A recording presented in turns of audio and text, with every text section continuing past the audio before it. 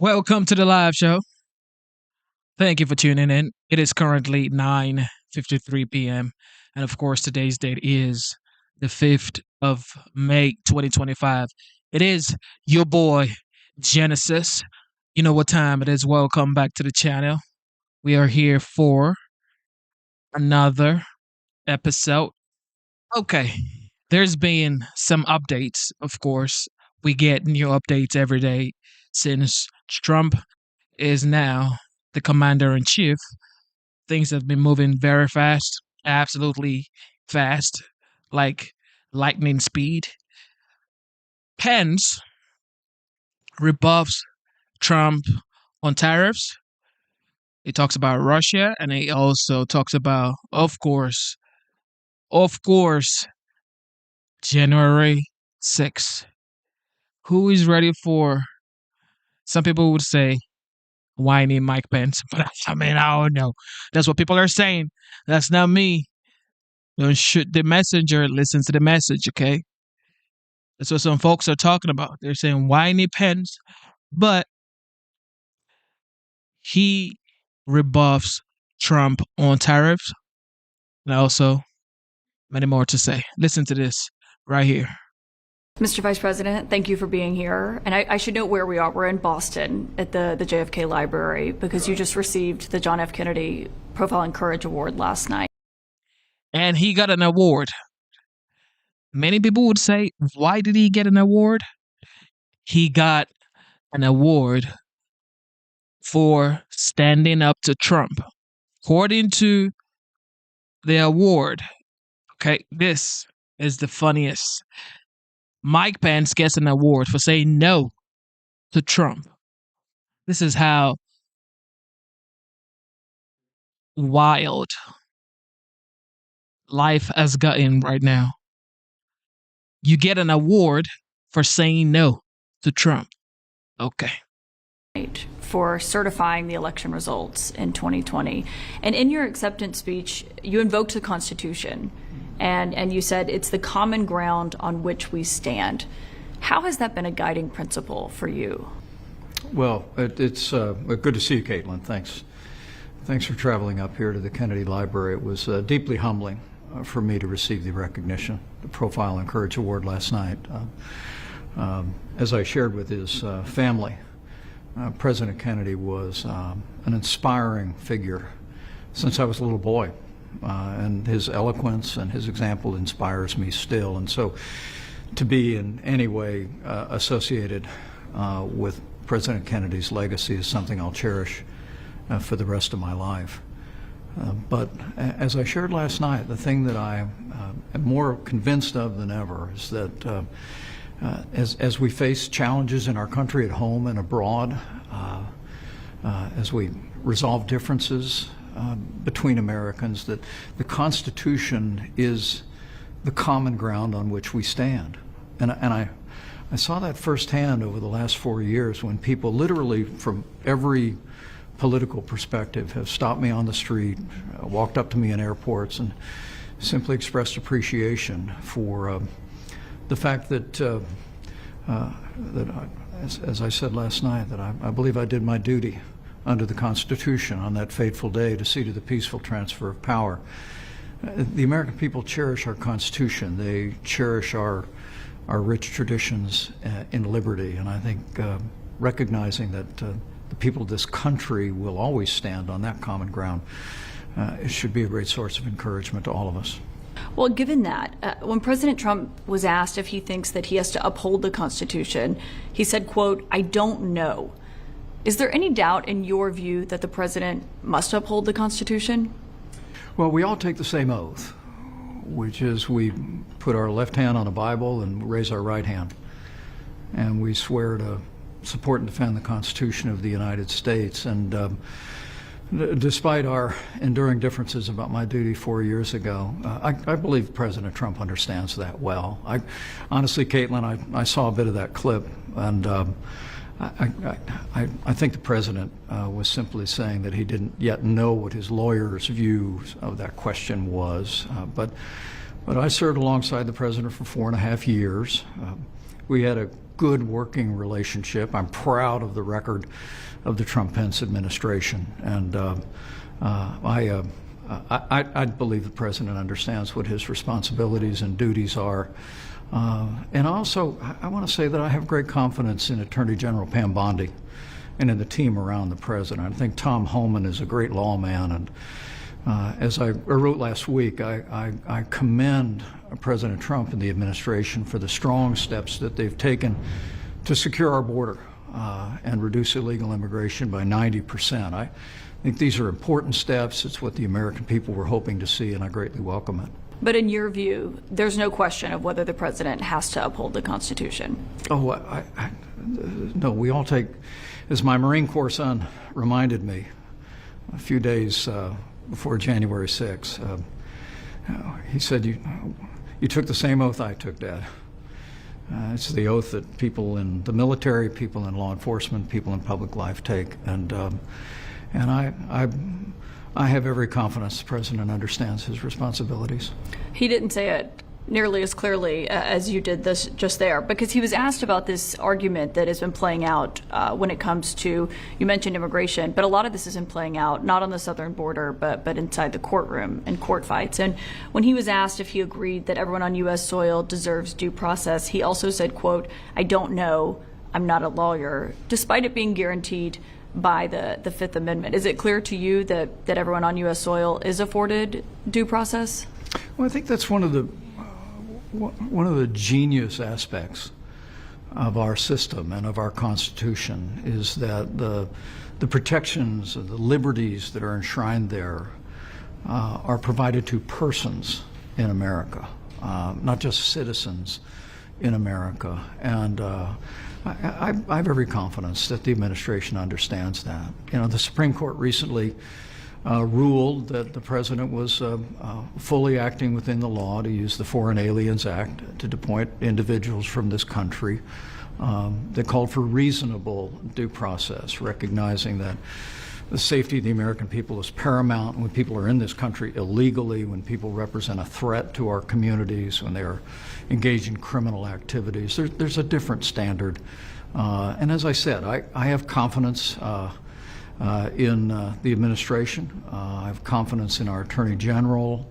And also, as I said, I have confidence in Tom Homan, who has a long career, served in our administration with great distinction, that they'll work through the issues of due process with the backstop of our courts. But the priority has to be to protect our communities. I mean, we have seen tragic consequences over the last 4 years from the open borders policies of the Biden administration. And I think in many respects, President Trump's historic victory, that incredible comeback of a year ago, last fall, was owing to the fact that the American people wanted. Whoa, whoa, whoa. Pence is being so careful with his speech, is literally praising President Trump. Is he scared that Trump may come after him, or somebody who supports Trump may come after him? Because this is unlike Pence. He's definitely the same person he's been for the past, 8 years now. However, he backed away from supporting Trump, even ran against Trump, and said he didn't support Trump for this, for that. But now he's saying good things about Trump. What is going on right here? To get back to the policies of our administration, not only on the economy, I also believe on the world stage, and certainly in the way that we secured the southern border of the United States. But can they do both? Can't you protect communities and also provide people due process, in your view? You sure can. And I have confidence in our justice system. I have confidence in our courts that will do just that, Caitlin. On the economy, you obviously were serving as vice president the last time President Trump was putting tariffs in place. He's gone much bigger and broader this time, and he seems to be downplaying any concerns that people have about a recession. Instead, he's arguing in the long run his policies will be successful. Do you worry, though, that the tariffs he's putting in place could potentially lead the U.S. into a recession? Well, let me back up for a second and say that I really do believe that President Trump's historic reelection last year was in many respects not just a reflection of a personality, but it was also that what I heard all over the country is that people wanted to get back to the policies of our administration. In addition to strong American leadership on the world stage, which we can get into in a minute, it also was that we cut taxes, rolled back regulation, unleashed American energy. But we also used targeted tariffs, particularly against China, after decades of trade abuses and intellectual property theft. We brought China to the table and achieved that 2020 Phase 1 trade deal that was truly historic and was a beginning of changing the dynamic of our relationship with China. So now, as I see this administration, I do have concerns that with the president's call for broad-based tariffs against friend and foe alike, that ultimately the administration is advancing policies that are not targeted at countries that have been abusing our trade relationship, but rather are essentially new industrial policy that will result in inflation, that will harm consumers and ultimately harm the American economy. So again, I want to be clear, when it comes to China, when it comes to decades of trade abuses, my view always is free trade with free nations, that we ought to be engaging our trading partners across the free world to lower trade barriers, lower non-tariff barriers and subsidies. But when it comes to authoritarian regimes, we ought to get tough, stay tough, and demand that they open their markets and respect our intellectual property. He dubbed it Liberation Day, and you wrote in reference to that the only thing that Americans had been liberated from were trillions of dollars in investments. Do you think he understands the impact that it could be having on regular Americans? I think he does. But he's still doing it anyway, in your view? President Trump and I had many long conversations about trade in our 4.5 years. I strongly supported our administration's policies on trade, including the get tough policies with Mexico and Canada that resulted in the United States-Mexico-Canada agreement, the largest trade agreement in U.S. history. But we were well on our way. We'd renegotiated a trade agreement with South Korea. We were well on our way to a new trade agreement with Japan, with the UK, even the EU was in discussions. But it was all based on using his instinct that tariffs serve the American economy to bring our trading partners to the table, to open up markets. My concern now is I see the president following more of what I think has been his historic view, that at the end of the day, a certain minimum threshold of tariffs on all goods coming into the country will serve the American public and our economy. Some people believe that. I hold the view that trade means jobs, and that if we were to erect even the 10% minimum tariff that is on today, if that was all that remained after this, I think ultimately it would stifle American growth, limit prosperity, drive up costs for American consumers, and we ought to be driving again toward that principle of free trade with free nations and standing tough, standing firm on authoritarian regimes like China. So you think he's wrong on tariffs? I do think this version of tariff policy that's broad-based, indiscriminate, applies tariffs to friend and foe alike, is not a win for the American people. One argument he's been making lately is that maybe children will have to make do with fewer toys, fewer dolls. The quote that he had yesterday was, "I'm just saying that they don't need to have 30 dolls, they can have 3. They don't need to have 250 pencils, they can have 5. Do you think the American people buy that argument? I have 2 grown daughters. I have 3 small granddaughters.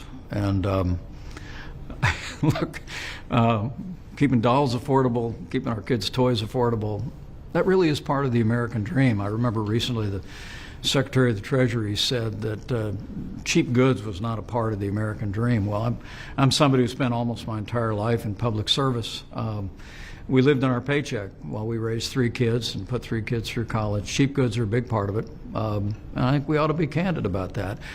What I will give the president credit for is conceding the fact that his tariff policies will raise the cost of goods for consumers, whether it be toys or pencils or other products.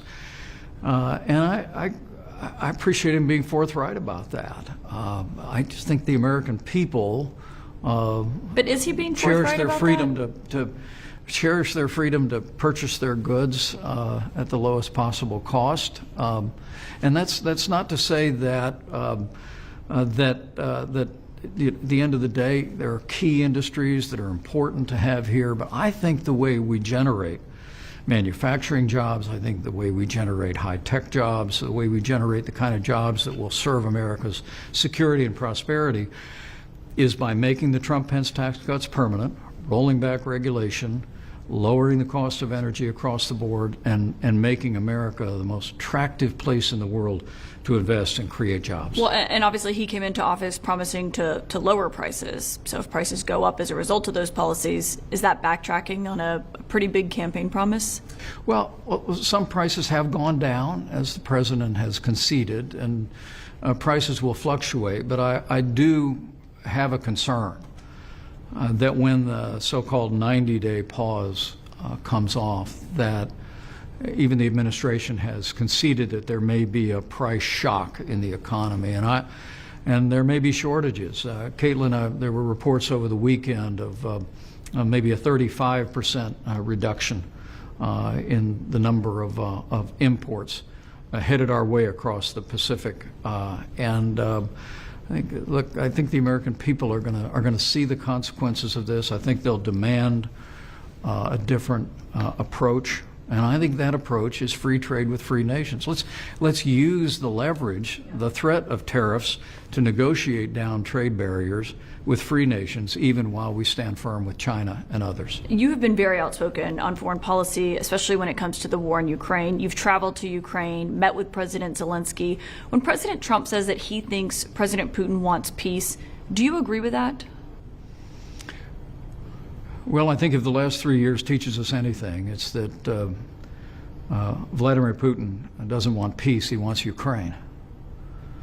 And the fact that we are now nearly 2 months following a ceasefire agreement that Ukraine has agreed to, and Russia continues to delay and give excuses, I think confirms that point. Look, I've met Vladimir Putin. I have studied his leadership in Russia over the decades, and I really believe that Putin only understands power. And it's the reason why in this moment we need to make it clear that the United States is going to continue to lead the free world, to provide Ukraine with the military support they need to repel the Russian invasion and achieve a just and lasting peace. The wavering support the administration has shown over the last few months, I believe, has only emboldened Russia. We continue to see their brutal assault on civilian populations, claiming innocent lives. But let me be clear, this is not just about Ukraine for me. I mean, I really do believe that if Vladimir Putin overruns Ukraine, it's just a matter of time before he crosses a border where our men and women in uniform are going to have to go fight him.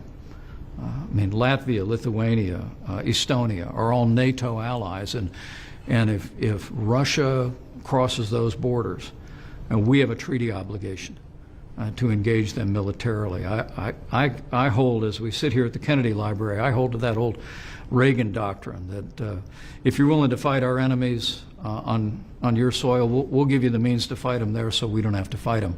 And that's the principle we should be following here in giving President Zelensky and Ukraine the military support they need to repel and to stand down that brutal Russian invasion. You talked about studying Putin. There has been some concern or questions that maybe he's stringing the president along, that he's just slow walking the negotiations with no intent of coming to the table. Do you share that view? Well, I think President Trump is starting to suspect that. He said not long ago that he was concerned he might be tapping him along, as he says, in that New York parlance. And I think he's right. If I was sitting with the president right now instead of you, I would tell him, follow your instincts on this. That's who this guy is. And he only understands strength. I mean, look, there's a reason why Russia never even attempted to redraw international lines by force during our first 4 years. And that was because our administration rebuilt our military. We took down Nord Stream 2, which was a tremendous blow to Russia. We gave approval to our military in Syria to take out 100 Russian mercenaries without a single American casualty. We fired cruise missiles, not once but twice, into Syria against Russia's ally, the Bashar Assad regime. Russia knew we were willing to use military force to defend our interests and our allies. And so different than the Bush administration, the Obama administration, and then the Biden administration, Vladimir Putin stayed across the border during our years. And it convinced me more than anything else that this is a moment for American strength. And the pathway to peace is by an unwavering commitment to freedom. Given that, I just have to know what was going through your mind when you were watching that remarkable Oval Office meeting where President Trump and Vice President Vance had an incredibly contentious exchange with President Zelensky. What would you have done if you were in that room that day? Well, I've been in a lot of contentious meetings in the Oval Office, just usually not on camera. There was one occasion where we had congressional leaders in that got a little sporty. My own personal posture was to But this is a president who's fighting way. for his country, and you've met President Zelensky. So I wonder what you thought when you saw that. Well, I thought it was regrettable.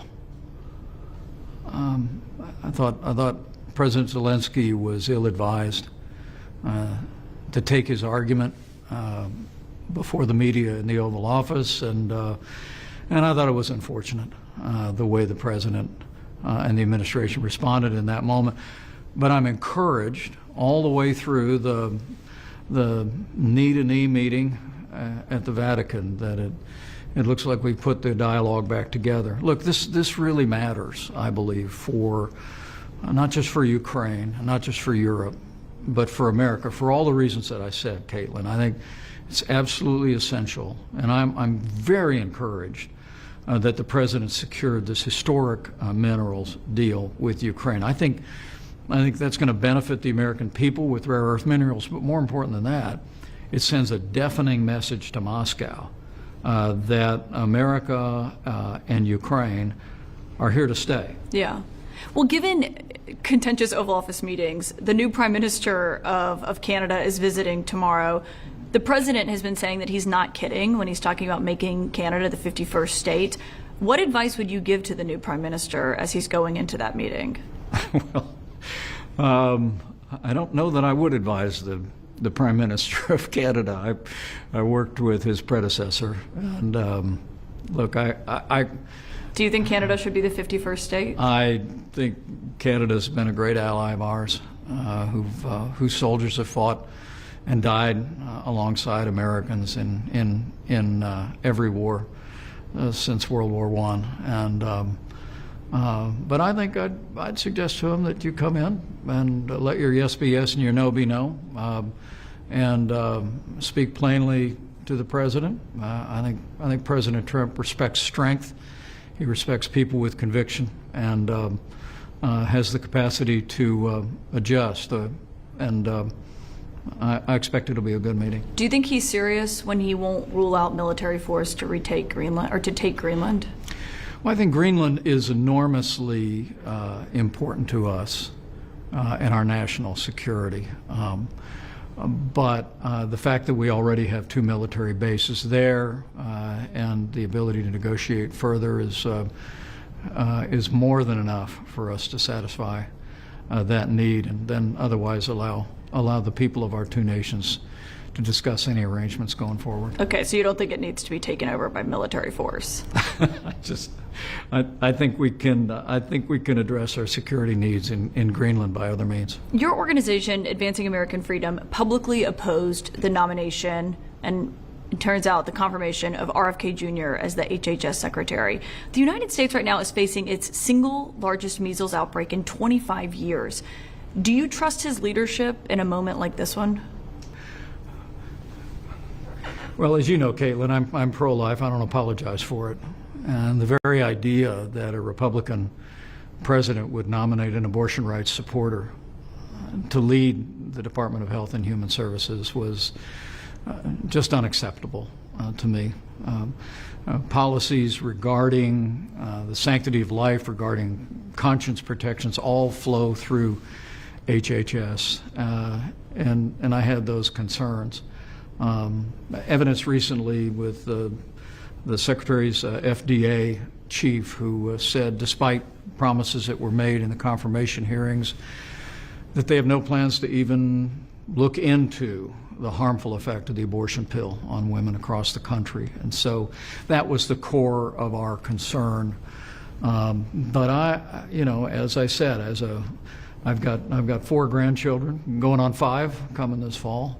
Congratulations. Thank you. And measles is a very serious disease, particularly for small children, and we should send no message across America other than to encourage parents at the time that young children are able to be vaccinated to get that measles vaccine. It's a completely preventable disease, and I do have concerns that we have a secretary at HHS who has had a lifetime career of undermining public confidence in vaccines. We should have the opposite.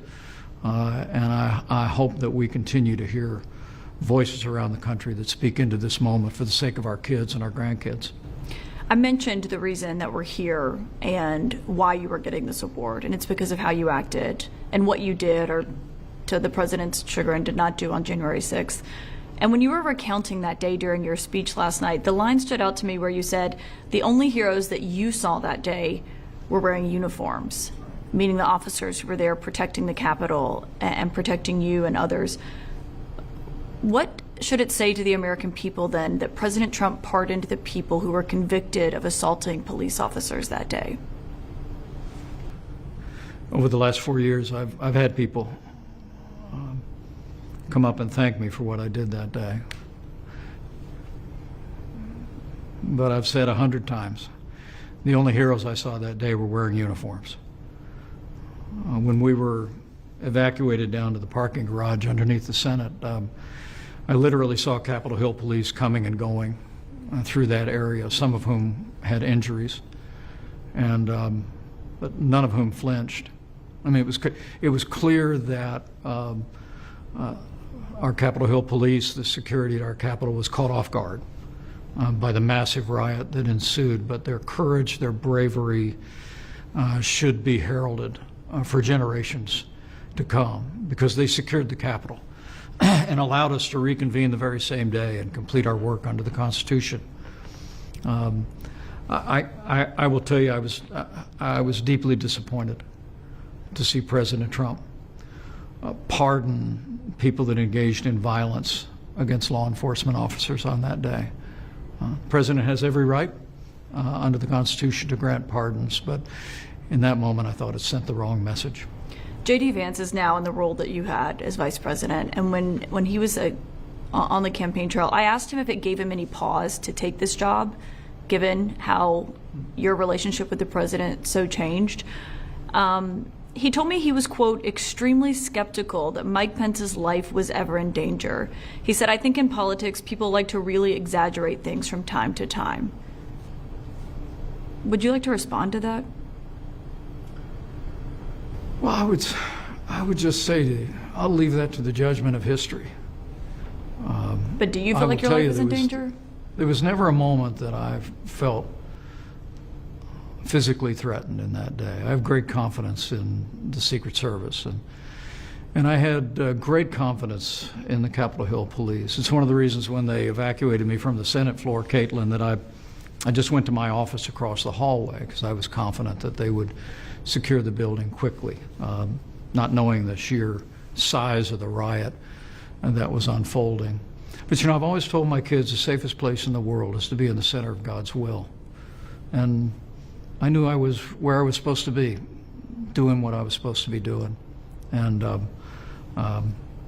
my focus that day and my memories of that day will always be of the heroes in uniform, but also the fact, as I said last night, that it wasn't any one person that saw us through that day. It was that the elected representatives in both chambers, in both political parties, reconvened and completed their work under the Constitution. As I said on the Senate floor when we reconvened, the world will witness the resilience of our democracy once again, and I believe they did that day. But for my part, I'll always be grateful for God's grace seeing us through that moment. It was nearly 10 years ago, almost. Hard to believe that you said on the campaign trail in 2016, character matters to the presidency, and Donald Trump will bring the highest level of integrity to the highest office in the land. You can count on it. Do you still feel that way today? Well, I want to be very clear. I'm very proud of the record of the Trump-Pence administration. President Trump and I had a good professional and personal relationship for 4.5 years. I surprise people sometimes when I tell them that we never had a crossword between us until those fateful days at the end. We're very different men. We have different ways of expressing ourselves and in some ways different priorities, but we had a great working relationship, and I think we delivered for the American people. For me, ultimately, character in public life is about doing what you said you're going to do. And we did that in our 4 years. And I will tell you that in the early days of this new Trump administration, I think the president in many ways has been doing that again. He's delivered on securing the border. He's restored morale in our military, where now recruitment in our military, having been flagging over the last several years, is now exceeding goals in every branch of our service. We took the fight to the Houthis on their soil on our terms and fought back after the Biden administration had largely abandoned the region. And I think all those steps give evidence of the fact that President Trump is keeping his word to the American people, just as we did. Where I'm going to continue to seek to be a voice as a happy warrior and the conservative that I've always been is where I see this Trump administration departing from the successful policies of our administration, whether it be making the tax cuts permanent, when some in and around the administration are talking about actually raising the top marginal rate, a move that would be an enormous tax increase on small business owners across this country. Where I see the wavering support for Ukraine, it contradicts the strong leadership on the world stage that President Trump and our administration provided in our first 4 years. And where I see a marginalizing of the right to life, both in personnel and in policy decisions, and that's different from our administration. What do you attribute those changes to? We stood strong for the right to life. What do you attribute those changes to? I mean, if those were the policies when you were there, and this is what's happening now, is it because you're not there? Is it staffing, or is it the president himself that's changed? Well, I can't account for it. I know that it's true to say that personnel is policy. We had a diversity of views around the president. His leadership style was to put a lot of people around that resolute desk in the Oval Office, hear a lot of ideas, and I hope even from the outside that I and others can maybe give the president another thought, remind him of the policies that succeeded in our administration, that created security and prosperity and strengthened the values of the American people, preserved our liberties and our courts. And whatever the future holds for me, I'm going to try and be a consistent voice for those conservative values that I think are not only the right policy for the Republican Party, but I think they're the best way forward for a boundless future for the American people. Vice President Pence, thank you. Former Vice President Mike Pence got an award for just saying no to Trump. What a hero. What a hero. He got an award for saying no to Trump. Yeah, he's a hero. All right, more on tariffs. Today, Here we Ford go. pulled its 2025 guidance, said Trump's tariffs could have a significant impact on the bottom line, which is really amazing. I mean, this happened in a week. Their entire world seemed to fall apart. It was a week ago that General Motors suspended guidance. And hours after that, I talked to the Ford CEO, Jim Farley, and I asked him, I mean, are you going to have to suspend guidance in a week? What's going to happen to you? This was 1 week ago, and he said this. We know exactly what the tariff bill would look like, you know, in terms of cost for the company. We know offsets. Next week, I think we'll be able to tell people kind of what the tariff bills for Ford would look like, the most American company, what kind of offsets. What we don't know, Aaron, is what are the import competitors going to do? Yeah. That was a week ago. That was a week ago. I mean, this is the world that we are living in now. 1 week later, Ford coming out and saying, sorry, we got to pull our guidance for the year. No tariff deal. And as you know, and at some point they're going to have one. The issue, though, also now is, well, why did they say they had one when they didn't? Lutnick said done, done, done, done, done. I believe 5 times he said that there was a deal done a week ago. Then Kevin Hassett said there would be one announced by the end of the day, maybe the day after that. And still nothing, right? That's sort of okay. Eventually you're going to get one, but you weren't right leading up to it. It's the boy that cried wolf. And I think that's the worry, is that you continue to talk, and we've talked about in the show the last month, credibility goes down. And the reality is for Mattel, for GM, for Ford, for Harley Davidson, they need to know the rules of the game. You talked about it last week. And then that's the issue. This is real. Go to LA, look at the port, look at the ships coming in. It's the reality. And the consumer over the coming weeks, just like you saw from Telsey and others, you're going to start to see those prices increases, the inventory go down, and you could talk all you want. Doesn't change the math. Peter? You know what? I just find it's so upsetting to see how flippant he is with everybody else's situation, and then he's sitting there with his crypto thing. I guess he's at the crypto thing because he wasn't invited to the Met Gala. But you know, the fact that everyone is supposed to be without as many dolls, and you know, and these are major U.S. companies that are still. We've been on this show now for about a month, and we still don't know anything more specifics from Liberation Day, if that's what you want to call it, the big reveal. We know absolutely nothing except a bunch of promises which have not been fulfilled. Credibility is completely out the door. I don't think people should be sort of defray the idea. Wall Street has been up 9 days in a row. You know what? In a way, it's almost not significant because, you know, it's climbing a wall of worry. Right. It has nothing to do with reality. Well, I mean, you look at Everyone Ford. says to me, well, but Wall Street is up. Things must be great. Yeah. I don't think so. We've eaten away. Ken Griffin, I go back to it right away. Brand America has been eroded, and this flippancy about everyone else should That's what you guys talked about should last swallow this is really distressing to Paul, me. you know, it's interesting, this issue of dolls, okay? And I know it keeps coming up, and then people ask him about it because it came up, but he doubles and triples down. Okay, here's what's fascinating about this. We went back to an interview in 2011 that I did with him, and this topic came up in a very specific way. I'm going to just play this one part of what he said. Instead of buying from China, we'll be making the gadgets and the toys for Barron Trump and everybody else that buys their children toys. They'll be made in Alabama and Iowa and lots of other places.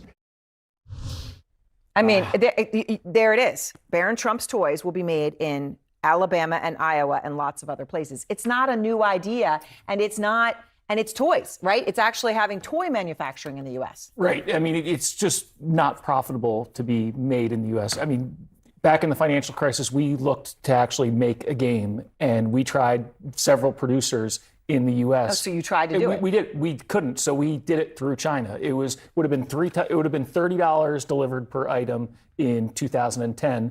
From China delivered, coming across the ocean, it was $10. So I mean, just you can't get the production to do it. The dolls, I have 4. Okay. So you're saying that because it's going to be expensive, let's just ship it to China. Let's ship that manufacturing to China. That's jobs being shipped to China. It's not just the manufacturing that you're shipping to China. You're shipping jobs as well. So, because it's expensive here, we can't do it here. We got to move it to China and make China richer. Daughters who are all grown up now, they don't use dolls, but I would have loved that $2 maximum back then because $120 in the house is just a little too much. But right. I joke, but right. it's, this, we're always saying, oh, we're going to make these things, we're going to make these things here, but certain things you don't are want to not make going here. to be made here. Yes, Right. and I think in the talk about a trade deal, I think the credibility, the market is giving credibility to Secretary Besson at this point, and if you don't see something by the end of next week, I think there's going to be a big loss of credibility within the markets. And that's when you could start to see a problem because as Dan said, the boy who cried wolf, we need to see something then. And then once you see that, people's dominoes can start falling into place. Right, and that will be crucial to see what happens. I mean, Gene, because at this point you got Mattel suspending guidance. Right. And Ford, I mean, I'm emphasizing Ford a lot because Jim, he was very confident last week. And he said, we don't know what our competitors will do. But we know the tariffs. We know and it was the night GM suspended. And here we are a week later, and they're throwing their hands up in the air on the future. And this is the CEO of Ford. Mm-hmm. Think about the people sitting at home trying to decide, should I continue to put money into the 529 account for my kids? Should I continue to put money into my 401k? These are the questions that are coming in, because if these CEOs have lost confidence, individual investors have no idea what to do. And the degree of roller coastering, it's nauseating for them. They just don't know when to move. And then we have the CEO of PIMCO today talking about maybe we're already in a recession. You see head spinning. Yeah, I mean, Dan, then on top of that, Trump came out and said he was going to announce 100% tariffs on something else. I mean, I thought there was already 100, you get confused, but on films produced outside the United States. Now, I know the White House maybe now is trying to walk that back a little bit. Trump says he's going to talk to the studios. And I have no idea how such a thing would even work. But here's a whiteboard today, very simple, just like it was Friday. Here's my numbers, 75. The whiteboard always... 75 to 80%. You can't bully the 75 whiteboard. to 80%, all right? And the word here is services. And I'm saying this is 75% of the U.S. economy is services. So if you're going to open tariffs up to suddenly starting to tariff services, that is something where you're not hurt as a consumer, you're hurt as a producer. If others start to reciprocate. I mean, in a sense, it's a little part of the Pandora's box that had not yet been opened till he And Aaron, but you can't put the genie back in the bottle. That's why you're seeing them walk it back in terms of even on the movie theater industry, which actually is a surplus when you actually $15 billion. But the reality, you go down this path, this is a dark alley. And I think it just speaks to everything that we've talked about, is that you continue to ultimately what I believe is cause more investors to get frustrated. Who's right? What's real? When are the deals happening? And it's a bit of a bully tactic also. Like, what else he can get attention doing? Think about all the companies like Amazon and Apple who have gone into movie making over the last number of years and built studios. Like, why are we we're attacking ourselves? Right. And relative to going to China, I have a doll. Of course I do. It's called the Einstein of Wall Street doll, and I tried to market. I tried to source it in the United States. I couldn't. The only place you can make certain things is in China. That's just the bottom line. And so it makes no sense. It's a great doll. It's a great doll. It's a little Einstein. I'm going to bring it in tomorrow. We'll check it out. But still, I don't understand why we have spent so many years trying to build ourselves up, and the large corporations like Ford. Think about the financial crisis and how much the people in the Midwest who are where their lifeblood has been the auto industry for so long, how they got knocked down and really shaved down and have built themselves back up. Once again, to have to go through this kind of anxiety, right? Yep. People whose lives depend on that stuff. Now people are, there are probably people who are sitting there not going to buy a Ford, right? Well, people are, yes, in Reading, Pennsylvania, you talked about where they had to really look at this schools project that was underway, where the funding was pulled out from under them. But I think we have to take a step back and think about, what are ordinary people supposed to do? What are the consumers and investors sitting at home supposed to do in light of all this chaos? And the answer has to be to control the things that you can control. If we're headed for a recession, and we may be or we may not be, you got to make sure you have your emergency fund. You got to make sure that your resume's up to date, because it's going to get harder to find that next job. And you have to do whatever you can to position yourself to be able to take it, because all of these other factors are uncontrollable It's to the exactly individual. that. I mean, obviously such important advice, but it's exactly that behavior, Paul, that can lead to a recession. Exactly. But I think to what, Gene, you were telling people asking about, should I contribute to my 401k? Should I contribute to my child's 529 plan? I think in times like this, people become tempted not to, but this is the time you have to stay the course on these certain things, especially if your children are really young. And the Ford story is just sort of puzzling, though, because what's changed on the tariff front since GM reported their earnings? Nothing's changed. Is right. So I don't understand why they had to pull their guidance. When they started to do the numbers, Farley, they recognized, hey, we got pulled back guidance, $1.5 billion tariff hit, and I think you're right. I mean, it's like the devil's in the details. Well, it's almost a way of showing that they don't look at their business this way. Companies did not look at it this way, of what I'm getting from here in this sense. So it's almost like you got to look at your own numbers in a whole new way. And to what Hickey said. Real, think about it. We just said that Barbies are up 49%. 49% on a 1999 Barbie is a lot of money. Right? Yes. I mean, all these things, Dan was talking about that the interruption of the supply chain for back to school is already in the mix, right? That's the lead time that we're thinking about. Not Christmas yet, but back to school. And so that interruption, there are people who are living paycheck to paycheck. Right, and that you talk about. Cargo doesn't lie. And I got a text 2 days ago from a guy who's a truck driver who said that the truck stops have been half empty as much as they were last year at this time. Basically, that people aren't out there, their trucks are not full. Already, there's the interruption, the disruption of that supply chain goes all the way back. Thank you for tuning into the live show. Yes. A lot is going on. Trump has also tariffed Hollywood. Okay, he is going all in on tariffs. And now Hollywood is feeling the heat as well. Before we go into that, Sean Diddy Combs' trial, jury selection has started. So we're going to check that out as well. But for now, Marco Rubio is now fulfilling 2 roles under the Trump administration. Listen to this. Secretary of State Marco Rubio is kicking off his first full week holding 4 different roles. He is now the interim national security advisor, the USAID administrator, the U.S. archivist, all in addition to serving as Secretary of State.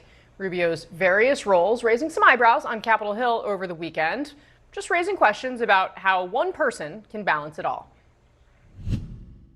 I don't know how anybody could do these 2 big jobs, and they're frankly very different. Both of those jobs are too big for one person. To have both of those jobs, including a bunch of other jobs on the shoulders of Marco Rubio, these are people who actually need sleep if we're going to stay out of wars and stuff. So, I'm a little worried about the, no national security advisor idea. All right, joining us now to discuss is State Department spokesperson Tammy Bruce. Tammy, thank you so much for joining the show today. I do want to start with the simple and straightforward question of how the Secretary of State, Marco Rubio, is balancing these jobs. What is he delegating, considering his workload is now at least twice what it was? Well, what I can tell you is that I can't get into the details of the choices the secretary makes on a moment-by-moment basis, but clearly the president and the secretary have a very good relationship. They know each other. The secretary's been there quite often, multiple times a week. And I can also tell you, having joined him on January 20th, is that this is a man who is committed to his work, who has got boundless energy, who enjoys his work. He has been very excited about the trust that the president has placed in him in general. And he's also not someone who's going to do something that if he thinks he can't do it. I don't think there's much that he thinks he can't do. But these are men and women who understand what is happening and what the weight of the world on their shoulders, which they have readily accepted, and they're ready for it. So the president believes in him. The secretary understands what's expected. And he is certainly looking forward to it. In the meantime, of course, the State Department has an extraordinary slate of leaders here, and we certainly are not going to be moved off our mission, which continues to be managed and overseen by the Secretary, to say the least. And the 2 jobs in many ways do overlap in the sense of foreign policy, national security, and the president's interests and vision. So we don't see a conflict there at all, of course. Will he be stepping back his international travel schedule to make sure that he's at the White House as the national security advisor typically would be? Well, I can't, again, speculate on the nature of the choices he's going to make, but I can tell you that I've been on a number of the trips with the secretary and certainly have seen the then NSA leader, Mike Waltz, present as well. So I think that these are really, as I think we've seen with President Trump and certainly with Secretary Rubio, these are jobs that become enacted through the vision of the person holding them. And they're going to make decisions that are best for the United States and our national security. That's what the president does, and that's certainly what Secretary Rubio has been doing and will continue to do. Does holding both of these jobs give Steve Witkoff, who's been the president's envoy in many international situations, a wider opening to take on more of the responsibilities that would be traditionally executed by the Secretary of State? You know, what's fascinating about watching President Trump work, what he has demanded of others with him, and certainly even in foreign policy ideas like how we handle the Gaza situation, is the president handles these situations in a new way. He has a new vision. He knows that in order for the world to work properly and for this government to actually be sustainable, we have to look at things through with a new vision and new ideas. And that includes the nature of our special envoys. These are men and women who have their own sensibility about what's possible. The president knows them well, knows what they can contribute, and he has not been wrong. Up until this point, of course, we've seen with the first term and now this term that same passion drives the president. And it is part of how Secretary Rubio views his work as well. So we are seeing definitely a unique point of view when it comes to how to make these jobs work. But the American people like what they're seeing, and we're going to continue on that path. Does the Secretary of State trust Steve Witkoff unconditionally? Well, I can't speculate on the nature of his immediate personal feelings, but what I can tell you from what I've seen and from his comments, from the meetings I've been in, there is an excellent relationship, even a friendship, in order to make these jobs work and this foreign policy work, which you've seen as a hallmark of these first 110 days or so, are a group of people who trust each other, who agree and understand the president's vision, who understand that he is a genius at choosing and recognizing who can make that difference. And he has not been wrong with certainly Ambassador Witkoff, certainly not with Secretary Rubio. And so when it comes to the nature of personal relationships... So there's no daylight between Witkoff and Rubio? Yeah, not that I've seen, and I've been on certainly most of the trips. Certainly have been in the meetings. I've of course met all of these individuals. I can tell you that there is a camaraderie and a passion and an excitement about being able to make a difference for the people of this country, but also for the people of the world. Okay. It is a exciting and remarkable focus on getting peace around the world and focusing on that. It's a once-in-a-lifetime possibility, and the men and women who can do it are in charge right now, and that's exciting.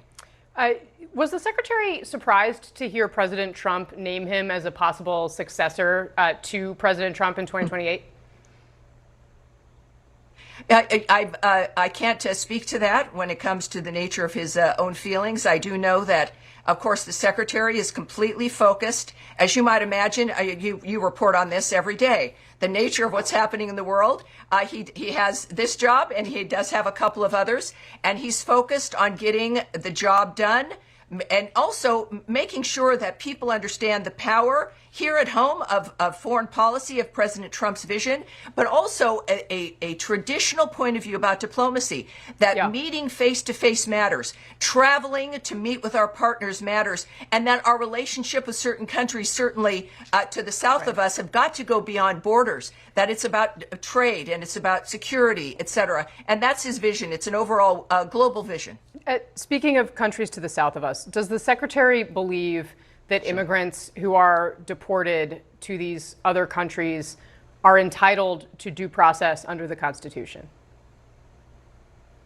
Well, there's always, of course, due process. These are individuals who have either violated our laws or their visas have been removed. The president they seemed have to to be removed over the from the country.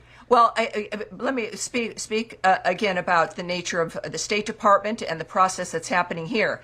If these are individuals, of course, who then have to leave the country and are not able to be accepted or returned to their home country, the secretary's worked very hard at making sure that there are other nations that will accept them. And all through this process, to the El Salvadorian you have president individuals who've gotten into the country with visas, or in a fashion that is through the process, and the dynamic of making a decision if they can stay in the country also involves due process. So I think the nature of how we're proceeding as a department has spoken for itself. Okay, has Marco Rubio spoken recently with Nayib Bukele, the president of El Salvador? Well, I'm not going to speak up to which world leaders the secretary speaks to. He speaks to multiple world leaders every day. Is he still working on the case in one of fashion Pilmar or Abrego another? Garcia? And I'm not going to speak is to he his still working on to the whether case or of not Pilmar he's Abrego speaking Garcia? with the president. Is he still working on the case I'm of not Pilmar going to Abrego speak Garcia? to his work. I'm not going to speak to the nature of the work that he does every day in its details. Clearly, this has been an issue that is for at the the State forefront. Department. I mean, with all due respect, yes, but that doesn't mean that. Just a minute. That doesn't mean I'm the gossiper for the State Department. I'm not it asking you to mean gossip. That I'm the asking you secret giver for of the State Department. I'm telling you. She tried to be smart. Like, you're the spokeswoman for the State Department. So what does that mean? I'm supposed to tell you what we're working on? Sensitive issues? I'm supposed to tell you about it? Oh, I just spoke with the president of El Salvador. No, he's not going to tell you anything. And she, just because she's a spokeswoman, she's not going to tell you anything either. The nature of what it is that I can speak to, and it does not include the day-to-day operations or choices the Secretary of State makes. That's not going to happen. We clearly know this is in the forefront for the State Department and the forefront for the Secretary of State, but you're not going to get the nature of the details of negotiations, diplomacy, or the decisions the Secretary makes during his day. Thank you for tuning in to the live show. Of course, ICE. Cinco de Mayo was what? Yesterday or today? When was it? Let me check my calendar. Today. Okay. So, ICE has been allegedly accused of raiding during Cinco de Mayo's celebration. Look at this. So joining us live now is Acting ICE Director Todd Lyons. Todd, tomorrow marks Kristi Noem's 100th day as DHS Secretary. So far, more than 66,000 illegals have been deported, but activist judges continue to stand in the way. This week, a court barred the president from using the Alien Enemies Act to send Tren de Aragua gang members to El Salvador. And according to Tulsi Gabbard, there's already almost 1,200 alleged terrorists living in the United States with ties to cartels or to Islamic terror groups. So my question for you, sir, is you already look at the backlog in these immigration courts. It's almost 4 million. We have millions of illegal aliens who are already here. Joe Biden, the Biden administration allowed millions more. How can we have mass deportations while also providing the due process that Democrats want to give all these millions upon millions of people?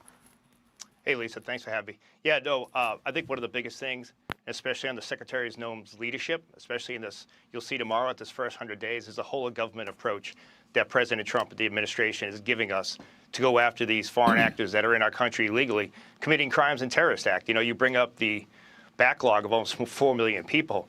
Well, if you look at what we've done already with the 70,000 that we've arrested so far, 75% of those are criminals. And I think that's real focus on what ICE is out here doing. The men and women of ICE are out there making communities safer. And through Secretary of Noem's leadership and under President Trump, we're using that whole government approach to make sure we're taking care of the communities. Hey, Todd, it's Joe Concha. Thanks for being here. Hey, Joe. 3 illegal migrants from Georgia have been arrested in California. They allegedly broke into a home in Los Angeles and beat a man to death.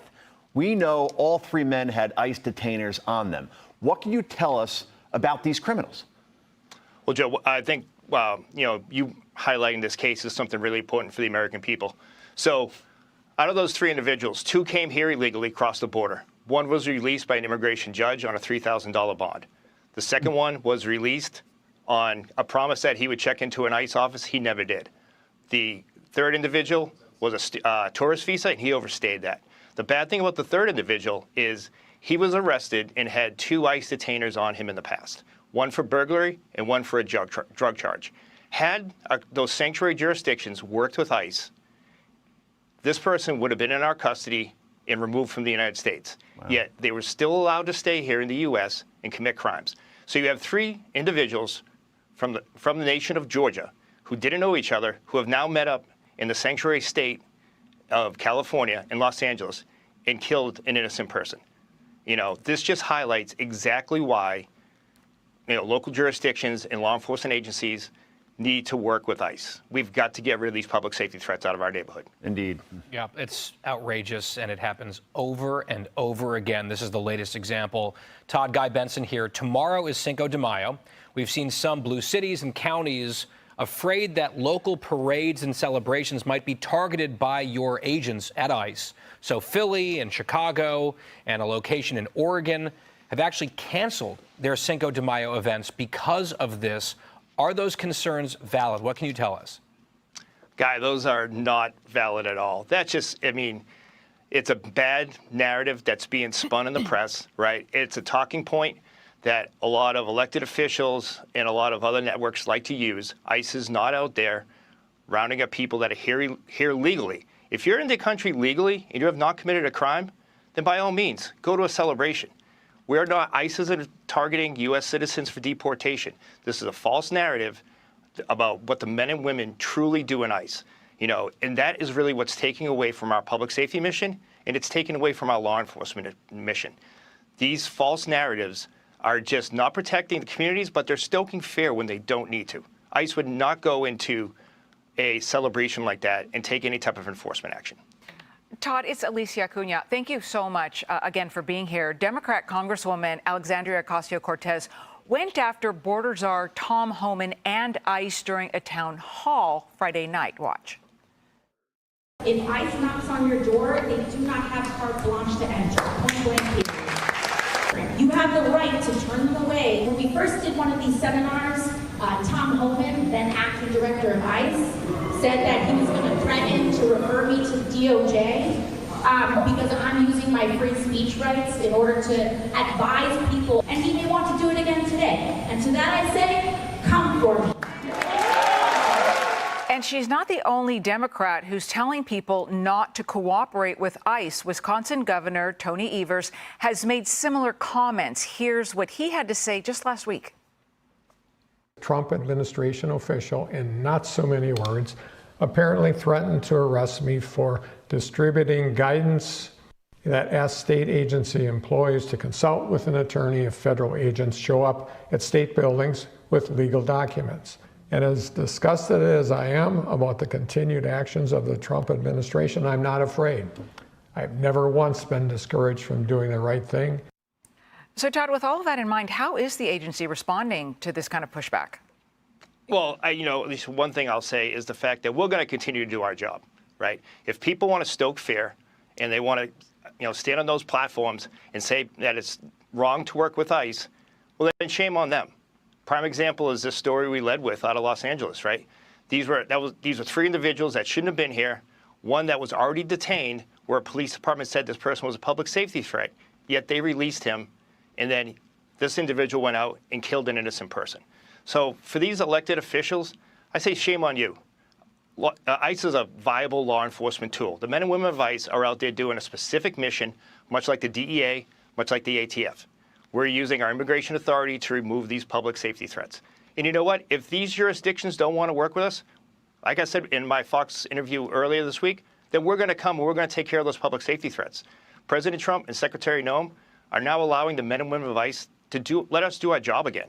And our job is to protect the American people. And we're going to go into neighborhoods and we're going to take out these public safety threats, with or without the help. And Todd, we thank you for that. Lisa Booth, again, before we go, I want to get you on this. So we know your agency is asking for the public's health to track down an illegal Jordanian migrant who allegedly tried to breach Quantico last year, and he was later let go by the Biden administration. Now, this isn't the first time an illegal immigrant has tried to trespass a Marine Corps base in the United States. Another base in California was also targeted by a Chinese national last year. What can you tell us about these breaches? Well, the first thing, Lisa, is that they're very disturbing, right? You have Marine Corps Base Quantico, one of the premier bases in the DOD, right? Home of FBI Academy. You know, this is really troubling for us, especially when these two individuals were taken into custody by ICE, and then they were released. The individual we're looking for right now, he's a foreign student that never went to school. So he left the state of Virginia to go to the sanctuary state and city of California, Los Angeles, and now he's out there in the wind, and we have no idea where he is. And it's very troubling that someone would come to the United States to study, which is a privilege, yet they're going to try to penetrate a Marine Corps base. And it's very, it's very concerning that we've had a lot of these breaches. I've had meetings with the Department of Defense and the NCIS, Naval Criminal Investigative Service, and ICE is going to partner with them and take these security breaches serious, because we can't have these foreign actors trying to get into our bases. That really is a national security threat, and that's one of the things that ICE can do to help protect our nation. But really, anyone in the California area that has seen this individual, please, we encourage everyone to reach out to our tip line at ice.gov, because we really want to get this individual back in custody. Important information. Todd Lyons, we appreciate you joining us tonight. Thank you. Thank you. My thing is, if your people in your state are saying that they want ICE to come do what they're supposed to do, which is safeguard the people from illegal migrant, or some people would say illegal alien, and then the people who they voted in to represent them are saying, no, we want to go to El Salvador to bring back these people that Trump is deporting. Now, some judges allegedly are helping illegal migrants. Some of them are keeping them in their homes. Some of them are trying to help them escape from their courtroom. Allegedly, okay? What is going on here? These people hate Trump so much, they would do anything but put Americans first. Like, why wouldn't you put Americans first? So, Guy, I want to start with you as we reflect on everything that we just heard. A lot of challenges in front of the Trump administration to try to deal with all these illegal aliens that the Biden administration allowed in here. My question to the ICE director, or to Todd Lyons, what can the Trump administration do when, we've got this massive backlog?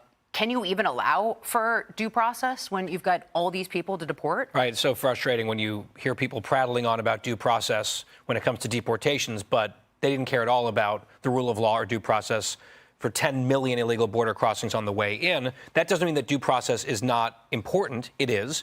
I think that Congress needs to act. I think ICE needs a lot more resources. I think they need a lot more beds to hold people. They need more agents, and Congress, I think, is going to roll that into the big, beautiful bill, but I think that's an urgent necessity. One other thing I want to say is about the last point that the acting director made on that Quantico breach.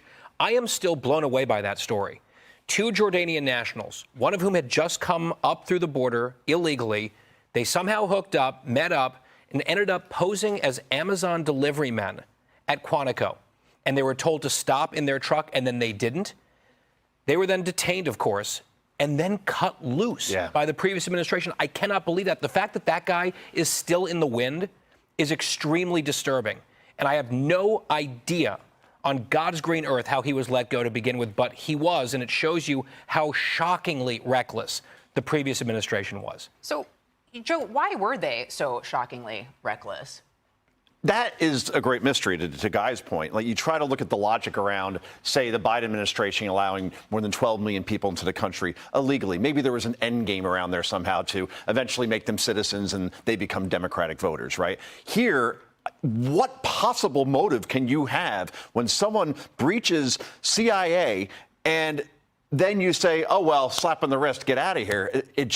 is a whole bowl of wrong here. But here we have Tulsi Gabbard, and it's very disturbing. There are 400 people in the country currently with ties to Islamic terror groups. I mean, look, it's great that we have Tom Homan, Donald Trump, Kristi Noem doing this outstanding job with the border, 99% drop in border crossings. That's great. We've stopped the flow. But finding these cells is going to be very difficult. Now, what I hope is that we're not at September 10th at this point, once again, with these cells planning something like a September 11th. But at least you don't hear about these stories as much in the media, but you hear about the story of the mom with the child and, you know, trying to bring the human element. Right, exactly. So, you know, what is your interpretation of how the media has covered the immigration angle since President Trump's been elected? Well, I think they follow whatever can be convenient for the people who are there kind of rooting for, you know? I mean, we heard about the Maryland father, and then all of a sudden we're finding out, actually, he's been accused of multiple abusive situations with his wife. We find out that there were cops who suspected him of human smuggling and that sort of thing, and then it was no longer convenient for him to be the poster child for due process, like what we're talking about. So I think there is a challenge there in the media trying to figure out how to follow Democrats on this. All right. Well, we've got a lot to cover for this show. All right, coming up, Secretary of State Marco Rubio revealing the Biden administration kept secret files on America. Oh my goodness. Too many spicy sauce, ladies and gentlemen. As if Joe Biden didn't do enough. All right? This man, minus the fact that he was falling off stairs, falling off stages, walking into the Amazon rainforest, sleeping on the world stage, couldn't keep a secured border. Ukraine and Russia escalated during Biden. Israel and the Palestinian people. Now, these guys are saying that some guys from Jordan allegedly try to hack the government. Crazy. And the Biden administration let them go. Okay. Mark Levin. Hello, America. I'm Mark Levin, and this is Life, Liberty, and Levin Sunday. I'm glad you're here. Very important program. We have Newt Gingrich coming on, as well as Adam Sohn, who's going to pull the bark off of all the money coming into this country from terrorist and communist regimes, brainwashing your children and undermining our country. You're not going to want to miss that. But before we do, President Trump is trying to defend the election, your vote. He's trying to defend separation of powers in the Constitution from a judicial tyranny that is more aggressive than ever before. Justice Jackson, in these comments she made attacking Donald Trump, which I'll get to in 1 second, she's not doing anything of the kind, and neither are the judges. They are defending judicial despotism. They are defending the power that doesn't belong to them, but belongs to we, the sovereign people of the United States. There's quite a big difference between that. Among other things, the president has faced 225 lawsuits. 225 lawsuits in 100 days, interfering in foreign policy and national security, deportations, governmental spending, eliminating programs and reorganizing departments, which is his job as the executive, on transgender rights, on DEI, on tariffs, on the content of websites, on access to executive branch data and records to review it, on non-citizens voting and registering in federal elections, reductions in the federal workforce, collective bargaining agreements in the federal workforce, freezing funds to Harvard, law firms requiring them to have security clearances and check conflicts of interest, and the list goes on and on and on in these 225 cases. And these judges are abusing their power. They know they're abusing their power. They're issuing these national injunctions to cripple the executive branch, to overturn the results of an election. It is an insurrection. That's exactly what it is. And so what happens? The most radical left wing of the justices, who is Ketanji Brown Jackson, she receives a standing ovation on Thursday for trashing Donald Trump, who's defending the Constitution. Across the nation, she says, judges are facing increased threats of not only physical violence, but also professional retaliation for doing our jobs. And the attacks are not random. They seem designed to intimidate those of us who serve in this critical capacity.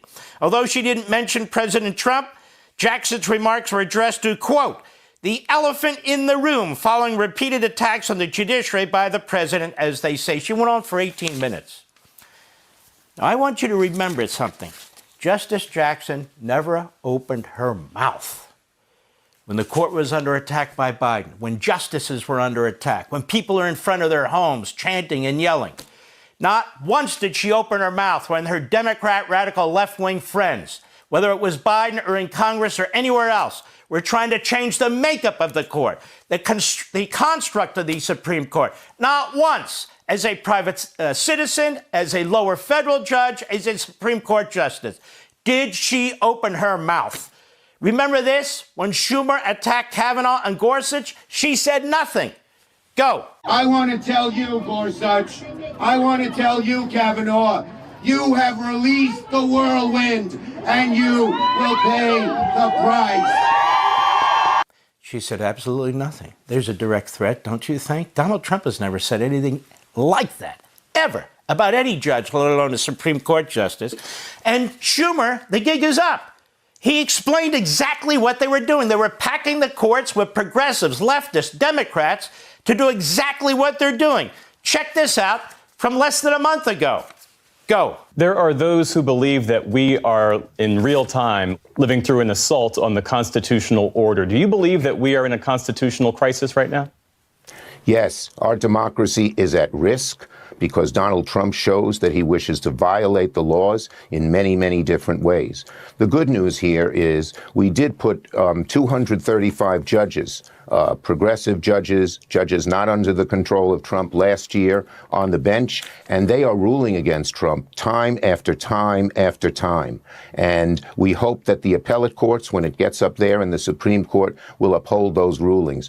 They restored the money to NIH. But do you remember, ladies and gentlemen, with the Dobbs decision and the leak of the draft, how the Supreme Court justices were treated and how silent Joe Biden was? I don't remember Justice Jackson opening her mouth about any of that either. And the constant, unrelenting attack on the Supreme Court and the justices, the defaming and the smearing of the court by Joe Biden, he did it his entire term. Check this out. Go. President Biden doesn't have a view on whether or not protesters ought to show up at the private homes of Supreme Court justices. Watch this. The president believes in peaceful protest. He believes that's part of our democracy and part of the history of the United States and this country. But he also respects and understands the independence of the third branch of government and, I mean, obviously the Justice Department, but also the role of the Supreme Court and what they play. So I wouldn't say he has a view on that. You don't care if people die. Pro-life is a lie. You don't care if people die. No justice. No peace. No justice. No peace. No peace. Decision to overturn Roe v. Wade, the Supreme Court majority wrote the following, and with all due respect, justices, women are not without electoral power. Electoral or political power. You're about to realize just how much you're right about that. It's insane. What is this saying, ladies and gentlemen? Clearly, for all practical purposes, today's decision almost certainly means that there are virtually no limits on what a president can do. This is a fundamentally new principle, and it's a dangerous precedent, because the power of the office will no longer be constrained by the law, even including the Supreme Court of the United States. The only limits will be self-imposed by the president alone. President Biden, the Congressional Black Caucus said the Supreme Court has thrown into question its own legitimacy. Is this a rogue court? This is not a normal court.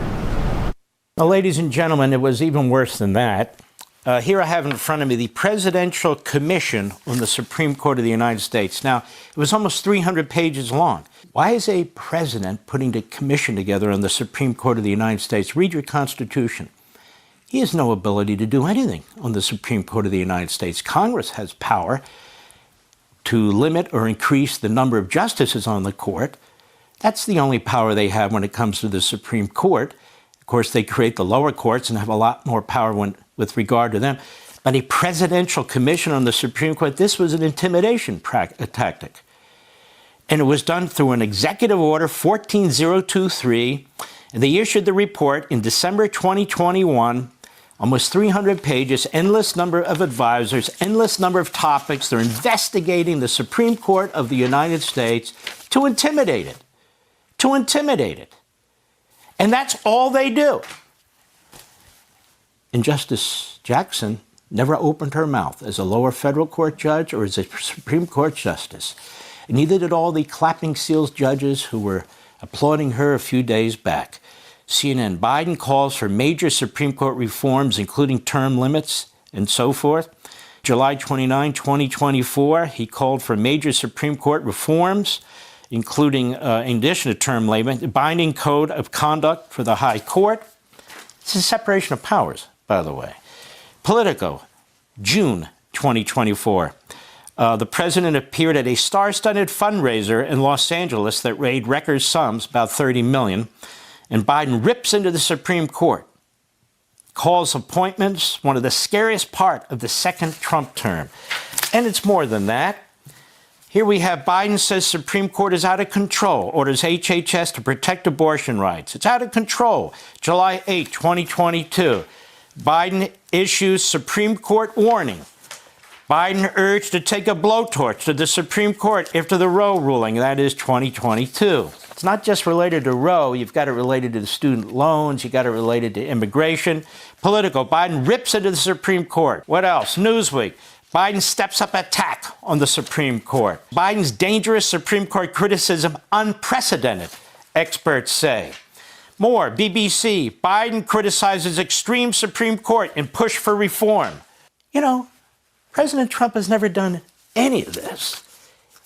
He defends the presidency, the Constitution, separation of powers, and we the people and our votes, our franchise, against out-of-control judges. It's a completely different argument that Trump's making. Trump is making a fundamental argument about the construct of our government and the Constitution. Jackson and her leftist buddies and Biden and the Democrats are attacking the independence of the judicial system. Schumer just admits we put 225 progressives, a.k.a. radical leftists, on the court to thwart Trump in case he got elected. There's a completely different approach. One is evil, theirs. One is good, Trump's. Trump's not seeking to pack a court. He hasn't done any of that. But let's go on. NBC News 2024. Senate Democrats blast Supreme Court's ethical crisis as investigations conclude. A lengthy investigation by Senate Democrats into alleged ethical lapses by Supreme Court justices has ended the release of a report. Of course, they kept Sotomayor out of it, and she's the most unethical of all the justices. Democrats bemoan the fact that Chief Justice Roberts declined to speak to the Judiciary Committee, which is chaired by Senator Richard Durbin, a hack who's retiring. But the Chief Justice shouldn't lower himself to get involved in the politics of Congress. They also called for Congress to pass a law to put in place a more rigorous code. Congress can't put a more rigorous code in place. It's the Supreme Court of the United States. That is, it's an independent judicial system. So while they pretend to support an independent judicial system, what they really mean is we're going to attack these conservative justices. We're going to attack the independence of the court. We're not just going to attack their rulings. We want to completely change it. Why? Because Woodrow Wilson, the first of the early progressives, said our power comes through the courts, our judges, the unelected elements of the government. We must create this massive administrative state. Who's taking on the administrative state? Trump, Musk, the administration, who you elected to do exactly that. And all these lawsuits are intended to thwart them, to stop them from cutting spending, from cutting the workforce, from reducing the size of government, from eliminating programs. They're trying to freeze them in place to serve the interests of the Democrat Party. That's their power base, not we the people, government. And they have their judges in place. Woodrow Wilson told them, put your judges in place. FDR, when he came to the Supreme Court and pushing through his New Deal, well, a lot of the justices said, that's socialism. That's not supported by the Constitution. So he sought to crush the Supreme Court, destroy its independence. The first president of the United States to seek to pack the court. It was so bad that the Democrats then said no. Today, the Democrats say yes because they've changed 100%. They're now of the American Marxist one-party rule ideology. Trump is fighting it. Trump's standing up to it. You literally have a Supreme Court justice that comes off her cloud and speaks to a group and makes a public political speech she knows the media will love, because the media hate us too, trashing the effort of the President of the United States, who is under attack by these progressive judges. The truth is, if we had a functioning judiciary, she would be forced to resign. That's how bad what she said is. That's how out of control and out of line her comments were. You have something to say, you save it for your opinions. And I can't wait to read your opinion, in which you explain to the American people how their vote doesn't matter, how the president has to beg and look over his shoulder to make for 225 progressive judges agree with what he has to say. Justice, I can't wait for your opinion to show us where that is in the Constitution. It's nowhere in the Constitution. You're defending a post-constitutional, all-powerful judiciary. That's despotism. Here's another one. Fox News. Democrats attack conservative Supreme Court justices, but have long ignored liberal justices' ethical issues. Here we have Politico. Dems revive calls for Clarence Thomas's resignation. Right. Well, I'll start my call for Jackson's resignation. What do we have here? Democrats attack Clarence Thomas's wife, which they constantly do, Ginny Thomas, in a bid for his recusal from the Trump case. Newsweek, 40 years, as I said, of attacks and slurs against Thomas. 40 years against a black justice, a conservative, a constitutionalist, a patriot. Newsweek, what the disgusting racism against Justice Thomas reveals about the anti-racist side, so-called, an opinion piece. Now they hate Alito. See, because he was the author of the Dobbs decision. Oh, we got to get Alito. Get him. What do we do? Smear the hell out of him. The Hill, Justice Alito infuriates Democrats with upside-down flag. It's alarming. It's appalling. The same Democrats who defend the Nazis in our streets, the same Democrats who defend a wife beater, the same Democrats that defend Hamas and tell us it's free speech. So his wife puts a flag up, flying upside down, and it's a national scandal. Sick. 48 House Democrats, Huffington Post, call on Samuel Alito to recuse himself from the January 6 cases because his wife flew a flag that a lot of people fly, but they were carrying her around. He's got to recuse himself. That wife of his, what is she doing with that flag? Networks rally to run new Alito conspiracy theory up the flagpole. Newsbusters, because they all are one and the same. Now let's talk about attacks on the court. I just laid out for you in about 15 minutes' time, and I could have done it all day long, on how the Democrats attack this court, on how Biden attacks the court, but they don't just attack the opinions. They're trying to destroy the independence of the court and the construct of the court and the construct of separation of powers. They want an all-powerful judiciary as long as they control it, as long as they pack it. And if you don't go along, they seek to destroy you. Clarence Thomas, Alito, other judges, and other judicial nominees. FDR tried to pack the court, not through changes by amendment to the Constitution or anything of the sort. He just wanted to pack the court to get his way. Tyrant. That was tyranny. What else has been going on with the court? How about Harry Reid and Barack Obama? Harry Reid and Barack Obama conspired to add 3 more judges on the second most powerful court. Do you remember this? The D.C. Circuit Court. That court was divided 4-4 with 6 senior status judges. Most of them were Republican. So Obama wasn't getting the rulings he wanted. So what did he do? They added 3 more judges to that court.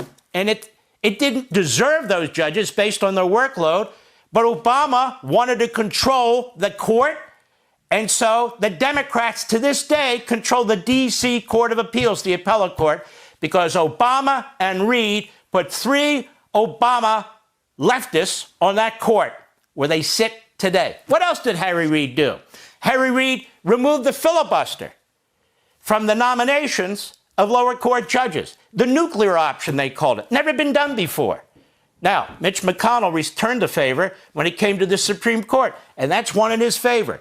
But it was the Democrats who decided we're going to change all the rules. We want to pack the courts. If we have to increase the numbers of justices, we'll increase the number of judges. But we've got to get our ideologues on the court. And so that's what they did. Since Majority Leader Harry Reid changed Senate rules to ease the approval of most of President Barack Obama's nominees, Democrats have churned through confirmations of dozens of new judges, Politico, giving them lifetime appointments that will extend the administration's influence for years to come. They don't believe in elections. Power, one-party power, like Justice Jackson.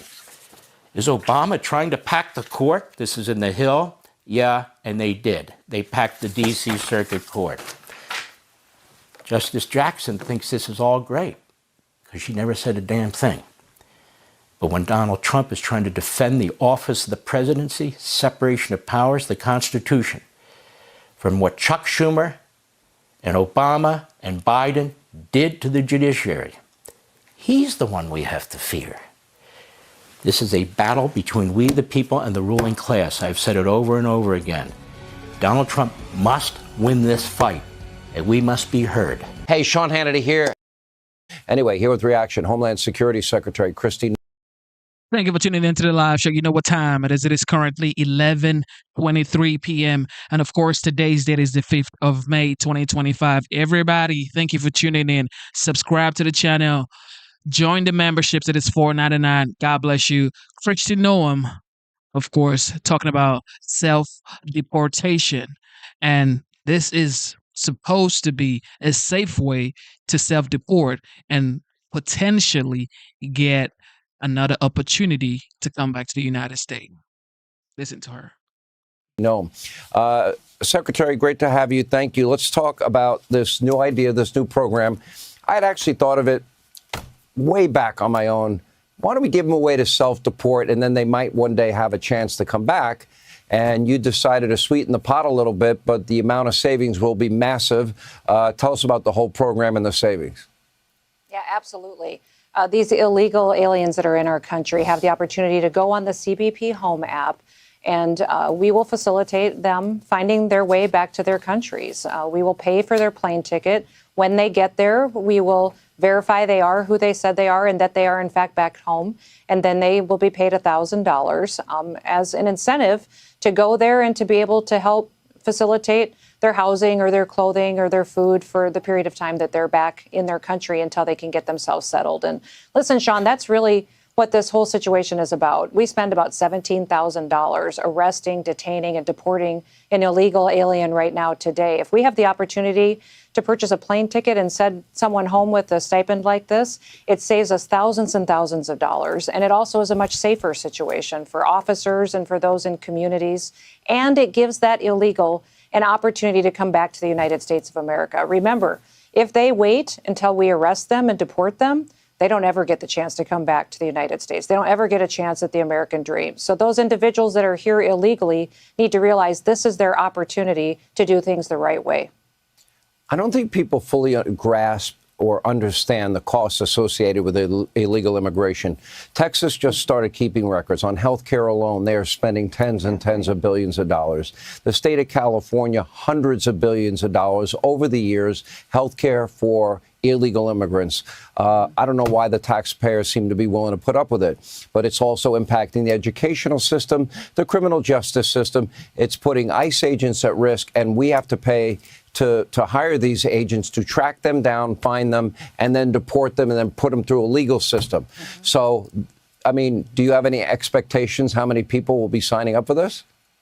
I expect that tens of thousands, hundreds of thousands of people would be able to take advantage of this program. And listen, the Biden administration perverted every single government program there is in order to facilitate the invasion that happened over our border.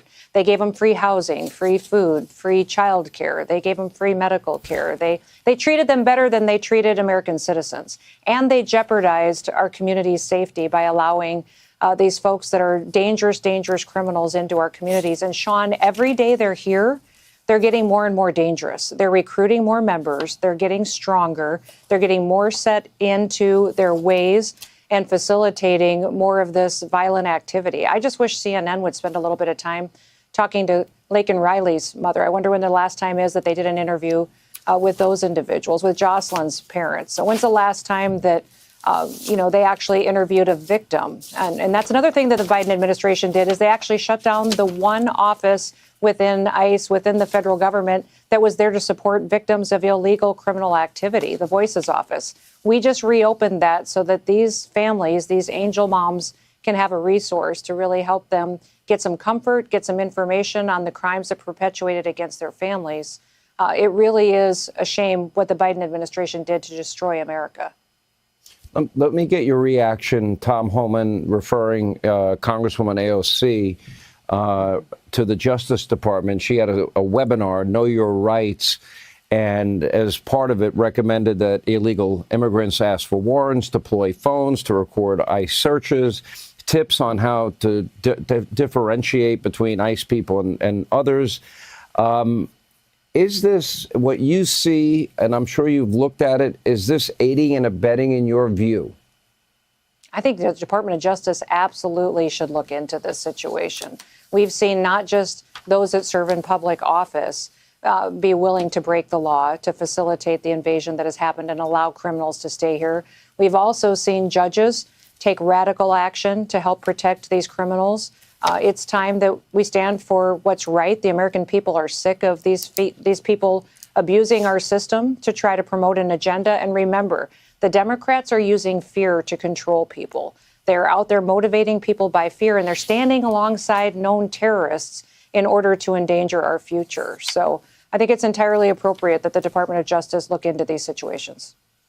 All right, Secretary Noem, great job. I think the biggest success in the first 100 days, clearly, without a doubt, has been the border, and a lot more success to come. Thank you for being with us. Hey, How do you guys rate President Trump's first 100 days? I would say he's been doing wonderful. Of course, he has to come to a conclusion when it comes to these trade deals, because a lot of small businesses will start feeling the heat soon if a deal isn't made, especially with China. But renegotiating the trade deals, absolutely, it was necessary. Okay, most people are saying that Trump was the only leader that had the balls to actually get an attention from President Xi, because it's so hard to get China's attention.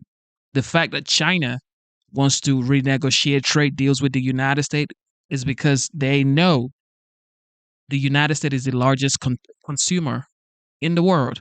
And of course, China is the largest manufacturer on earth. And, these are two large whales. China is large, United States is large. So the fact is, China needs the United States. The United States, to some extent, needs China as well. So they have to come to a conclusion. On the racetrack, journalism got out-jockeyed at the White House. I want to treat people fairly, whether they voted for me or not. I want to have a unified country. It's very hard because the media is so fake, including, like even the way you ask questions. Every question is asked in a negative vein. There's a toy company that took a toddler's, whatever, but you don't talk about the fact that gasoline is down at numbers that nobody believes possible. We try to make sure every question is fair, Mr. President. Look, every question you ask says a very negative slant. No, but look, I'm just curious. I'm fine for responding to you. I don't think you're very difficult at all to respond to be honest with you. But you know what? You should ask some positive things. No one expects NBC to be a suck-up. It's NBC. But they have to acknowledge some good things are happening. And the fact that they can't do that proves who they're rooting for. And it's not America. Prices are already going up on some popular items, tires, strollers. This is such a dishonest interview already. Prices are down on groceries. Prices are down for oil. Prices are down for all energy. Prices are down at tremendous numbers for gasoline. Inflation's down across the board since Trump's been reelected. And NBC's cherry-picking two products, but for years gave Joe a pass. Trump gets sworn in and NBC starts checking price tags like a penny pincher at a flea market. Small businesses say they are being hurt by the Chinese tariffs, and some could be forced to shut And down. many businesses are being helped. Are you Look at the considering automobile tariff business. relief for small businesses? Why do you always mention that, you pick up a couple of little businesses? What about the car business? They're going to make a fortune because of the tariffs. Do you know that the union, the head of the union, who was no fan of mine, Sean Fain, I guess his name is, right? He didn't endorse me. The Teamsters did. A lot of people did. A lot of unions did. But he didn't. He couldn't stand me. Now he's saying, wow, what Trump's done for the automobile, I can't believe it. He said, we've been waiting 40 years for somebody to do what Trump is doing. So why don't you mention the big car industry instead of mentioning somebody that's doing strollers? The media worship Barack for bailing out Detroit. Bin Laden's dead. General Motors is alive. That was the Obama-Biden re-election pitch, remember? But now Trump's saving the car business, and he's not even doing it with taxpayer dollars. And the media wants to talk about something else with four wheels, strollers, even though they don't want you to have a baby to push them in. Then Kristen Welker made a confession. She wants the border unsecured. Border crossings are at their lowest level ever recorded. Is the border, Is that good? Is the border now secure? Yeah, it's really secure. Isn't it a beautiful thing when you say it's the most secure it's ever been in the history of our country? Isn't that a nice statement? Well, I'm curious to know what it means. You declared a national emergency on the southern border. The order is still in place. By the way, even it though means you're saying exactly the border's what you secure. said. It means we have the most secure border we've ever had. Well, and I guess the question complicated. becomes, when will you know that the emergency is over? Are you planning to lift it at some point? Is it necessary? Because obviously the military is involved. Will you lift that emergency? Welker thinks the border's too safe. Can we go back to Biden when there was no national emergency and we just let everybody in? Trump's emergency powers are what's keeping the border secured. During the pandemic, they never asked Biden, when are you going to give up your emergency powers?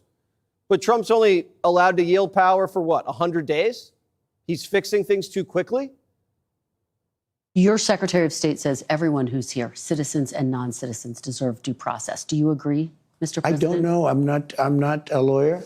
I don't know. Well, the Fifth Amendment says I don't know. as It seems it might say that, but if you're talking about that, then we'd have to have 1 million or 2 million or 3 million trials. Even given those numbers that you're talking about, don't you need to uphold the Constitution of the United States as president? I don't know. I have to respond by saying again, I have brilliant lawyers that work for me, and they are going to obviously follow what the Supreme Court said. NBC took that and said, yep, we told you he's a dictator. They ran this headline. Trump, asked if he has to uphold the Constitution, says, I don't know. New hoax alert. New hoax alert. New hoax alert. New hoax alert, ladies and gentlemen. Whew, Jesse. I don't know hoax. Trump says he's not a lawyer, but his brilliant lawyers are going to follow the orders of the Supreme Court. Get ready to get sick of that hoax. Trump's got a mass deportation mandate. Lower court judges can't let us commit national suicide. Biden let our country get invaded, and the court never stepped in to stop it. Trump was elected to stop the invasion, and now the courts step in. So the invasion doesn't get stopped? No. You can't have a functioning sovereign country if you let millions of people invade, give them lawyers, and squatters' rights. 20 million migrant trials? It took Diddy almost a year before jury selection. But Welker wasn't finished. What do you say to those who believe you are taking the country down an authoritarian path? Well, there you go again. Why don't you ask it a different way? Many people wanted to come into our country. Many people love Trump. I won the election. They didn't win the election. I got a lot more votes than they did. I think there was a lot of hanky-panky going on, but it was too big to rig. That's the good news. It's too big to rig. But let me just say, so when you make these statements about people say this, people, well, you know, they had their chance at the election and they lost big. So you should ask the question differently. You should say, what about the people that want to be in this country? What about the people that love this country? When journalists pretend they're not biased, they're obviously lying. And that proves their bias. But they're not just biased against Trump. They're biased against the country. Welker then said, all right, let's cut to the chase. You're running for a third term, right? Are you seriously considering a third term, Mr. President, even though it's prohibited by the Constitution? Or is this about staying politically viable? I will say this. So many people want me to do it. I have never had requests so strong as that. But it's something that, to the best of my knowledge, you're not allowed to do. I don't know if that's constitutional that they're not allowing you to do it or anything else, but there are many people selling the 2028 hat. But this is not something I'm looking to do. I'm looking to have 4 great years and turn it over to somebody. It feels like the media really wants Trump to run again, doesn't it? Just so they can say, see, we told you he's Mussolini. They want to be right so badly, the Democrats are begging for Trump to throw them in jail. AOC says, handcuff me, Homan. He was going to threaten to refer me to DOJ because I'm using my free speech rights in order to advise people of their constitutionally guaranteed protections. And he may want to do it again today. And to that I say, come for me. You're going to have to come for me. AOC has a persecution fetish. She wants to be a political prisoner so badly for the attention so that she can be right about Trump for once and the mugshot. For once. That mugshot helped Trump win the White House, and AOC has her eye on the prize. Trump should just arrest her just to make her the nominee so Vance or whoever can smoke her. Hollywood says Trump's going to destroy the world. Here's Sean Penn. I do think it's a reasonable theory that Donald Trump is not unlike the spouse of someone who leaves him perhaps for another, who then murders their former partner because if they can't have her, nobody can. And I think Donald Trump in his solipsism may have that relationship with the world, and that this destruction is in part a power play and also a literal intention of his final out. I think he might try to destroy the world before he ages out of life. Trump's making peace deals in Europe and in the Middle East. Sean Penn 20 years ago would have had a MAGA hat, probably with a cigarette stuck to his lip, obviously. They said the world was going to end 8 years ago when Trump got elected, and now it's going to end again. And the world was going to end from global warming too. But guess what? Antarctica gained ice for the first time in decades. Look at that. Gore said the ice sheets would be gone. And NBC says the FBI director's popping bottles with models in the club. Except he's not. Let's circle back to a segment from Friday's show. Frank Figliuzzi was on that morning during this hour discussing the work of administration officials. At the end of that segment, Figliuzzi said that FBI Director Kash Patel has reportedly been more visible at nightclubs than at his office at FBI headquarters. This was a misstatement. We have not verified that claim. Not a great weekend for journalism. The other big scandal this weekend, Trump posted a picture of himself as the Pope. Oh, my goodness. Some Catholics were not so happy about the image of you looking like the Pope. Oh, I see. You mean they can't take a joke? You don't mean the Catholics. You mean the fake news media. Not the Catholics loved it. They can't take a joke. I had nothing to do with it. Somebody made up a picture of me dressed like the Pope, and they put it out on the internet. That's not me that did it. I have no idea where it came from. Maybe it was AI. Oh, my God. But I know nothing about it. I just saw it last evening. Actually, my wife thought it was cute.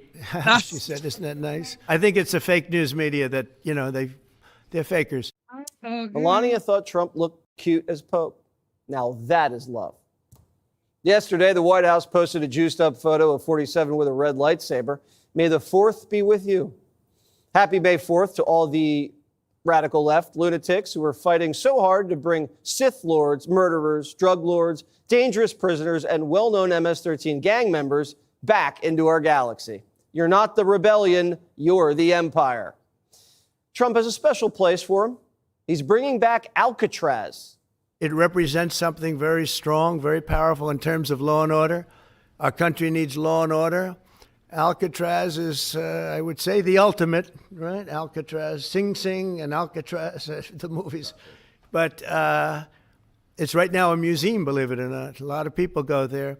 It housed the most violent criminals in the world, and nobody ever escaped. One person almost got there, but they, as you know the story, they found his clothing rather badly ripped up, and it was a lot of shark bites, a lot of problems.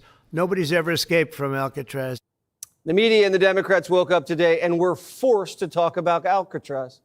Please don't send foreign criminals to Alcatraz. You see what Trump's making them do? They look loony. And he looks like a creative problem solver. Trump's even solving a problem for balls in the White House. You're going to make and build a ballroom, which they've wanted for probably 100 years at the White House. And it'll be a world-class, beautiful ballroom.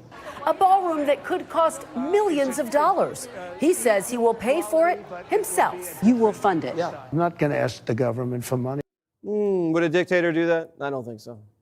Biden built a new situation room, made you pay for it, and then when they found the cocaine, blamed the construction workers. Oh, my God. Trump's hoping to get that ballroom built soon because the NFL draft is coming to D.C. I'm pleased to reveal that the 2027 NFL draft, that's a big thing, will be held right here in our nation's capital, Washington, D.C., on the National Mall.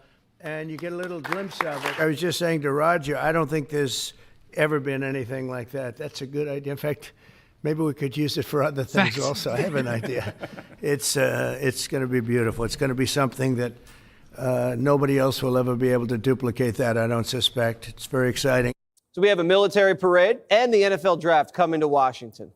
What did Biden bring to D.C. besides crime? Oh, my God. And by the way, when I was in D.C. the other day for the Musk interview, there's no more homeless at the train station. Union Station used to be crawling with homeless. I didn't see a single sleeping bag.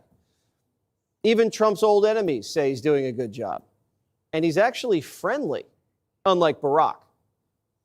He never did my show when he did every other show. I had to go on the air and beg him on my 60th birthday in his 8th year in office and shame him into it, basically. And he finally did. But, you know, it was at the White House. It was in the interview room. It wasn't fun. He must have had someone around him saying, you know, I'm a very dangerous person, Louis. That's the thing. I'm a dangerous person who nobody can trust because I might tell the truth about something or ask a hard question. As far as like just feeling free to just speak exactly how I feel, yes, I felt freer to do that with Trump than Obama or Clinton. This isn't a dictatorship. There you have it. It's a counter-revolution. And journalism can't keep up. They're stuck protecting the status quo. Meanwhile, Trump's planning for the future. Who's the next horse? Do you think the MAGA movement can survive without you as its leader? Yes, I do. What gives you I think it's so strong, and I think we have tremendous people. I think we have a tremendous group of people. We talked about a number of them. You look at Marco, you look at J.D. Vance, who's fantastic. You look at, I could name 10, 15, 20 people right now just sitting here. No, I think we have a tremendous party. And you know what I can't name? I can't name one Democrat. I mean, I look at the Democrats, they're in total disarray. Click here. Jasmine Crockett, ladies and gentlemen. Jasmine Crockett is the new star in the Democrat Party. Jasmine Crockett. Don't forget that name. The unimpressed. That's the focus of tonight's angle. Now, the liberals like to say that Donald Trump has no respect for norms, as they call them. And they think an exchange between President Trump and NBC's Kristen Welker confirms their point. You said in a recent interview you could bring him back, but you won't. Are you defying the Supreme Court, sir? No, I'm relying on the Attorney General of the United States, Pam Bondi, who's very capable, doing a great job, because I'm not involved in the legality or the illegality. I have lawyers to do that, and that's why I have a great DOJ. They're not viewing the decision the way you said it. They don't view it that way at all. They think it's a totally different decision. 100%. Look, he's not a lawyer, but he has lawyers, and they believe they're following what the Supreme Court is directing. The legal team is working this through. Then Welker and everyone at NBC thought they had him. But when you listen to the clip, he says, no, he is not defying the court, but she doesn't accept that. She keeps interrupting and pushing for the answer she wants, that Trump is somehow trying to create a constitutional crisis. Your Secretary of State says everyone who's here, citizens and non-citizens, deserve due process. Do you agree, Mr. President? I don't know. I'm not a lawyer. I don't know. Well, the Fifth Amendment says I don't know. It seems It might say that, but if you're talking about that, then we'd have to have 1 million or 2 million or 3 million trials. Now, let me translate for all of you out there. Donald Trump answered, "I don't know," to her interpretation of the Constitution and the Fifth Amendment. He was responding to her. It would have been absurd for Trump to have accepted as gospel Welker's view of the Fifth Amendment and illegals. Why should he think that a hostile reporter without a law degree, by the way, is framing anything fairly? And as usual, his instinct was right about her and the question. Don't you need to uphold the Constitution of the United States as president? I don't know. I have to respond by saying again, I have brilliant lawyers that work for me, and they are going to obviously follow what the Supreme Court said. What you said is not what I heard the Supreme Court said. They have a different interpretation. Asked and answered. He said, I have brilliant lawyers, and they're going to obviously follow what the Supreme Court said. Is that good enough for them? Of course, the headlines and the banners across multiple networks all day long, all yesterday, took this as Trump saying he doesn't know whether he'll follow the Constitution.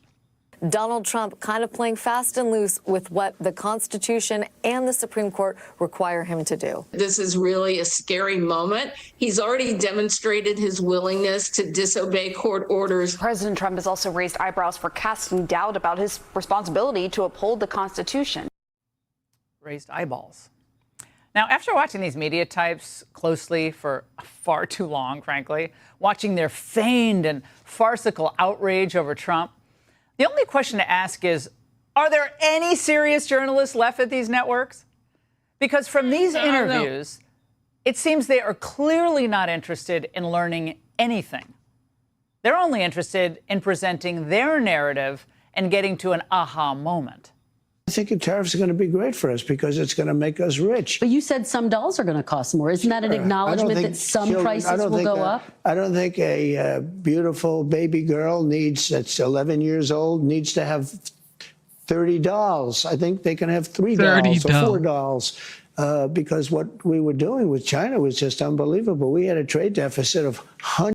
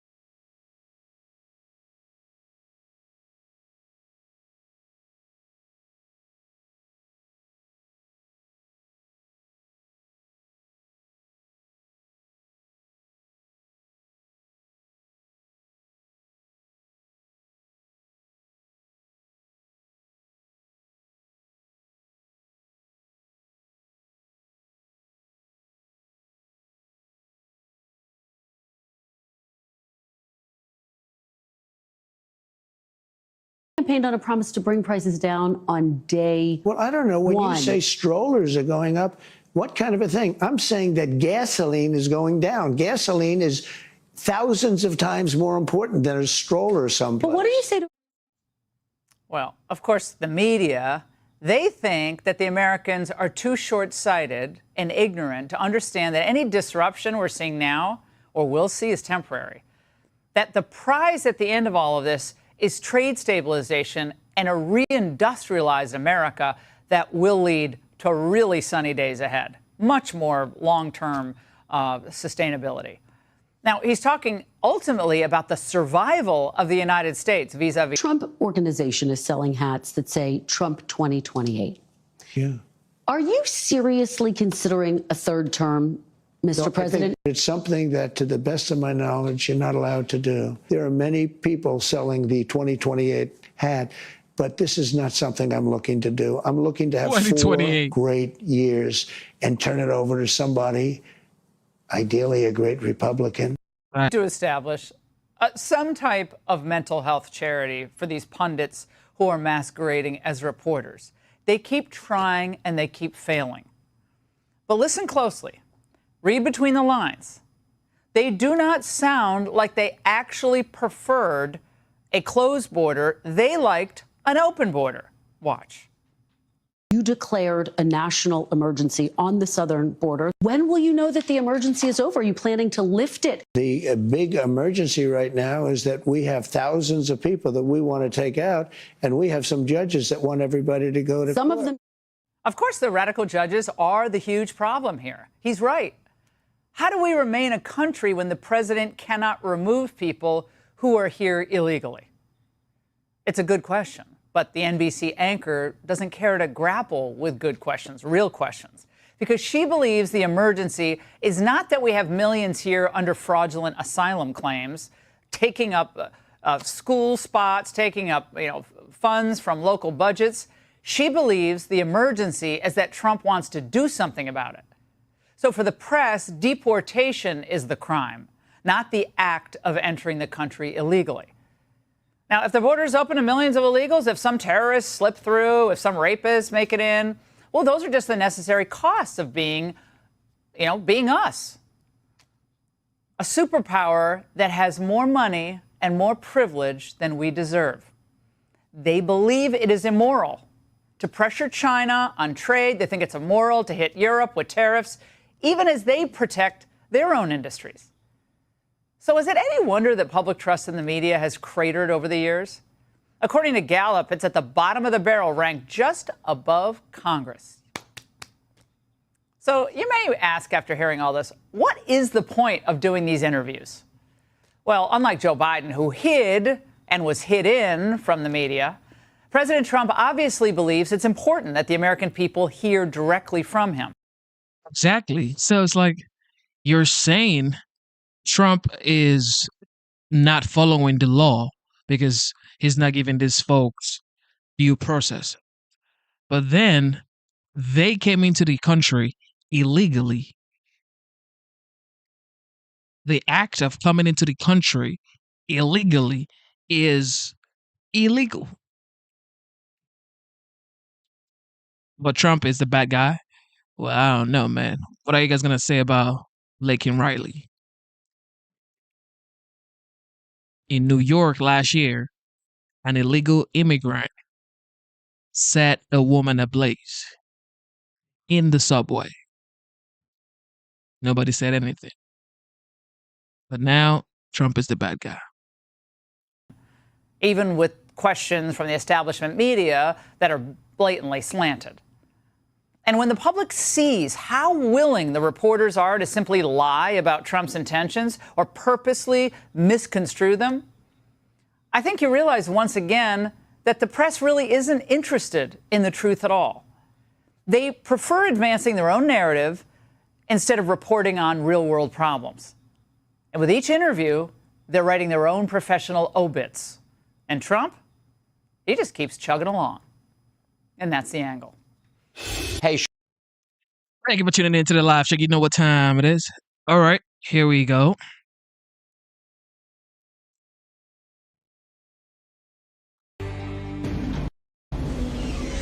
Welcome to the Rock.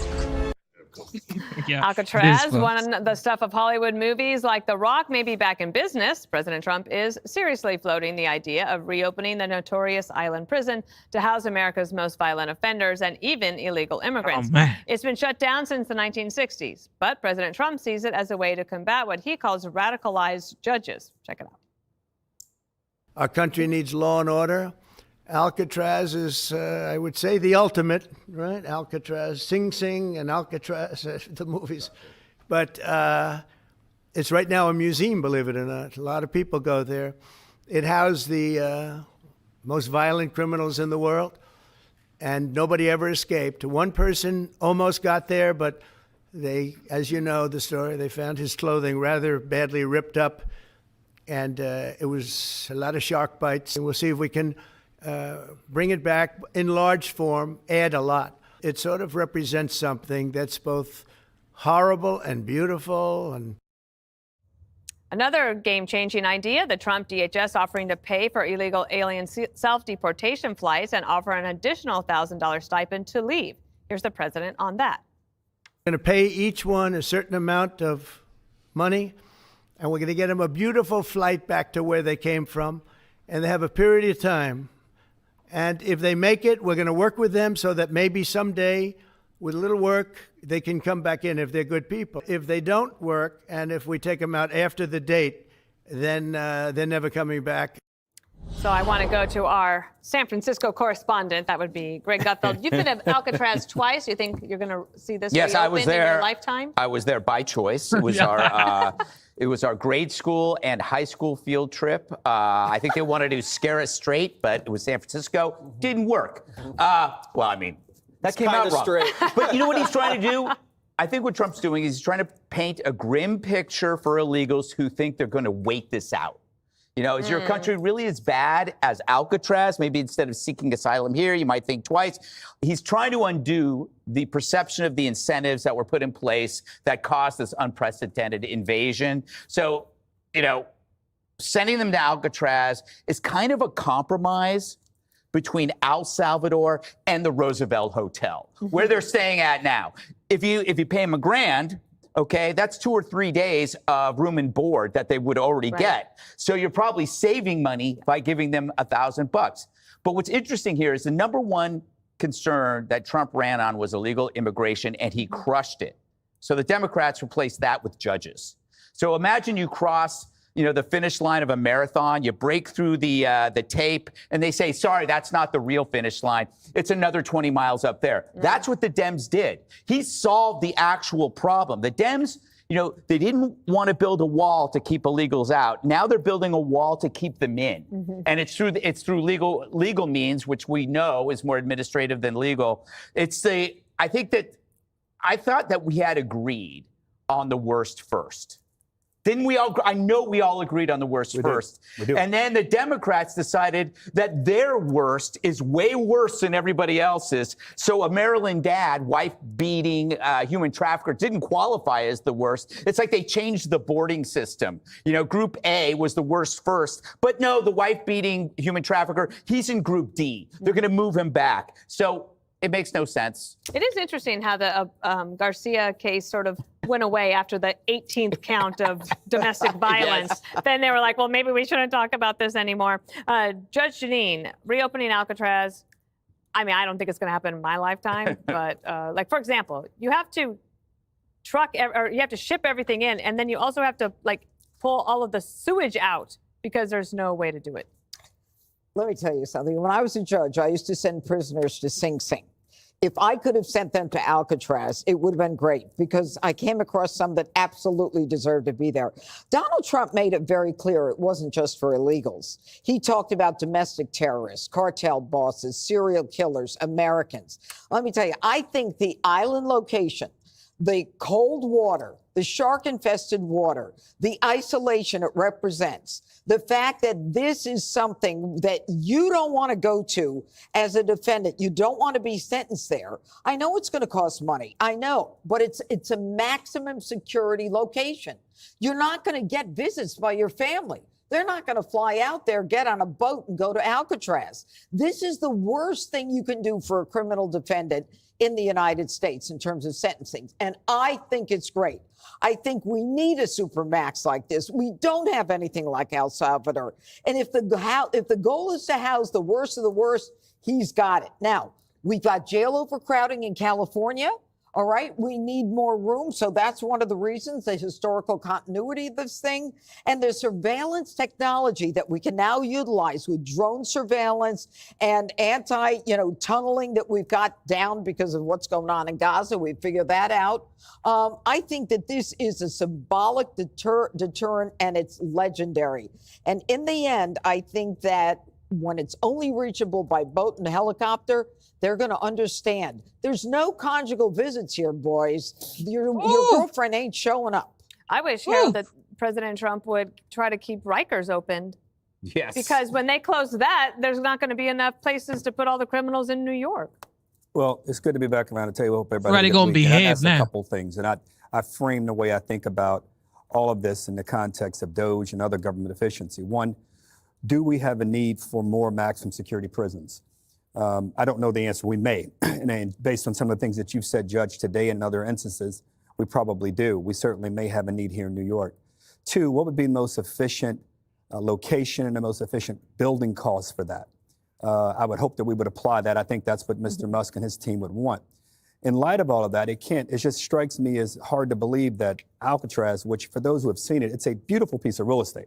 It has a weird history and a tortured history. Al Capone was there. It was closed in 1963 by, of all people, Robert F. Kennedy, when he was the Attorney General. You look at it there. I mean, if you've been to San Francisco and you've been there before, you know what you're dealing with here. There's no doubt it has some security apparatus to it that's interesting. But the reason they closed it, Dana touched on it at the outset, is because of cost. So if costs are an issue, it would seem to me that one of the things you're doing with prisoners or people who commit these heinous crimes, be they citizens or not, is you don't want to reward them by sending them to one of the prettiest pieces of real estate in the country and where it's so expensive for taxpayers. But that's just me. When it comes to what the president's doing on self-deportation, I support him 100%. I hope that 1,000 is enough. I think he's even wondering himself if $1,000 and a coach class ticket is going to get people to self-deport. You give them 1,000, they probably show up with 960 because they got about $40 worth of stuff on the plane. It's like at the airport when they're like, we're looking for 15 volunteers.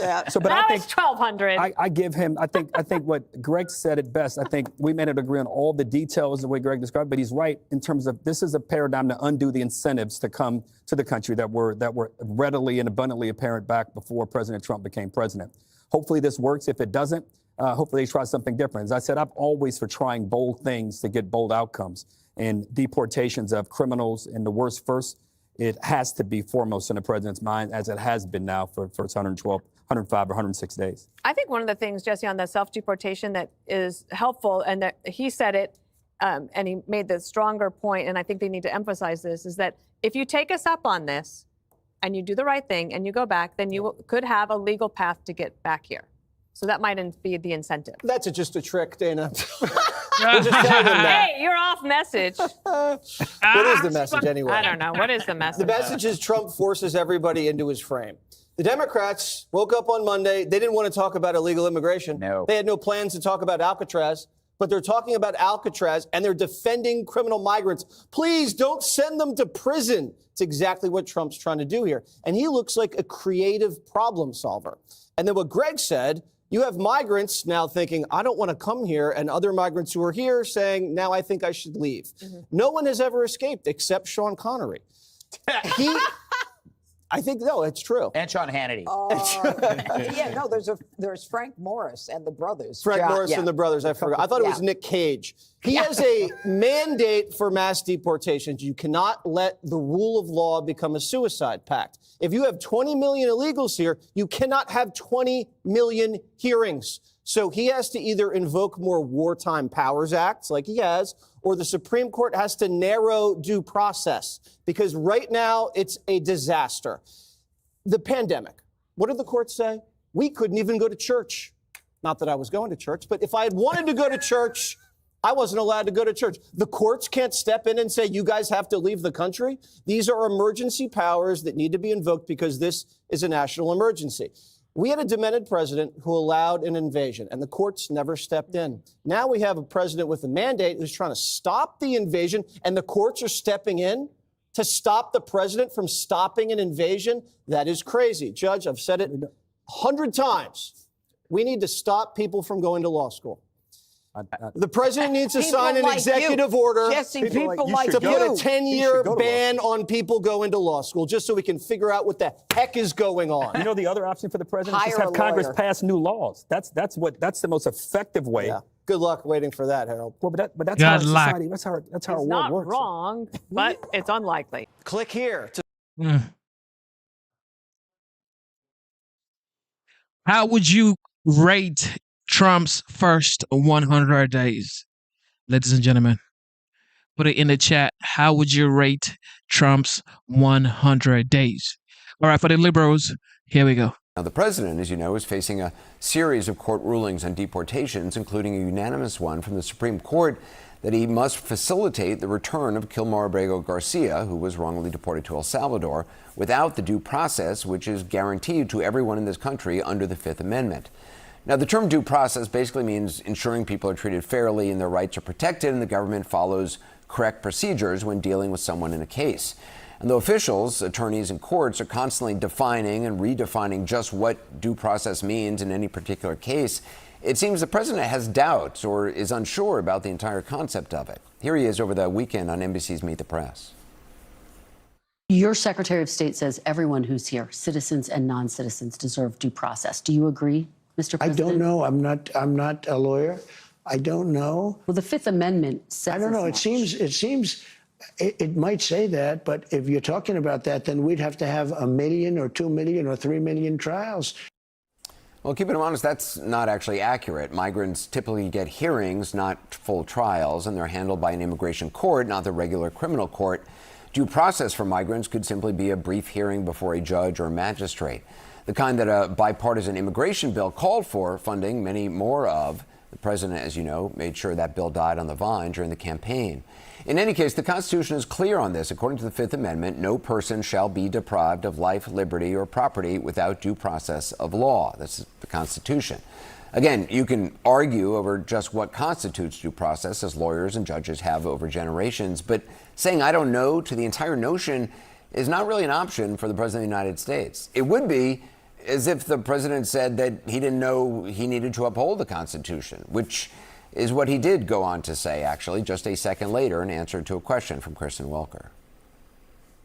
But even given those numbers that you're talking about, don't you need to uphold the Constitution of the United States as president? I don't know. I have to respond by saying again, I have brilliant lawyers that work for me, and they are going to obviously follow what the Supreme Court said. That was not a hard question. Don't you need to uphold the Constitution of the United States as president of the United States? This country's founding document. I don't know, is what he said, which is weird because he had a chance to say those same words, I don't know, just a few months ago with his right hand in the air, as did his vice president and everyone in his cabinet. Listen to this and see if you hear anyone saying, I don't know. I, Donald John Trump, do solemnly swear and will, to the best of my ability, preserve, protect, and defend the Constitution of the United States. The Constitution of the United States. Preserve, protect, and defend the Constitution of the United States. This was 2016. I, Tulsi Gabbard, do solemnly swear that I will support and defend the Constitution of the United States. that I will support And defend the Constitution of the United States. The Constitution of the United States. That I will support and defend the Constitution of the United States. They all seem to know that was the job. Seth Moulton took a similar oath when he was sworn in as Democratic congressman from Massachusetts. I spoke to him just before air. Congressman, the president won't commit to upholding the Constitution, but also says he relies on his lawyers and that they'll obey the Supreme Court. How do you reconcile that? You don't reconcile it. Trump has never agreed to follow the Constitution. And you just have to understand this. Look, you as an American voter can support Donald Trump, but you can't support Donald Trump and the Constitution. He forgot his oath the minute he took it. And it's the same oath, by the way, that I took as a United States Marine, that every veteran has taken an oath to protect and defend the Constitution of the United States. Imagine if you went up to an Army private and said, do you actually intend to uphold your oath? And he said, I don't know. Or you went up to a police officer on the street and said, hey, you just got sworn in as a police officer. Are you going to uphold the law? And he said, I don't know. That's what the President of the United States is telling everyone in the world today. I mean, in your mind, I assume some will argue, well, look, he was trolling his critics, or he was just, sort of batting away the question by saying, I don't know. You actually believe he either doesn't know or isn't interested in upholding the Constitution? No, I don't believe that he doesn't know. I believe that he's not interested, that he's not interested in upholding the Constitution. He's not interested in upholding the law. Do you believe the due process clause of the Fifth Amendment applies to all individuals physically inside the borders of the United States as opposed to citizens only? That's what everyone has said, and that's what the Constitution is pretty clear about. And it could be that everyone before us was wrong, Anderson. Every president was wrong. Every member of Congress was wrong. And Donald Trump is just so brilliant that this guy who went around the country bankrupting casinos just got constitutional law better than the rest of us. Or it could be that Trump is not following the law. Based on his history, based on his criminal history, which do you think is the case? We just did a story earlier tonight about the president's cryptocurrency ventures. Not only is he a major cryptocurrency seller and will be profiting, and his family members as well, his entire family it seems, he's also running the government that regulates it. How big a concern do you think this is? Because I feel like it hasn't gotten a lot of attention until recently. No, it hasn't gotten a lot of attention, Anderson, because he's doing so many other bad things that are potentially even more dangerous. In this case, he's just profiting off of his position, something that under any other president would have been a huge cause for alarm. Of course, this is exactly the charge he made against Biden, even though he could never substantiate it. But the reality is that Trump and his family are profiting seriously off of this. And I think that over time we're going to see that this is a very corrupt administration, not just a lawless one. It's just that when he's actually breaking the laws and putting people's lives in danger, it's an even more urgent concern, and that's why that's the focus right now. I want to ask you about the Turkish student at Tufts University taken into custody by mass plainclothes officers on the street in your home state of Massachusetts going back in March. She's still being detained. It's believed to stem from an op-ed she co-wrote in a student newspaper urging the school to divest from entities with ties to Israel. Now, an appeals court panel, they're scheduled to hear arguments about her status tomorrow. Do you know anything more about her fate? No. And we've been asking a lot of questions, the delegation in Massachusetts. So many people who are concerned about her and concerned about everyone else who might write an op-ed someday disagreeing with the Trump administration and could find themselves whisked off the street. If you look at this video, Anderson, it doesn't look like something that could happen in America. It looks like a video from China or North Korea or Iran. But that's the streets of America. And that's the country that Donald Trump is trying to make for all of us. Joining us now, Lawrence Tribe, constitutional law professor at Harvard Law School and co-founder of the American Constitution Society, which is a liberal law and policy organization. Professor Tribe, thanks for joining us. What do you make of the fact that President Trump seemed stumped on this question of whether or not he has to uphold the U.S. Constitution when it comes to due process rights for undocumented migrants like Garcia? He can't possibly be stumped. You don't have to be a lawyer. All you have to do is be able to read. It says that all persons are entitled to due process. And it certainly says that all officials of the state and federal governments are bound to support the Constitution. It's as simple as that. He takes an oath to uphold it, and then he says he doesn't know if he has to uphold it. That's totally ridiculous, and it's dangerous because it's trying to normalize the idea that he is outside and above the law. But nobody is above the law in this country. We should note that the president said, and his staffers, his White House aides, point to the fact that he said that they're going to follow what the U.S. Supreme Court tells him to do. But so far, the Trump administration has been seeking ways to not follow the court's orders to facilitate, as they asked him to do, the return of the undocumented migrant Kilmar Abrego Garcia, saying its hands are tied because he's in El Salvador.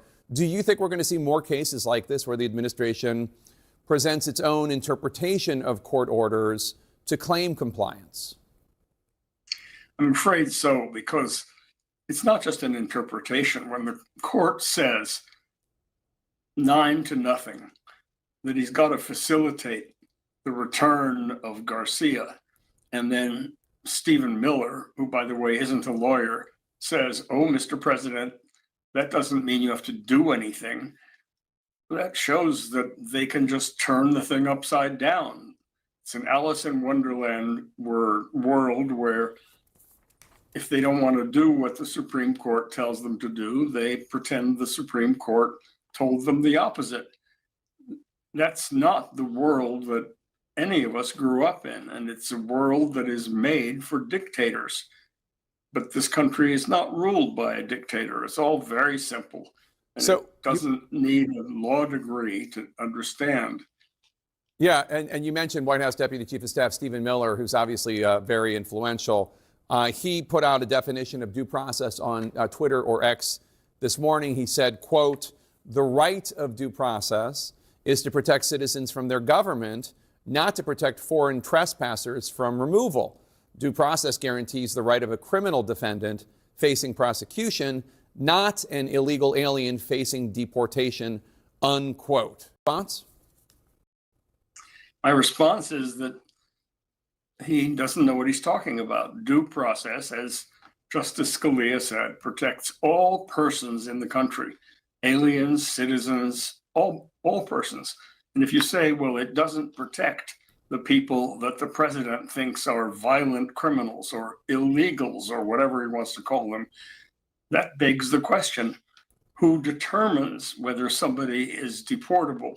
Who determines whether somebody doesn't belong here or is a violent criminal? Certainly not the president. He can't be judge, jury, executioner all at once. He's trying to take unto himself the powers of every branch of government, including now the judicial branch. He says basically due process is inconvenient. How can we have hearings for all these people? Well, that's all very nice, I guess. If you want to amend the Constitution and say that all persons are entitled to due process of law unless it would take too long to treat them fairly. That's not the Constitution that this country would ever agree to live by, and it's certainly not the one that this president swore to uphold on January 20th of this year. Yeah. Professor Lawrence Tribe, thank you so much for your time and your expertise. President Trump is saying out loud what so many people are thinking and daring anyone to stand in his way. The President of the United States openly questioning multiple times whether he'll abide by the founding document of our democracy, the U.S. Constitution. Your Secretary of State says everyone who's here, citizens and non-citizens, deserve due process. Do you agree, Mr. President? I don't know. I'm not a lawyer. I don't know. Okay, that's true. Donald Trump isn't a lawyer. The topic there, more broadly, was about the man his administration admits to deporting by mistake. But did you catch that phrase, I don't know? That's been coming up a lot recently. Don't you need to uphold the Constitution of the United States as president? I don't know. I don't know. Let's just refresh. When you become president of the United States, promising to uphold the Constitution is quite literally the only thing you swear to do. I, Donald John Trump, do solemnly swear that I will faithfully execute the office of President of the United States, and will, to the best of my ability, preserve, protect, and defend the Constitution of the United States. Preserving, protecting, and defending the Constitution is the only thing you swear to do. Other federal officials, even the vice president, have to swear to defend the Constitution against enemies, foreign and domestic, while also promising allegiance and affirming that they're doing it without any mental reservation, purpose of evasion, etc. You've heard it. The president, again, just one job: preserve, protect, and defend the Constitution. Of course, this all begged the question asked in the same interview of whether he might seek to violate the Constitution in a different, specific way. There is, of course, a constitutional amendment that limits presidents to 2 terms in office. So, does he plan to run for a 3rd term? It's something that, to the best of my knowledge, you're not allowed to do. I don't know if that's constitutional that they're not allowing you to do it or anything else. This is not something I'm looking to do. There's that phrase again. I don't know. Trump himself really kind of all over the place on this one. Maggie Haberman reported back in February that in private, the president says this is just one of many things he said to get attention and frustrate his opponents. Then 5 weeks ago, he told NBC, quote, "I'm not joking," when he was asked about potentially seeking a 3rd term. And there really seems to be no one in his inner or his outer circle that's saying definitively no, at least in public. I think he's going to be finished probably after this term. Probably? Well, the Constitution, we'd have to look at the Constitution. President Trump is going to run for a 3rd term, and President Trump is going to be elected again on the afternoon of January 20th of 2029. He's going to be president of the United States. But you don't really think he's running in 2028, do you? I'll let the president speak to his political future. Our Stephen Collinson put it this way, writing today, quote, Americans are learning what it's like to live with a president who sees no constraints on his actions and who apparently fears paying no price for them. Is this like that moment in Mean Girls? If you're my age, you'll remember this, when Lindsay Lohan wins the Mathletes tournament because she realizes that the limit does not exist. Is that America and President Trump right now? Except, you know, with stakes that actually really matter? Attorney General Pam Bondi claimed that if not for Donald Trump seizing fentanyl at the border, 75% of all Americans could be dead. But hey, don't threaten us with a good time. All right, my panel joins me now. Former policy director for Mitt Romney, Lanhee Chen, CNN contributor, New York Times journalist, podcast host Lulu Garcia-Navarro, Democratic strategist Adrian Elrod, and Republican strategist Matt Gorman. Welcome to all of you. Thank you very much for being here. Lanhee, I want to start with you. You know, for our viewers, many of them know you well, obviously, but for those who don't, I mean, you have worked on the biggest policy questions for the biggest Republican presidential campaigns over many years. You've run for office yourself. You're working behind the scenes with those who might run in 2028. We don't know, I guess, if Donald Trump is going to be one of them or not. But this question of the Constitution, him simply saying, when asked directly, are you going to uphold the Constitution? Him saying, I don't know. What does that mean? Well, first of all, I think that there were elements to these different questions, okay? The notion that he doesn't know if there's due process, he's not a lawyer, we'll take him at his word on that. I think that the bigger question and the bigger issue, of course, is what it means about the migration of the Republican Party. Because at one point, I do think this was the sort of pinnacle value for many Republicans, right? Defending and upholding the Constitution. And the reality is that there doesn't seem to be a lot of appetite within the Republican Party to distance oneself from any of this. Now, I do think, to be fair to the president, he was pretty clear, I think, in that clip, that he wasn't going to pursue a third term. That's what I heard. More clear than he has been in the past. More clear than he's been at any point before. Yeah. So I do think that that is something that, you know, I would not put that in the same category as the rest of the clips that you had there in the opening. Matt Gorman, how do you look at this? I look at it actually in somewhat similar to Lonnie's point. I thought he was more definitive than I had ever heard him about 2028. I think people use that around him, at least definitively. You're just trying to get in the headlines and try and get in the news a little bit. They speak out in front of the president when it comes to 2028. He's pretty definitive, I thought, on that. And then on that first part, I watched it live and I read the transcript, and I when the clip came initially, I'm like, that's interesting. And you read it, and his next line is, I'm going to respond by. I think it was more of a deflection. I don't know, in terms of the due process argument in terms of Abrego Garcia. Because in that same line, he also says, I'm going to follow the Supreme Court. I'm going to listen to my lawyers on this. So I don't think he was addressing the question, the philosophical one about upholding the oath of office. It was in terms of Abrego Garcia, due process, and the deportation back and forth. Do you buy that? I think the problem with the president is that we're constantly having to parse what he means. And it's this kind of like, do you think he means this? It's like this Rorschach test. If you're a Republican, you see, you know, it's all, you know, stars and stripes. And if you are a Democrat, they're worried and they see a demagogue. And that is the problem. He's never definitive. He's never clear. This I don't know that is constantly being used allows for a lot of interpretation. And then when he does something later, he says, well, I told you I was going to do it. And so this is the problem that constantly happens, I think. Adrian? Yeah, I completely agree, man. Look, here's the bottom line. I think we always have to take Donald Trump for his word. I mean, many of the things he said on the campaign trail, whether it's I'm going to restrict women's access to abortion or whether I'm going to enact tariffs or whatever it may be, those are the things he's actually done. That is the one thing I'll give Trump credit for. He says he's going to do something, he does it. Except lower prices, possibly. Except for maybe lower prices. And we may not be seeing that yet. Often the things that he says are not things that we want to see enacted, which is one of the reasons why we ran against him. But the bottom line is this. His campaign's political action committee, whatever it is, they're printing 2028, Trump 2028 hats. You've got Steve Bannon, one of his big allies, surrogates out there, saying he's definitely going to run again. He's definitely going to win again. We have to take him at his word.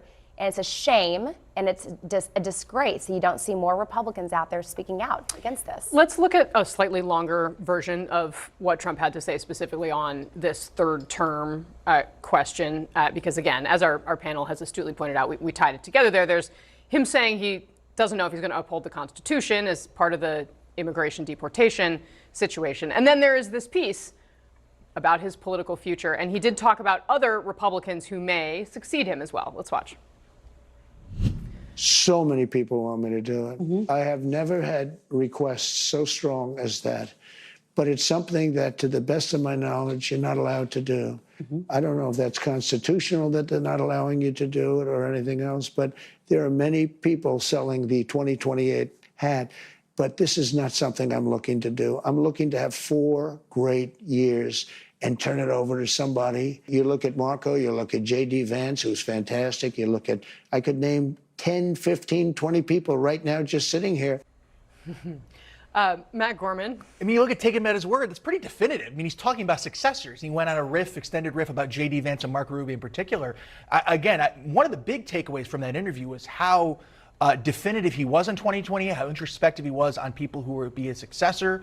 That was one of the few things I thought. First of all, I thought it was a very good interview. I thought it was a better interview for Trump than the ABC one he did last week. I thought Kristen Welker did a very good job. I think they came prepared. I thought it was a fair interview on both ends.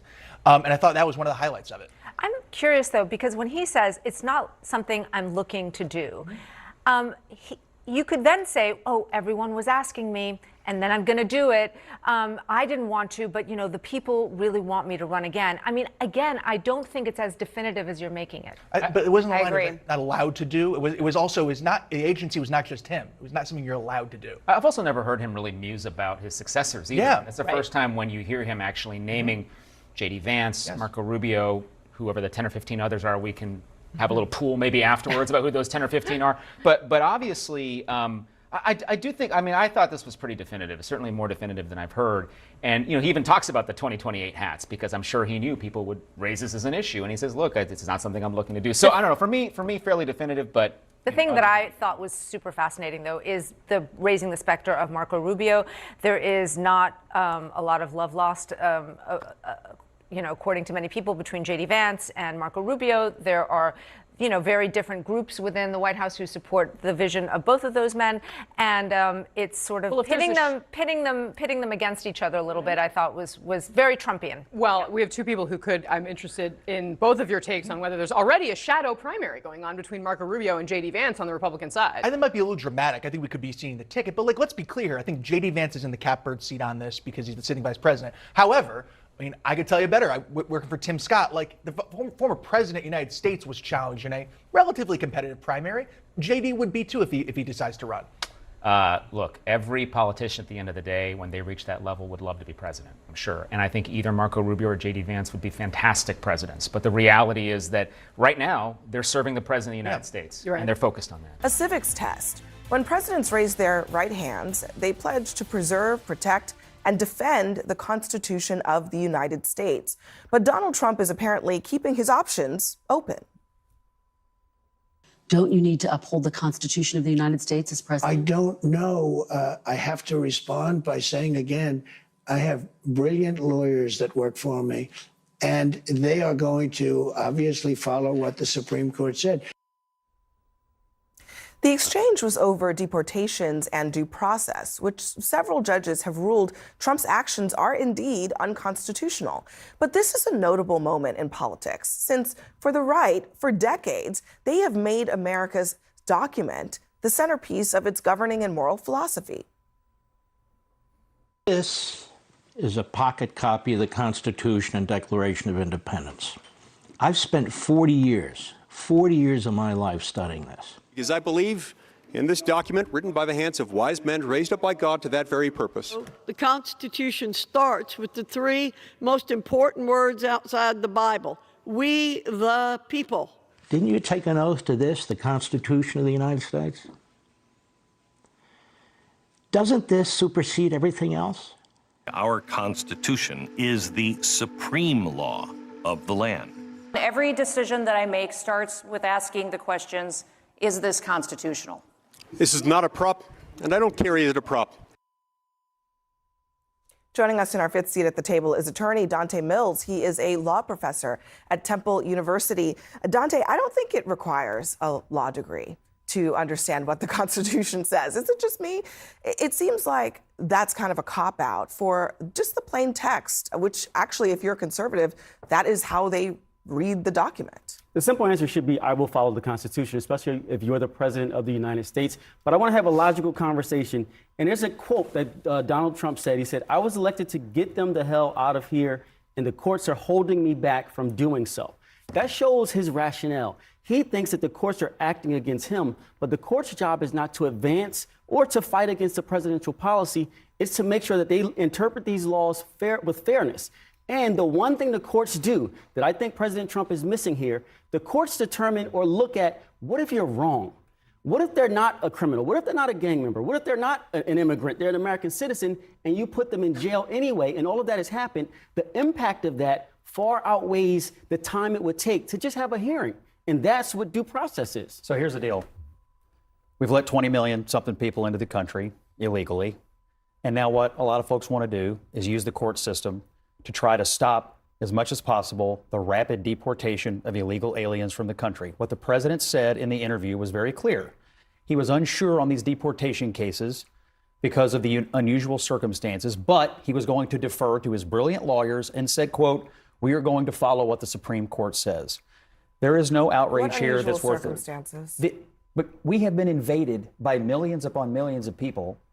And he was elected to get them out. He was elected to get them out. And what some people are proposing is a backlog system that will never allow us to go to get them out. You're describing illegal immigration, which has been around for a long time, as an invasion, which is fine for you if you want to do that. But why is that unusual that there's a process to go through to deport people? I mean, that's actually just how the system works. Do you know how long it takes for this process, this paperwork to get people out? The guy that we've all been weeping and gnashing teeth over, the guy we sent to El Salvador, was in the country 14 years illegally. But what about what We've Dante's, got millions of people who have gamed this system, and now we're going to give Either it you to them. believe in the Constitution or you don't. I believe in the sovereignty of the United States, or you don't. But do you believe in the Constitution? I believe in the sovereignty of the United States, and I believe we've been And you don't invaded. believe that Donald Trump should abide by the Constitution? Just a serious question. Of course I do. And of course I believe. Do you believe that he does? And I believe that he will follow, just as he said, what the Supreme Court says. But the policy debate is worth having. From the very beginning, millions upon millions of people are here, and they will not leave, and he has to get them out. Always I agree with you with that, Scott. in executive Hold on a overreach. second, Dante. Let me just let her Always. From the very beginning, from 2016, he has believed in executive overreach. We've all seen that. He said it. It was clear. Are you saying now that you don't believe that he believes in executive overreach? I believe that he believes his mandate from the American people is to solve illegal immigration. And I would ask you the same question in reverse. Did Joe Biden, when he said he would faithfully uphold and execute the laws of this land, not mean it when he decided to let millions upon millions of people into the country? Because he did not execute the laws. I thought that you were going to squirm out of that question. I'm not squirming. Yes, you did. And that's why I prepared for it, because I want to read you something. At the core of Trump's candidacy is a call for greater executive authority with willful disregard for the constitutional limits placed on our chief executive. Trump especially promises to force individual companies to do things he wants them to do, or else he promises punishment to those who displease him, which appeals to the miserable man at the airport bar. Do you recognize that? Yeah, I wrote it. Exactly. And here's so the deal. He hasn't changed, so what has changed about you? And here's the difference between then and now. This country has been invaded. The president was elected so to you end the changed your invasion. opinion on the Constitution? My opinion is the president needs to pull every lever he can to solve illegal immigration. So you've answered that question by saying that you don't mind him being unconstitutional. That every immigrant here is the same. You can't believe that because they're not. They're not. I do. There's some good, there's some bad. There's some criminal, they're not. I believe everybody who's here illegally is here illegally. Not all are violent, but all are here illegally. But how do you differentiate if nobody gets a hearing, if you don't have due process? How do you distinguish one from the other? Well, so what you're saying is every person that's here in this country is a criminal, is a gang member, should be thrown in jail. Every person who's here illegally, every person who is here illegally is in fact a criminal. Some of them do come here and commit violent crimes and still aren't deported. If you don't have a process? Well, some have records and some don't. But I'm still here to have break the news. rights. They're all going away. Still have constitutional I want to make rights. sure that we're not straying from the point of this conversation, which is a question about due process rights.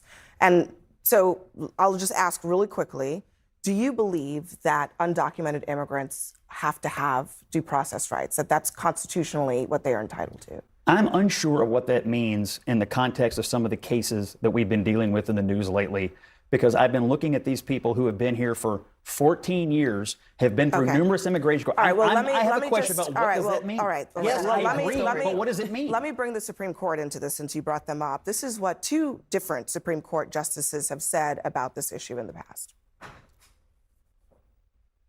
Do undocumented immigrants have the 5 freedoms?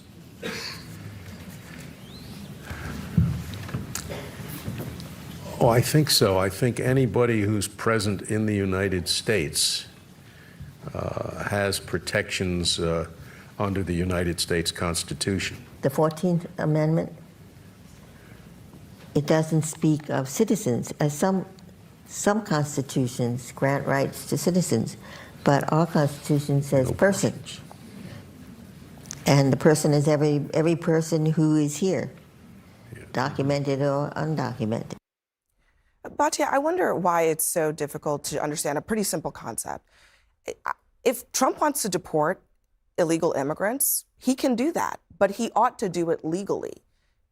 Do you think that that is a fair thing to say at this moment? I do. I do think the media is pulling another, dictator for a day hoax right now, because it's clear when Trump said, I don't know, what he meant was what he finished his sentence saying, which is, I don't know where the Supreme Court is going to come down on whether deporting these illegal migrants is constitutional or not. It's very obvious, yet every single headline... You just called it a hoax, so let's just play. Can we play it again in the control room, what Trump said in response to Kristen Walker?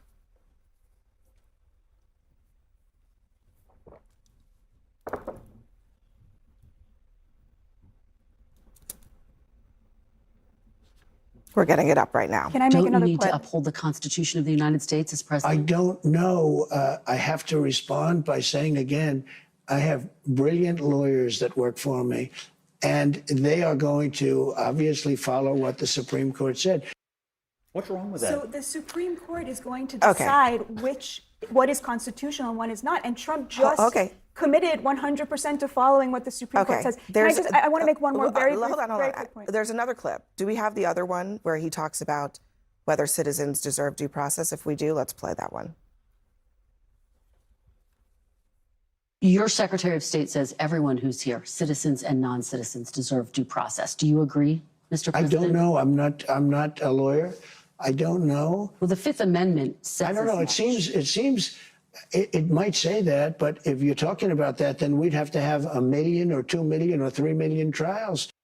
So can I respond to that? Yeah. So what does it mean for an illegal immigrant to have due process? We would all agree that they do not have the same level of due process that we do. For example, we are entitled to a jury trial, and they are entitled to a hearing before an immigration judge. Do you know who the immigration judges work for? They work for the executive branch. They work for which means that they work for Donald Trump, which means that he is in charge of the due process that they get. But Donald Trump doesn't even want to give him even that due process. Say that. I mean, I think that that's part of the problem. Not sure the to which they are entitled. She didn't ask about what level of due process. That's a very basic. No, I mean, the reason I'm jumping in here is because she did not ask him should they have a jury trial? Should they not have a jury trial? She just said whatever process they are entitled to. If they're immigrants and they're in an immigration proceeding, then yeah, you're absolutely right. It's a different type of proceeding. It's actually more of an administrative proceeding. It's a much lower standard as well. But still, even still, they are trying to circumvent that minimal amount of due process. These days, we have advocates. It's hard to actually have journalists, okay?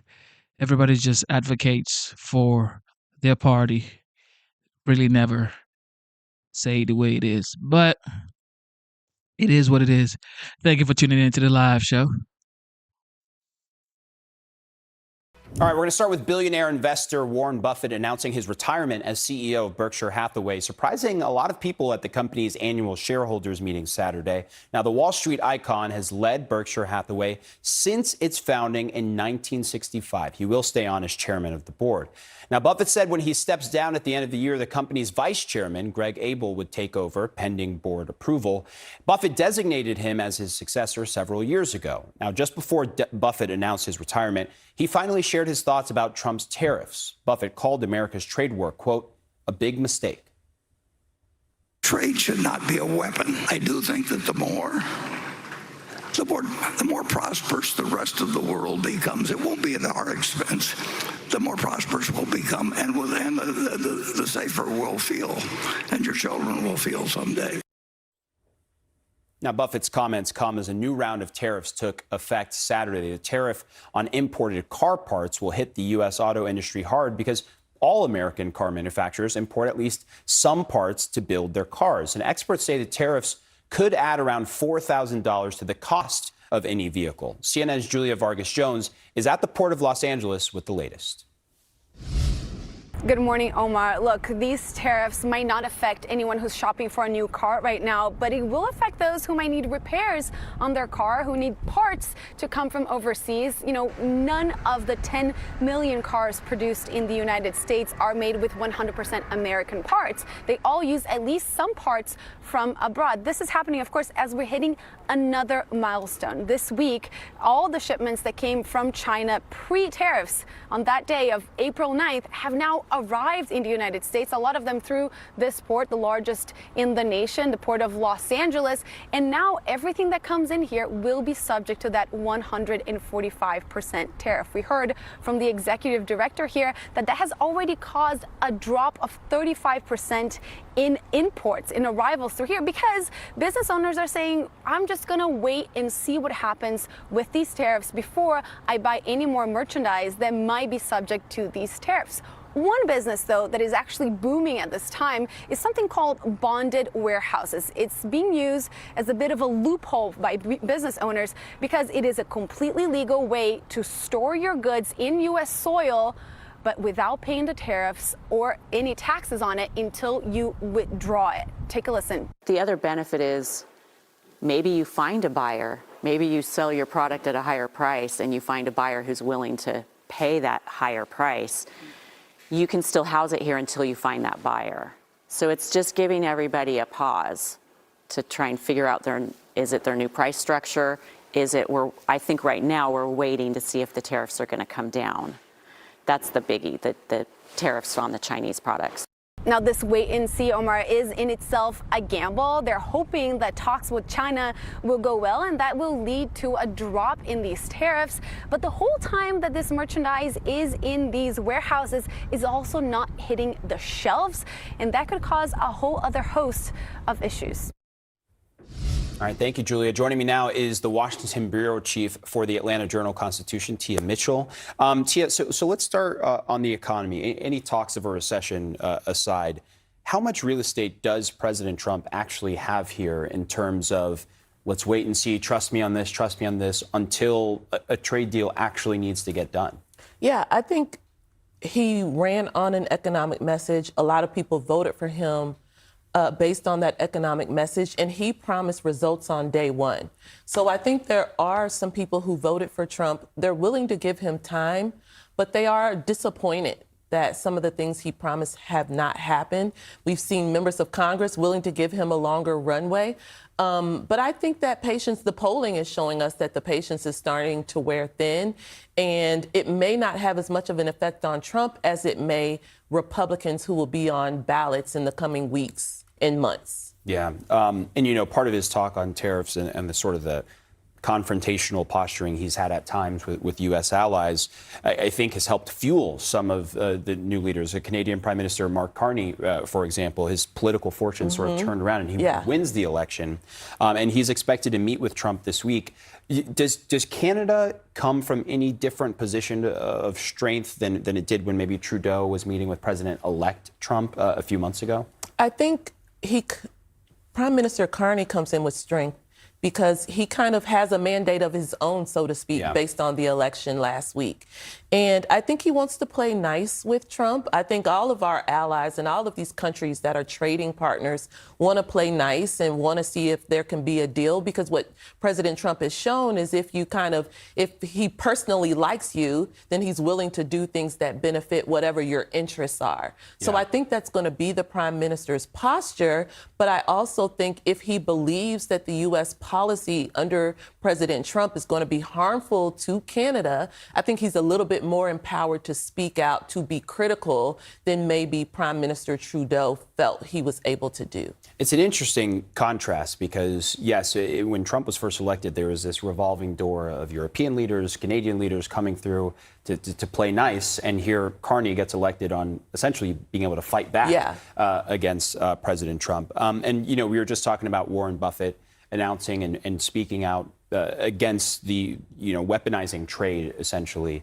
Do you see any significance in someone of his stature actually speaking publicly on I guess, the trade strategy at this point in the administration? So you had Kadia Goba on earlier, and she mentioned that Warren Buffett over the years has criticized particularly President Trump's tariff policies, even during his first tenure in the White House.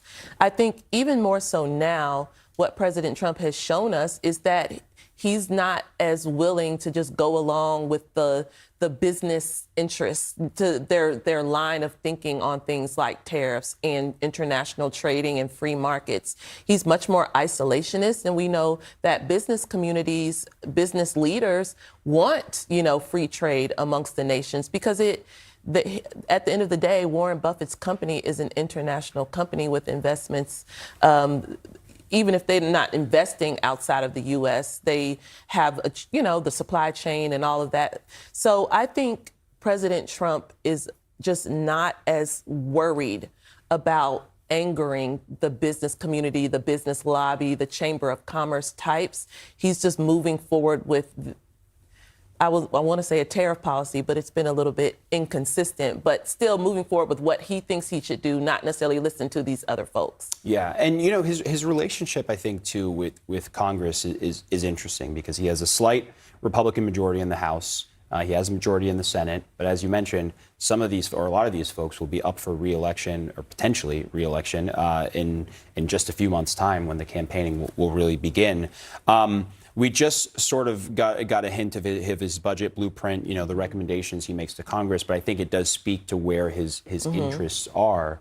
Do you see, are there any, I guess, clash points you see sort of in what we've seen from the president so far and in what Congress would need to actually implement in terms of a budget? So right now, Republican leaders, as you mentioned, control both chambers, and they've indicated that they support President Trump's agenda. They want to help him implement it. As we know, they're right now trying to come together with the details of the reconciliation package. That would be the first step in carrying out a lot of the reductions in non-defense spending that Trump outlined in his budget blueprint. The concern, though, or their issue that they're facing is that there are enough Republicans who are either in swing districts or represent rural areas and are concerned about the impacts of some of these cuts, that it's going to be really hard to get the majority that they need. Even with Republicans alone, they're losing members. Every day you'll hear a member saying, well, I can't support this or I can't support that. And so they're having a hard time figuring out what they can put on the table that can get all the votes that they need. And that's the issue, because it's easy to say, let's reduce government spending, let's reduce non-defense spending. But when you get into the details, there are a lot that different members are going to quibble with. Yeah, and a lot that people will say, well, wait, why is this program cut? Because this program impacts my district specifically. I think we saw that from Susan Collins. She was one of the people that spoke out on that. Tia Mitchell, thank you for being here. Thank you. Bloomberg White House correspondent Akela Gardner and Politico White House reporter Jake Traylor both joining us now. Guys, thanks for being here on this Sunday evening. Jake, this is I'm going back now to Warren Buffett, one of the titans of business, maybe as one person said, the GOAT of being a titan of business, weighing in on President Trump's policies. We know President Trump has pitched himself to the American people as a businessman, but we have someone like Warren Buffett saying what he said today on this same day that we're hearing the president acknowledge that they are kind of at least shrug off the possibility of a recession. How significant is it that we're having all of this happen today?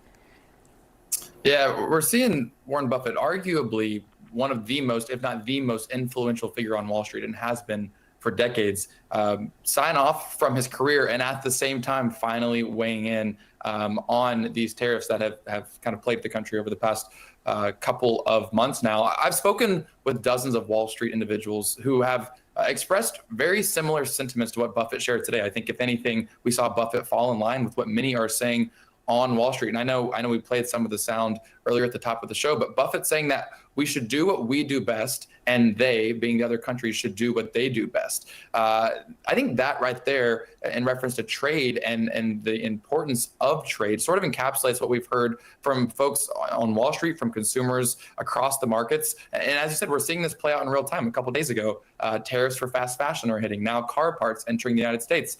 Those tariffs coming into full force. Trump in an interview airing tomorrow, fully dismissing some of the growing concerns around some of these economic policies. So Buffett is perhaps the most powerful voice here when it comes to voices on Wall Street and on financial markets. And the question now is, with this added weight on Donald Trump's back as consumer tension continues to rise, does this impact the way that he treats some of these countries, some of these tariffs that he's implied? Yeah, and Kayla, I think we are looking to see kind of what is his pain threshold on all of this. On Friday, we had a better than expected jobs report. We know that the stocks have bounced back to kind of where they were before April 2nd. So there are a couple of good pieces of economic data that they got yesterday. At the same time, as Jake notes, like there are all these other undercurrents. And so how would you say they're dealing with that, kind of taking all of that in? Does it embolden them to keep pressing forward, or are they listening and watching externally to these concerns that Wall Street, but also a lot of Americans have? I mean, speaking of economic data, we had the U.S. growth retracting for the first time in years. And that was a huge signal, I think, to Wall Street and broadly, and also to the White House, how this economy is really impacted by these really massive and aggressive tariffs campaign that we've seen the president enable. And something that was interesting about Buffett's comments is he was really critical of almost the protectionist or isolationist attitude that Trump is going about this with that America first mindset. And that has really caused a lot of countries to have tensions with the United States. And yet we're still seeing the White House prioritize relationships with what they call important trading partners like India, South Korea, Japan. And so those are some of the deals that we're watching really closely to potentially come to fruition. But I think the question is, what direction will the president ultimately go? Will he rely on people like Peter Navarro, who are the staunchest supporters of tariffs, or will he side with more people like Besson and even Elon Musk, who's been very critical of these tariffs, and folks, frankly, who want to see the economy thrive and are really concerned about how this could impact everyday business owners and American consumers? Jake, the administration has been teasing out deals or a deal coming soon. The Treasury Secretary suggesting that perhaps that deal could be with India, saying to watch this space. What are you hearing in terms of a deal transpiring, but also just how critical? I mean, obviously, if you're talking to somebody like Scott Bessent, he understands what a deal would do for the economy, but also more broadly, the president and his full administration. Yeah, so I'll tell you a couple key things that I've been focused on. One is, and speaking with White House administration officials, they're very aware right now of how important and crucial a coming deal, how much that would benefit their administration, how much that would immediately benefit the U.S. economy when there has been any resistance or rather taking aback of some of these tariffs. We've seen an immediate boost in the economy over the past couple of weeks. And so the Trump administration and the folks that I speak with, they're aware that a deal of this size, of course a deal with India, of course a deal with China and some of these largest economic proponents, would ultimately be something that they're seeking very heavily. I think what is notable, though, is there have been many occasions over the past couple of days where reporters have gotten to get into the room with Donald Trump, with Bessent, with Navarro, some of these individuals, and asked about these deals, and they've not been able to offer up anything yet. And so I'm sure behind very closed doors, there are some talks that are underway. We've seen Trump's resistance to talking about just getting on the phone with President Xi of China and making something happen, being very careful to say he's not going to be the one to make the first move. So the White House is aware of how big one of these deals would be for the U.S. economy, for sustaining some American consumers forward, but it doesn't appear that they have one close to tied up, bow-tied, ready to present to the American public just yet. Let's turn to the U.S. economy. I want you to take a listen to what President Trump told NBC. He was asked if he would be comfortable with the country potentially dipping into a recession in the short term if he were able to achieve his long-term goals. Here's his response. Some people on Wall Street say that we're going to have the greatest economy in history. Is it okay in the short term to have a Remember recession? this. Look, everything's okay. Everything's okay. That's the president saying everything's okay, including a short-term recession. Do you agree? Well, I'm old enough to remember when Ronald Reagan took office and inflation was completely out of control. He and Paul Volcker had to take some pretty bold and swift actions to tame inflation. That included a pretty severe recession, but that's what it took. When you come into office and you are inheriting enormous messes across the spectrum, an open border that presents a clear and present danger, a 40-year high inflation that has dramatically devalued the dollar, endless wars going on. It's hard to clean up those enormous messes. So I appreciate President Trump has acted boldly, swiftly, decisively to clean up some of these messes. And yeah, it's not going to be easy. And sometimes the results are going to have to be reevaluated and relooked at, some actions reversed, but you have to act boldly when you have that responsibility. I hear you when it comes to the border. I hear you when it comes to inflation. I hear you when it comes to massive debt. But this is President Trump trying to reshape the American economy, bring more manufacturing jobs here through a very aggressive menu of tariffs all over the world, which will, of course, raise prices, according to almost every major economist. And it does seem like there's been a reluctance on the part of the president to acknowledge, he acknowledges disruption, but to acknowledge how much this could hurt lower income people. I want to play something else President Trump said about concerns over the impact that the tariffs are having on prices. Somebody said, the shelves are going to be open. Well, maybe the children will have $2 instead of $30, and maybe the $2 will cost a couple of bucks more than they would normally. Do you worry at all at this let them play with fewer dolls rhetoric, that it might seem out of touch, especially coming from a billionaire? Well, first of all, it's amazing how dismissive you are of the enormous challenges on the border. Oh, I'm not. I'm not. I'm granting the point. I'm granting the point, sir. So the fact is we have allowed manufacturing of very strategic, very important products to be offshored. President Trump fully understands that. He fully understands one of the reasons he won the presidency is because of Joe Biden's high inflation, so he's fully aware of that. Again, I have my concerns. The markets have shown those concerns. They've bounced back. For my part, what I've been trying to do, keep the administration apprised of the businesses that are going to suffer if this continues long term. But it does sound like his bold strategy is resulting in other nations coming to the table, negotiating in better faith than they have in the past. I don't know where this all goes. I don't want to lessen President Trump's leverage by undermining him whatsoever. I just keep him and his administration apprised of how it impacts the Wisconsin businesses. I think that's currently my role. And again, actually cheerlead, hope for the best here, as opposed to, I think a lot of people are hoping he fails. I hope he succeeds. I hope he succeeds too. How concerned are you about the next 4 to 6 weeks with the final Chinese container ships pre-tariff reaching American shores, with warnings of empty shelves, with warnings of higher prices? What industries in Wisconsin are you worried about most right now? Primarily those that are involved in manufacturing, where they also export, they'll import component parts.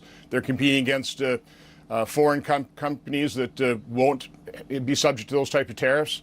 So again, it all depends on how high those tariffs are. And 10% above the board tariff, I mean, that's on the wholesale cost of goods. That probably will not have that significant impact on inflation. Nobody can predict all of these things. But again, my role is listening to my constituents, relaying that to the administration. I will say the administration, the trade representatives are very accessible. They are listening to this. They understand the concerns. I think President Trump understands concerns. But this is a multi-decade, firmly held belief on the part of President Trump that America has put itself in peril by allowing so many strategic products to be offshored. He's trying to turn that situation around. It's not easy. This is a problem that's built over decades. He's trying to do it within one administration. That's why he's acting boldly and swiftly. Yeah, I don't think dolls are in the American strategic interest, though, right? I mean, you're talking about semiconductors and the like, and I understand your point. And that's why even many conservatives say that there should be more, like Stephen Moore, for example, there should be more discrete targeting of industries and not just a wide swath of anything coming from any other country. Well, again, President Trump has a negotiating strategy and negotiating style. I think he's throwing the entire world off balance. I think he understands that creates uncertainty and instability, which is not good for economic activity. He understands those things, but that's his negotiating strategy. And it sounds like nations are coming to the table, starting to negotiate in good faith, which they have not been willing to do in the past. I've done a lot of negotiating. Sometimes you've got to be hard. Take a hard position with your negotiating partners. Sounds like that's the approach he's taking. Again, I, for one, am wishing him success. Somebody said, oh, the shelves are going to be open. Well, maybe the children will have $2 instead of $30, and maybe the $2 will cost a couple of bucks more than they would normally. I don't think a beautiful baby girl that's 11 years old needs to have $30. I think they can have $3 or $4. Welcome back to State of the Union. Let them eat baby dolls. I'm not exactly sure what the message is here. President Trump apparently downplaying concerns about his economic policies and insisting Americans can be patient. My panel joins me now. Of course, we're going to start with the member of Congress at the table. What do you make of this message? I mean, obviously, he is also saying there's going to be some disruption if we remake the American economy and bring manufacturing jobs here. But I don't know who in his life has 10 or 30 baby dolls. I don't even understand. Well, gender stereotyping aside and the ridiculousness of that, I don't think that the American public is cool with, ruining Christmas, full stop. And as a person who came from industry before, the manufacturing industry, you can't fix supply chains in 3 months. It takes, in some cases, years and years. And people have put in orders for things like baby dolls months and months ago. They're possibly on the water right now if they even got off the shore, out of China because of the tariff threats. And so what's happening is we're seeing an enormous threat, I guess, to the fact that everything on the shelves, consumer products, will no longer be there because vendors are scared, because consumers are scared, because it's just going to end up being kind of a disaster. And I think that the American public is not patient. They should not be patient with the idea of tariffs. And I think, unfortunately, that's what our president is asking us to be. Let me ask the Republican pollster at the table here, because I think that there is a way to message this short-term disruption for a long-term gain, but I don't know that kids don't need to have 30 baby dolls, too, it's fine, or what he told NBC, it's okay if there's a short-term recession as long as the long-term goals happen. What would you advise talking to voters as you do? I would advise keeping the focus on the benefits, and I really think that it's important for this White House to, when whatever they're negotiating, land on something that short-term pain is not going to be that painful. People do want to see manufacturing come back to the U.S. They do want to see cost of living go down. They do want to see America make more things and make great things. And that's all fine. Then keep the focus on that, because right now, in the short term, if we get to Christmas and kids have fewer toys, but the factory down the street hasn't reopened, that does create a really big political problem for the White House, I think. And McDonald's had some earnings report, financial report, that talked about people, especially lower income and middle income, going to McDonald's less because of these concerns. As a Democrat, what's your take on this? And is your party doing enough to draw attention to these issues? Well, I think those are two separate questions. The first I'll take no on the second. No. The first is, it's a compounding effect, right? So to Kristen's point, just to build on that, if the factory is closed, you already weren't making enough money, and things cost more, and then you pass a budget that the social safety net is ripped out, so your Medicaid, your Social Security, that is not going to bring stability or relief to the American people. Right now, I do think, even though polls are starting to trend that folks are not agreeing with the way Donald Trump is handling the economy, he's still just a few days past 100, and folks are giving him some leeway. But come Christmas, even come August, on the other side of the 4th of July, Americans, especially if it takes longer for things to arrive and they're more expensive, people just are not going to be excited about that. And it's going to start to affect folks in the midterm. Now, whether Democrats are doing enough about this, here's what I would just say. It's not enough to say this is bad, this is bad, this is bad. What are you going to do to make a difference? Because the reason why Donald Trump is getting a little bit of space to figure this out is because people were feeling so much pain before November 5th. But Democrats just can't be anti-Trump. They have to have a vision for the future, and they need to figure it out. And Sir Michael, there is going to be this big budget debate in which Trump pushes to have the Trump tax cuts extended. And a lot of those tax cuts hit lower middle income people, but a lot of them are also for upper income people because they pay more taxes. There's going to be an easy way for Democrats to say, you're continuing to cut taxes for the wealthy while the prices are going up and hurting the lower and middle income people. Well, look, I think legislatively, I'd probably shift the focus to working class people. The president really saw a realignment. So you would get rid of the tax cut extension? I wouldn't say I would get rid of it. I would probably do more, though, Jake, to prioritize working class people. What we've seen with the Republican Party in the most recent election was that there's a drastic shift of working class, blue collar people who voted Republican. That's really unprecedented. And so I think if that is going to become a cemented base of the party, you really have to prioritize these people. Now the president has some benefit here. You look at the stock market. You saw the rally Friday. All of the losses that we saw from April 2nd, the quote-unquote Liberation Day, have indeed recovered. The job numbers were pretty strong. Unemployment remained steady. Workers' compensation, for the most part, remained steady. So the marketplace is suggesting that they're giving the president an opportunity, but they do want stability. So I would advise the White House to quickly finalize this tariff negotiation, if you will. And if the president does that, the market will continue to rally, and I think you'll ultimately see a surplus. So there's a new clip that I'm told about President Trump asked if he is always going to abide by the U.S. Constitution, and here it is. Your Secretary of State says everyone who's here, citizens and non-citizens, deserve due process. Do you agree, Mr. President? I don't know. I'm not a lawyer. I don't know. Don't you need to uphold the Constitution of the United States as president? I don't know. I have to respond by saying again, I have brilliant lawyers that work for me, and they are going to obviously follow what the Supreme Court said. I mean, some of the backstory here is that President Trump's invocation of the Alien Enemies Act was an effort paused right now by a Trump-appointed judge to get around some of the due process obligations when it comes to deporting undocumented immigrants in this country. But anyway. I mean, your head should explode when you hear the President of the United States say that he's not really sure if he's going to abide by the Constitution, and then say something as weak as that he's not a lawyer. It doesn't matter what he is. He's the President of the United States. And the idea that he can seriously, with a straight face, say something like that should offend all Americans, should offend all voters, and should be an indicator of who he is as a person.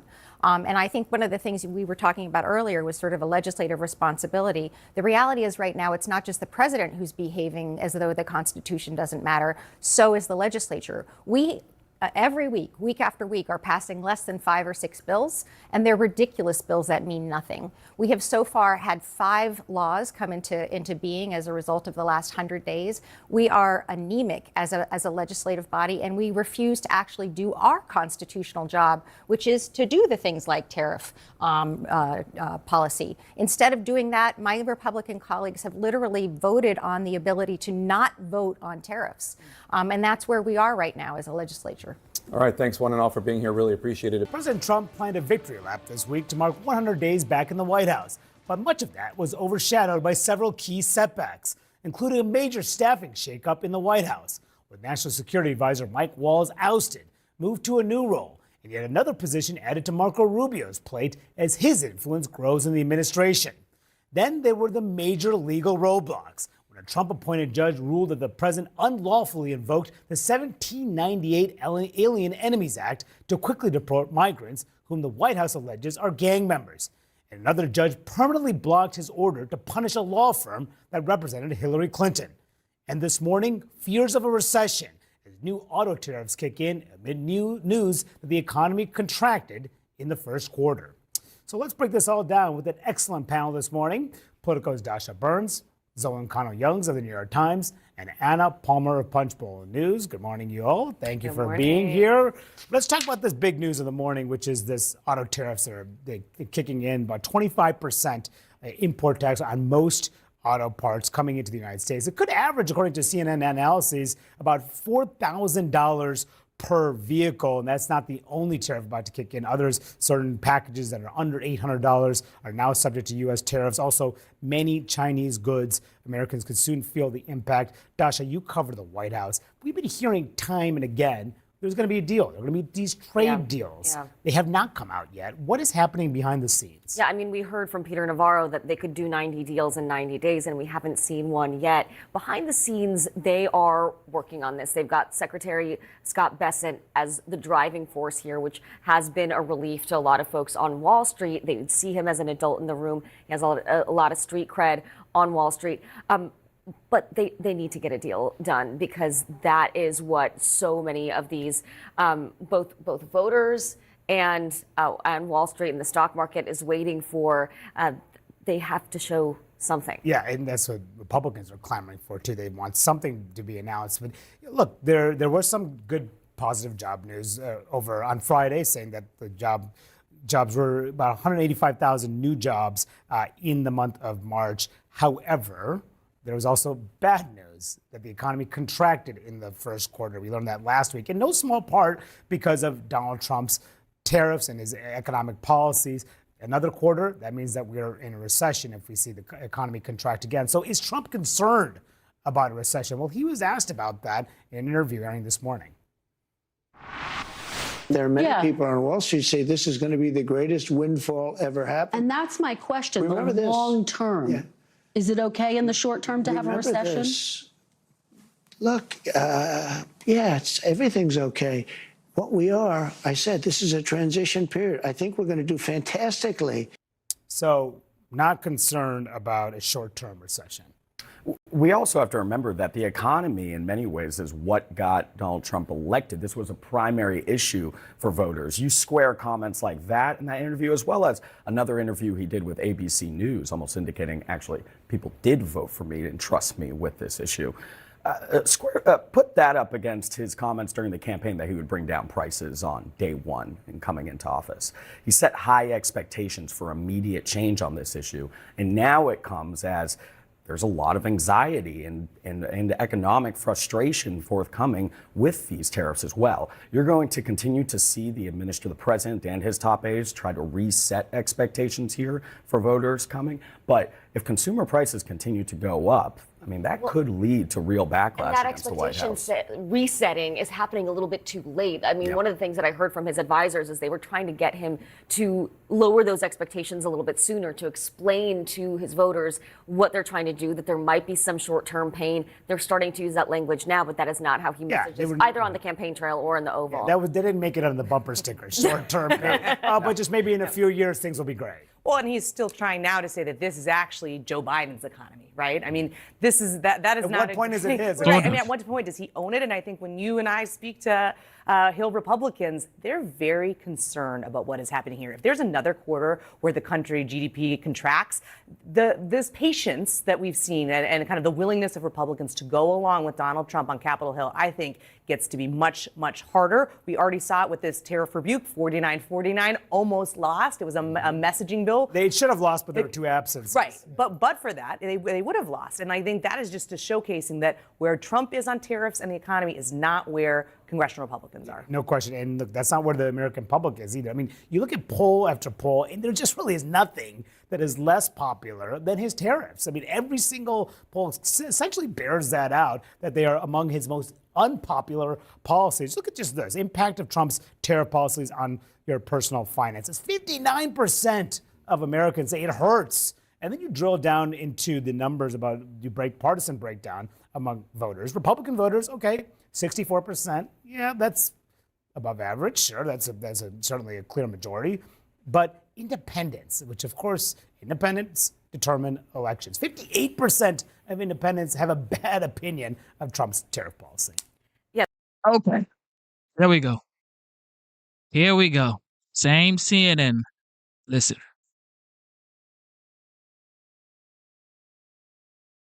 Real actual voters. Started off the broadcast tonight with the president's cabinet shakeup, and that's, of course, only a fraction of what's unfolded over the last 102 days of the second Trump administration. The question is, what are voters making of it all? CNN's Van Jones has been talking to Trump supporters dating back to 2016. He is, as you know, a Democrat who is a former senior advisor to President Obama. For tonight's report, he met with a small group of black voters, a man and a woman from South Carolina and another woman from North Carolina, all of whom voted for President Trump. CNN's exit polling shows Mr. Trump got 8% of the black vote in 2016, and that grew slightly into the teens over the next two elections. Here's Van's report from Greenville, South Carolina.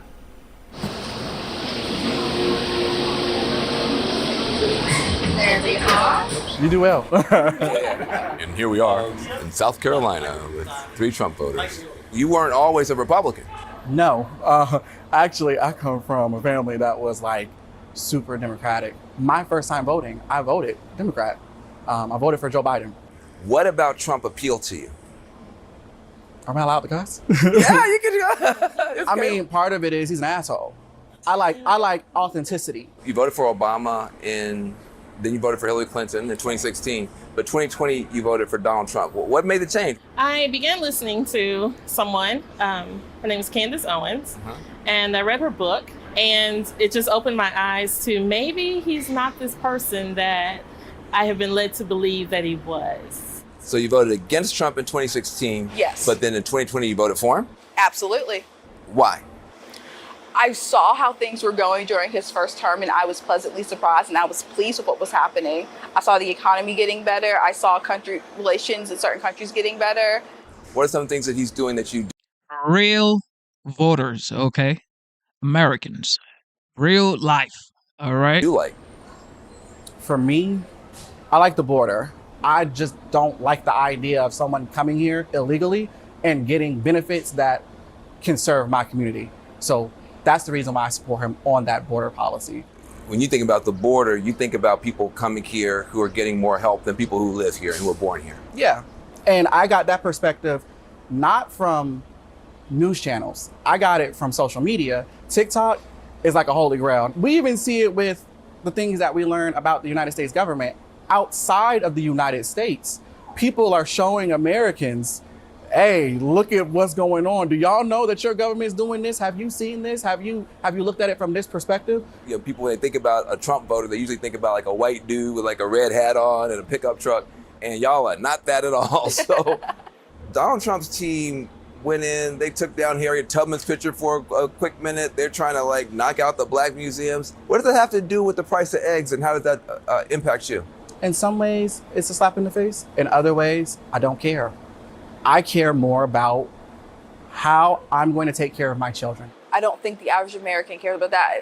I know I am sick and tired of seeing black people sit there and complain about something, but not taking action and steps to actually try to change things in an appropriate manner.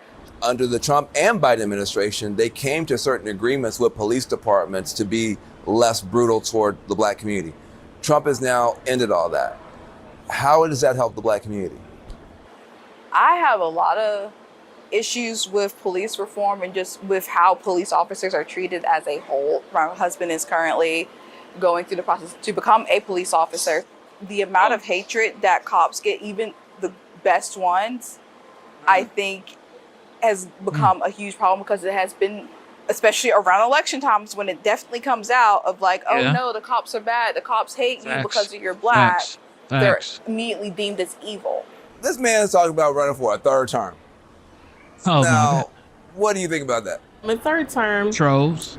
For me, absolutely not. I think it's at the end of these 4 years, it's time to move on. This is a prime example of him trolling people because people have said, like, oh, if he gets in the office, he's going to be a dictator. He's going to try to run for a third term. So he's like, okay, y'all think I'm going to do that? I'm going to mess with y'all and say this to take y'all out. I thought you loved this man because he's so authentic and he's such a truth teller. But you need to know the difference between somebody trolling somebody, and this is a prime example of him being a troll. If you had to do it all over again, would you vote for Donald Trump again, yes or no? Yes, I would. Now, in the future, I am not a diehard Democrat or diehard Republican. If there were a Democratic candidate who was more aligned for me, then I would vote Democrat. If you go back in time, would you vote for Donald Trump, yes or no? Yes. I think I might know the answer on this next one. She said yes. It's immediately yes. No, I'm sorry. If you had to do it all over again, would you vote for Donald Trump, yes or no? 1,000% absolutely yes. And Van Jones joins me now. It's interesting, most of the information that they are getting, or misinformation they may be getting, is coming from online. Really, 100%. The thing that surprised me the most was how much social media is dictating, especially the younger guy. You know, he said, look, I'm learning all this stuff about America that I didn't know. I'm like, where are you learning from? TikTok, China. Guys, you're a Republican and you're taking the Chinese narrative about your own country to heart. But that was a big part of their whole information ecosystem. Yeah, social media. Does it seem to you that do they follow news closely? I mean, no, that was the other thing too. Is like, you know, one of the women said, "Look, I do not watch any of the media." She says, "You know, I have some influencers I follow. Candace Owens being a big deal, and Newsmax, and that is their information system." And listen, these are hardworking people. They're good people. They care about the country, but they are in a completely different information environment than people who I talk to every day. Van Jones, thanks very much. Thank you for tuning in to the live show. All right, y'all want to keep going? Or y'all want to just say good night? Here we go. Rate Trump's first 100 days, ladies and gentlemen. I think he's done well on the border, for sure. I mean, everybody can agree to that. The war, Ukraine and Russia, there's progress. Iran, I mean, that is a little complicated, but inflation is down. Interest rate is down. So your Secretary of State says everyone who's here, citizens and non-citizens, deserve. I'll say, I mean, I'm not going to say like a A+, I'll say because of the tariff, okay? And potentially small businesses are going to start, feeling the heat soon. I'll say a nice, sharp B+. Due process. Do you agree, Mr. President? I don't know. I'm not a lawyer. I don't know. Don't you need to uphold the Constitution of the United States as president? I don't know. I have to respond by saying again, I have brilliant lawyers that work for me, and they are going to obviously follow what the Supreme Court said. Let's focus in right now on the president's comments on the Constitution and much more. Joining us right now is the Democratic governor of New York, Governor Kathy Hochul. It's good to have you here, Governor. Thank you so much. Let's start there where Mark and Sarah were talking about the president saying that he does not know if every person on U.S. soil should be afforded due process under the Constitution. What do you make of that after hearing the president? He basically said that he doesn't have to follow or even understand what the Constitution of the United States requires of every person who takes that oath of office. I took the same oath of office 31 years ago to run for town board. I knew I was supposed to uphold the Constitution. I got to think a president who took the oath of office not once but twice understands that there are limitations, and that is the body of the Constitution. He must follow it.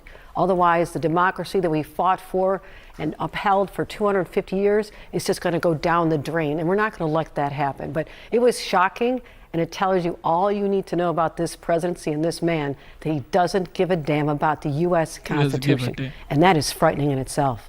CNN legal analyst and Georgetown Law Center professor Steve Vladeck joins us now. Obviously, a president swears an oath to uphold the Constitution. How do you view his remarks there? Pretty stunning, Pamela. I mean, I think it's really remarkable. Here's a president who has taken this oath twice. And it's not a long oath, it's 35 words, and all it says is, I, will preserve, protect, and defend the Constitution.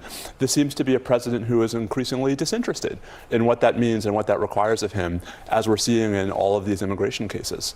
And he repeatedly says, look, ask my lawyers. I listen to them. I have very brilliant lawyers. He also said he didn't know if the Fifth Amendment grants both citizens and non-citizens the same right to due process, claiming he was elected on this promise of mass deportations and that the courts are preventing him from doing that. Is the Fifth Amendment up for interpretation?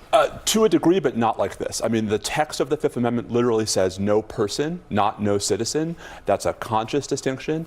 The Supreme Court for generations has said that the Fifth Amendment protects non-citizens, including undocumented immigrants. Just last month, the Supreme Court unanimously held, in the context of the Alien Enemy Act, that even undocumented immigrants subject to the Alien Enemies Act have a right to at least some process before they're removed. So, there's debate about how much process is due. There's just no debate that some process is due, because otherwise we won't be able to tell the difference between folks who the government claims are gang members and folks who are not. And I just want to follow up on that, because there are Americans, and we've talked to people on this show who say, well, why do they get due process rights if they come here illegally? And why should they get the same rights as U.S. citizens? Again, just tell us why the Supreme Court over the years has upheld that right for non-citizens. So it's not the same rights. I mean, the due process does vary under the circumstances. An undocumented immigrant does not have the same rights that a natural-born citizen does. But at the end of the day, if we weren't going to have any due process, what is to stop the government from pointing at any of us, you or me or anyone else on the street, and saying, oh, well, they're an undocumented immigrant and I can remove them summarily? The whole point of the due process clause is to make sure that before the government's allowed to take these very severe actions, we are confident that the people against whom these actions are being directed are who the government says they are. We've already seen with this administration how serious the risk of error is and why it's so important to have that check. Right, because as last check, 2 judges, including the Trump-appointed judges, have ordered the administration to send back 2 people deported to El Salvador. President Trump said his lawyers will obviously follow the Supreme Court on his deportation policies. Is that happening right now? To a degree. I mean, I think we're in this weird state right now where the administration is not openly defying these lower court rulings, but it's not trying that hard to comply with them. We're seeing a bit of a shell game, for example, in the case of Abrego Garcia, one of the 2 who was wrongfully removed to El Salvador, where the administration is saying one thing publicly and something else in court. So I think what we're seeing is kind of like in Jurassic Park, the velociraptors testing the fences. The administration is not overtly defying these rulings, but it's trying to see, Pamela, just how much it can get away with before the courts really push back. I actually think that's a really important point, because I think a lot of people early on were just seizing on it and saying, oh, they're openly defying the Supreme Court. But there's more nuance to it. On that Supreme Court order, Trump says his lawyers have a different interpretation of facilitate and that he respects the Supreme Court. But it struck me during that interview with NBC's Kirsten Welker that he said he had inquired about asking for clarification from the Supreme Court and that the administration might actually do that. Do you see that happening? Maybe. I mean, I think clear up a lot of issues here with this. I mean, it could. The Supreme Court, I think, bears some responsibility for this. It was their order in the Abrego Garcia case that used these words, facilitate and effectuate, which are open to interpretation. I think part of the problem is that you have this district judge in Maryland who is trying very hard to get answers to what the administration has asked from President Bukele and the Salvadoran government, what it has not asked. And the administration is playing a bit of a sort of fast and loose dance in that court. Once we get those answers, Pamela, I think we'll be in a better position to figure out, has the administration actually done what it's supposed to do? Has it taken these steps? And what should it have to do going forward before we have more cases like this where folks are wrongfully removed to these foreign countries? Right, and just follow up on that. And by the way, I don't think we know the status of the second person that the Trump-appointed judge said needed to be brought back. Not but yet. I'm curious because the Supreme Court has not ruled on the merits of the Alien Enemies Act, right? That's right. Even though it says, that the administration could continue on with the deportations under it. So, I mean, what do you do if then the Supreme Court says, actually, no, you can't use this act, but they've already deported all these people? So I think there are two sets of questions here, and it might be helpful to keep them separate. The first is, going forward, what can the administration do with folks who are still in the U.S.? And that's where things have hit rather a pause button. There are now, I believe, 6 different orders covering 6 different federal district courts saying, no, you can't remove folks under the statute. And Pamela, 2 of those orders say that's categorical because the statute can't even be invoked against Trinidad. Let's assume that all works out, that the Supreme Court eventually agrees and says no more removals under the statute. We still have 150, 175 men who were already removed under the Alien Enemy Act, where the courts might end up saying that was never lawful in the first place. Right. And that's when the fight becomes, what can a federal court do to say, hey, Secretary Rubio, right? Hey, Secretary Noem, you guys actually have to take affirmative steps. We're not talking about, invading El Salvador, but you have to do whatever you can within the bounds of the law. Stop paying the Salvadoran government. Make requests for their release.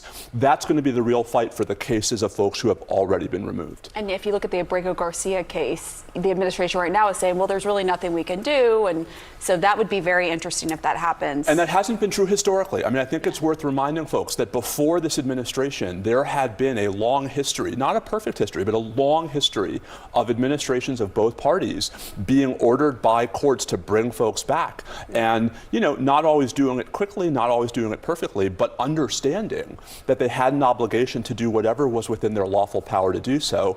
It's only now that we're seeing an executive branch dragging its feet. And the question is, what will the courts do if that impasse persists? Steve Vladeck, thank you for fulfilling my inner legal nerd. I could spend the entire show talking to you about all of these legal issues of the day. Appreciate it. Okay. Thank you for tuning into the live show. Now, Trump saying that I don't know if I need to upload the Constitution. He didn't actually say that. Okay. He just said, I don't know. Then CNN said, if I need to uphold the Constitution. So now, if you're reading that, you say, what? Hello, everybody. It's great to have you. It's a very important announcement. Very, very amazing, I think, for D.C., but even for the country, because it's, to me, a very big deal. I'd like to thank NFL Commissioner Roger Goodell, Washington Commanders owner Josh Harris, and Washington, D.C. Mayor Muriel Bowser, Secretary Scott Turner, Secretary Doug Burgum, and I see Howard Lutnick is here too, Commerce, and some others that if I could see past the press, I'd name you, but I can't. I'm pleased to reveal that the 2027 NFL Draft, that's a big thing, will be held right here in our nation's capital, Washington, D.C., on the National Mall, and you get a little glimpse of it.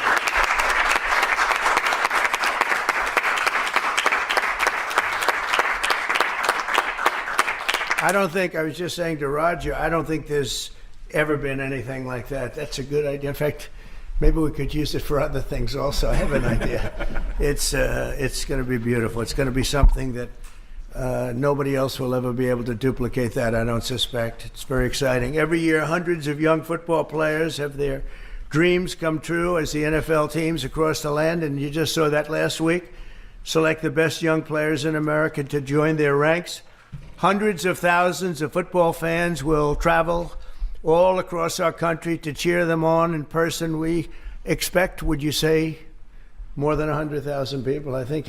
What is the capacity would you think it can hold? Because the mall can actually hold up to 1 million people if you go all the way back. What do you think? Over 3 days, we'll be over 1 million. Oh, yeah, you're going to have a tremendous amount of people.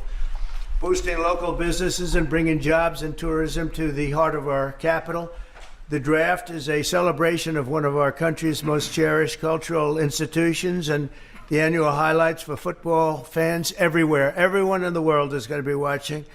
We look forward to welcoming people from across the nation, from all over the world. Last month, the Washington Commanders and the D.C. government also announced a major deal to build a brand new 65,000-seat football arena at the site of the RFK Stadium in eastern Capitol Hill. And I don't think there's a better site anywhere in the world than that site. Incredibly exciting. You know, he's a friend of mine. He's a very successful guy. There's a reason for it. It's amazing. It sat there for years, and people were talking about stadiums and 25 different sites. I said, they're not talking about the best site. That's the best site there is. Bringing professional football back into the district from Maryland. And not only are these announcements great for the NFL, but they also advance the mission of making Washington, D.C. safe and clean and beautiful. And we're working very closely with the mayor, as you know, and we've made a lot of improvements in the last few months, and it's getting to look really strong. Crime is way down, and there's a good relationship we have going with Muriel. So I want to thank you very much. And would you like to say a few words? Thank you, Mr. President. The mayor, please. Thank you. Thank you. Well, greetings. I'm Muriel Bowser. I'm the mayor of the best city in the world and also the sports capital. And we are delighted to be here with the Washington Commanders, the NFL, and the president to talk about this very exciting announcement for Washington, D.C. We believe in investing in sports because they have helped us transform neighborhoods, and the NFL bringing this event to the nation's capital will help us fill hotel rooms, our restaurants, and Americans from all 50 states will come to their nation's capital and enjoy our beautiful city and museum. So we're just delighted to be here, and we want to thank everybody for all the hard work to get here. Thanks, Mayor. Thank you.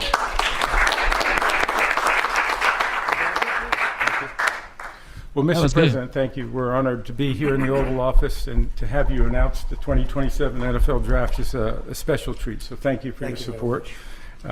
Also, thank you for your support in the Commanders' new stadium. We agree it's going to be a great site. We think it's going to be great for our fans here, and it's great to come back home. And so we're very excited about that. Josh is leading the way on our behalf, and the mayor, so we thank both of them for that. We also want to thank you because in the first term you helped us get a Canadian trade deal, which we want to make sure we note again and make Canada sure you know. Does not like me too much. They gave a great American company a lot of money that you deserved, frankly. So well, thank you. The draft has really become one of the great entertainment and sports events. Just a week ago in Green Bay, we had over 600,000 people attend. The year before in Detroit, we had close to 800,000. As the president remarked, we believe we'll be well over 1 million when we come here to DC in 2027. So we not only believe it's a great site, we believe it's consistent with what the president said, which is investing in our communities, investing specifically here in the nation's capital, one that I grew up here in Washington, D.C., and is particularly important. We think we can have a tremendous impact on this community, and it will not just be an event, it will be something that will show the world how far the nation's capital has come and where it's going. So we're very excited about that. And we thank everybody here. We thank you for your support. We know it's going to be a great event. Mr. President, we thank you again. Thank you very much. You're welcome. Good luck with it. Mr. President, thank you very much. We wouldn't be here without you. Thank you for your leadership in terms of the stadium, and now, what a great day for Washington. I mean, to host the NFL Draft in 2027 on the Mall. I believe we'll get over 1 million people, and it's going to be an amazing day, and it'll showcase what Washington's all about, but it'll also showcase what our country's all about. Washington is the gateway city to our country, and it'll be an amazing day, and we can't wait to get started. And I couldn't have done it without my partners, Roger Goodell, thank you, and Mayor Muriel Bowser. And we're ready to get to work, and I can't imagine RFK coming back. I grew up here. DC used to stop and on Sundays, and everyone would be inside watching football, or everyone would be glued at the stadium. And so we want to bring that back. And football really is as essential to the culture of America. We all love it, we all watch it, and it brings people together. And so what a great way to celebrate the United States of America, the NFL, and the Washington Commanders. And President Trump, we leave on your desk a Trump jersey. You are the ultimate commander, so it is a Commanders jersey. There's no bird on it, but we appreciate you and thank you for everything you've done, and look forward to the future. Thank you very much. Thank you. And I have to say that Josh had a very good draft a short while ago. You have a very good quarterback. We do. A great quarterback, I think. Very Great. excited about Jaden. Any questions, please, about the stadium or any of it? Yeah, please. Yes. Thank you very much. Yes, thank you so much. About the draft, and I would like to upcome an event that it was already mentioned here, the World Cup. Although United States, the passion here is football. For the World Cup next year, how do you envision, Mr. President, this event here in the United Well, it'll be States? fantastic. I worked very hard to get the World Cup. It was, in fact, I think I have the trophy right here, right behind you. Don't have a picture taken with Roger and that trophy, by the way. But no, they brought it in. Johnny, who's a good guy, but he brought that in. That's the actual trophy. It's interesting that you asked that. And it's made at Tiffany's, and they're leaving it here until just before the actual World Cup. Then it goes to the champion. But that's very exciting. We have the Olympics. So we have both of them. I worked very hard in getting both, and I said, I'm not going to be able to be there as president. And then a strange thing happened, and it turned out I became president not for the term that I was supposed to be. I became president. Well, we have the Olympics and the World Cup, and we have something that maybe surpasses everything, the 250th anniversary of our country. So that's going to be great. That's going to be a very big event, a year-long event. So thank you for the question. Very nice question. Yeah, please. Yes. So you've often said you want U.S. to be bigger, better, and stronger. Currently, Russia is the biggest country in the world by landmass, followed by Canada and then China. So when you say that you want to annex Canada, is it so that it would be the biggest country? No, I never even thought of it that way, although I am a real estate developer. I've never heard that question.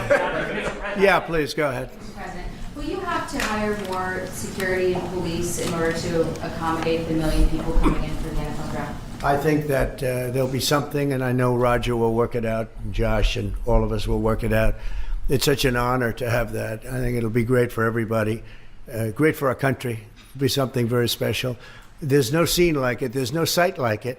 My whole life was based on sites, locations, and as soon as I looked at that rendering, it's going to be beautiful. It's going to really be beautiful. Interestingly, I didn't know exactly where it sat relative to the Capitol, but the stadium, if you go back, is right behind the Capitol, miles behind, but nevertheless visually right behind it. So it's going to be an architect's dream, whoever the architect is chosen, and the owner. It's going to be something special. I think it's going to be great for the area. Going to be, it will be top of the line. I know these people very well, and they only know about top of the line. And I would say that more will be put into the stadium than would be put into a identical stadium of a similar size. I think they're going to do a special, because of the importance of the location. I have no doubt they'll do a special job. Yeah, please. Can you explain a little bit about how you would implement tariffs on the film industry, kind of how that would work? Well, that's a different story, but our film industry has been decimated by other countries taking them out, and also by incompetence, like in Los Angeles. The governor is a grossly incompetent man. He's just allowed it to be taken away from Hollywood. Hollywood doesn't do very much of that business. They have the nice sign and everything's good, but they don't do very much. A lot of it's been taken to other countries, and a big proportion. And I'm actually going to meet with some, because, there's some advantages, I guess, and I'm not looking to hurt the industry. I want to help the industry. But they're given financing by other countries. They're given a lot of things. And the industry was decimated. If you look at how little is done in this country now. You think we were the ones. We used to do 100, not long ago, 100%. Now we do almost like very little. It's shocking. Are you in that business too? Because he's in so many businesses. You could explain it, but it's not a good situation. So we're going to meet with the industry. I want to make sure they're happy with it because we're all about jobs. That's all what I'm, it's very important. It's a big industry, but it's an industry now that's, it's really left, it's abandoned the USA where it started. And we'll get it back. Yeah, please. Thanks, Mr. President.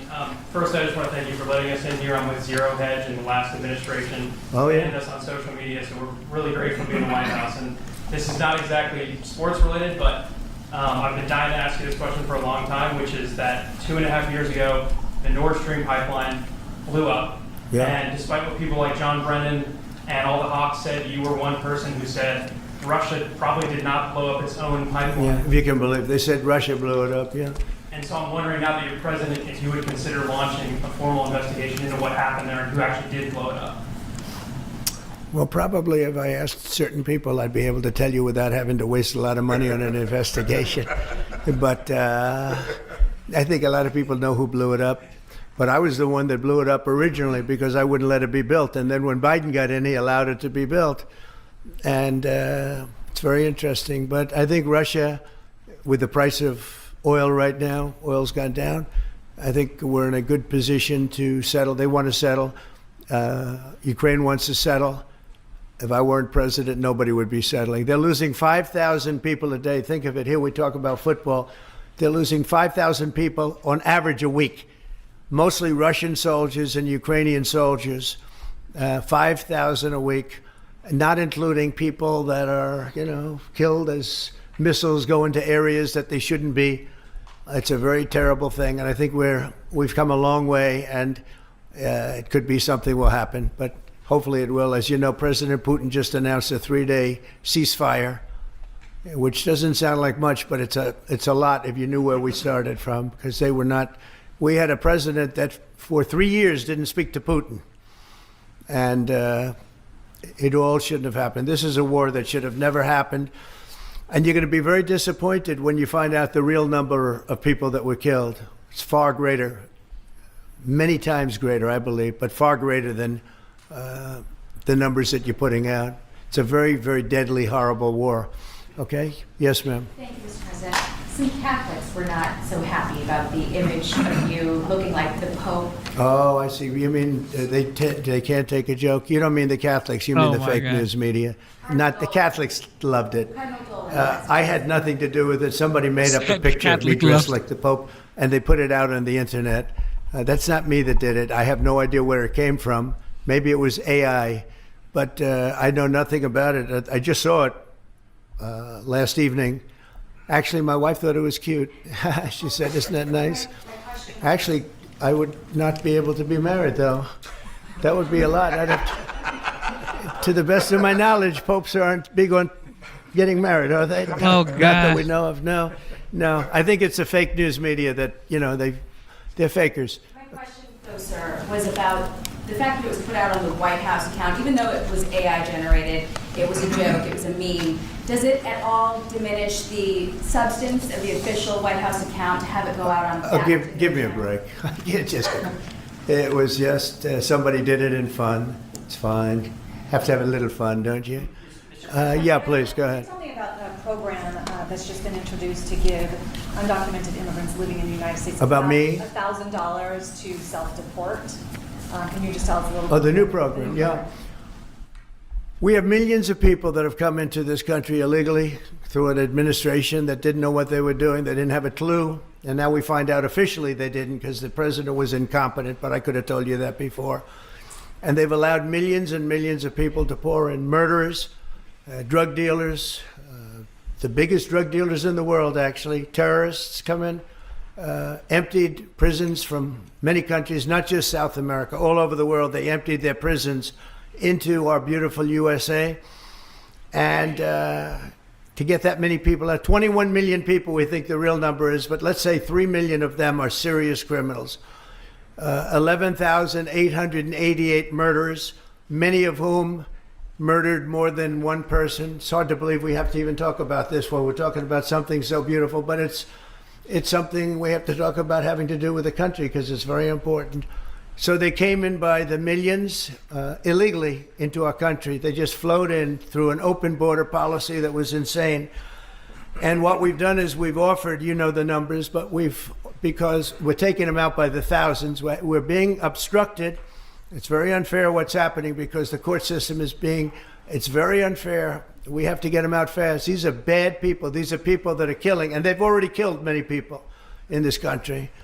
The illegal immigrants that came in illegally through an open border policy, which is insane. We talk about common sense. That's not common sense. And they came in from the Congo, all over Africa, all over Asia, all over South America, parts of Europe. They flowed in and just walked right into our country. We had no idea who they were.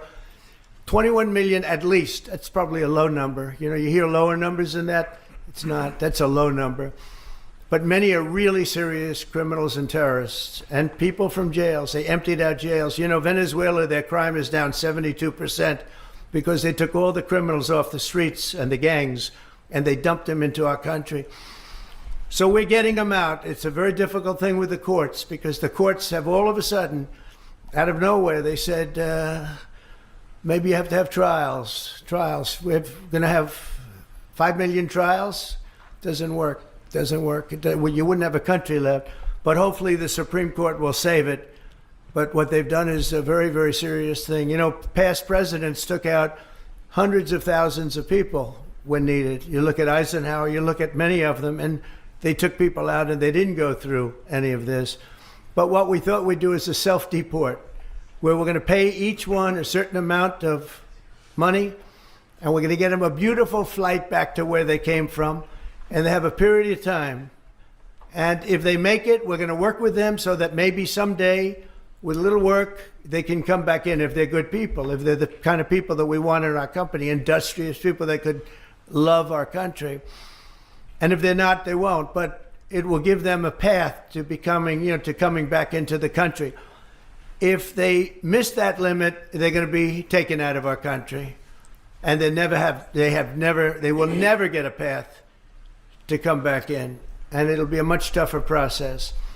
And it's called self-deportation. And by doing that, you're talking about so many millions of people.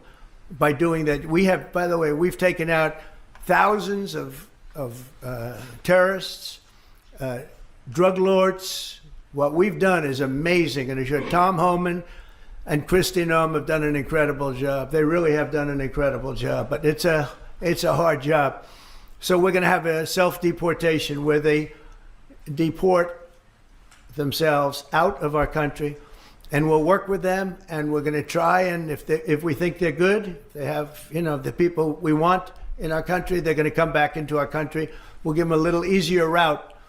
But if they don't work, and if we take them out after the date, then they're never coming back. And that's the least of the problems that they're going to have. Yeah, please. What's your expectation for your meeting with the Canadian Prime Minister tomorrow? I don't know. He's coming to see me. I'm not sure what he wants to see me about, but I guess he wants to make a deal. Everybody does. They all want to make a deal because we have something that they all want.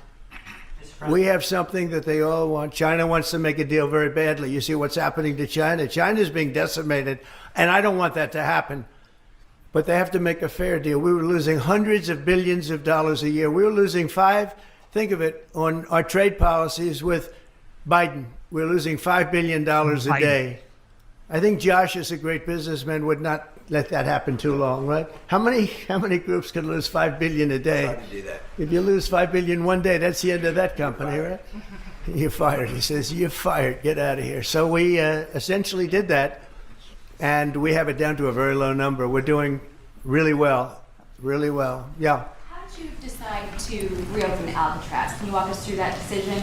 Did I say what? To reopen Alcatraz. How will you use it? How did you come up with the idea? Well, I guess I was supposed to be a movie maker. We started with the movie making, and we'll end. I mean, it represents something very strong, very powerful in terms of law and order. Our country needs law and order. Alcatraz is, I would say, the ultimate, right? Alcatraz, Sing Sing and Alcatraz, the movies. But it's right now a museum, believe it or not. A lot of people go there. It housed the most violent criminals in the world, and nobody ever escaped. One person almost got there, but they, as you know the story, they found his clothing rather badly ripped up, and it was a lot of shark bites, a lot of problems. Nobody's ever escaped from Alcatraz, and just represented something strong having to do with law and order. We need law and order in this country. And so we're going to look at it. Some of the people up here are going to be working very hard on that. And we had a little conversation. I think it's going to be very interesting. We'll see if we can bring it back in large form, add a lot. But I think it represents something. Right now it's a big hulk that's sitting there rusting and rotting. You look at it, it's sort of, you saw that picture that was put out, it's sort of amazing. But it sort of represents something that's both horrible and beautiful and strong and miserable, weak. It's got a lot of qualities that are interesting, and I think they make a point. Okay, are you guys okay? I want to just say that it's such an honor to be up here with my friends, because this is a group of people that have done an amazing job, and all we can do, Muriel and I, is give them the greatest sight there is, I think, that I've ever seen for something like this. And I did very well in the real estate business. I think this is the greatest site there is anywhere in the world for exactly what you guys are doing. And we'll work with you. We've got a lot of work to do to get it going, but we'll work with you and we'll try and make the dream come true. And I want to thank you all very much for being here. Thank you. Thank you very much.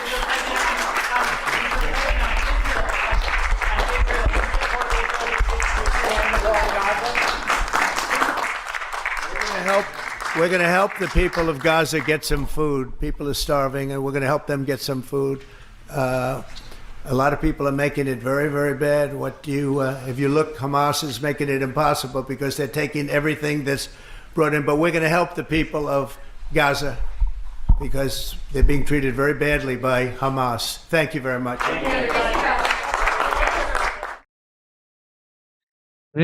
But we're going to help the people of This by far is the most effective president we've had in a while.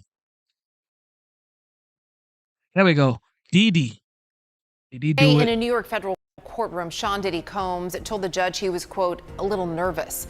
The rap mogul's criminal trial began this morning. He is sex trafficking, racketeering, and more. The two sides are now in the process of selecting a jury of 12 plus alternates. Most of the prospective jurors acknowledge they're aware of Combs' case and also the allegations that span some 20 years.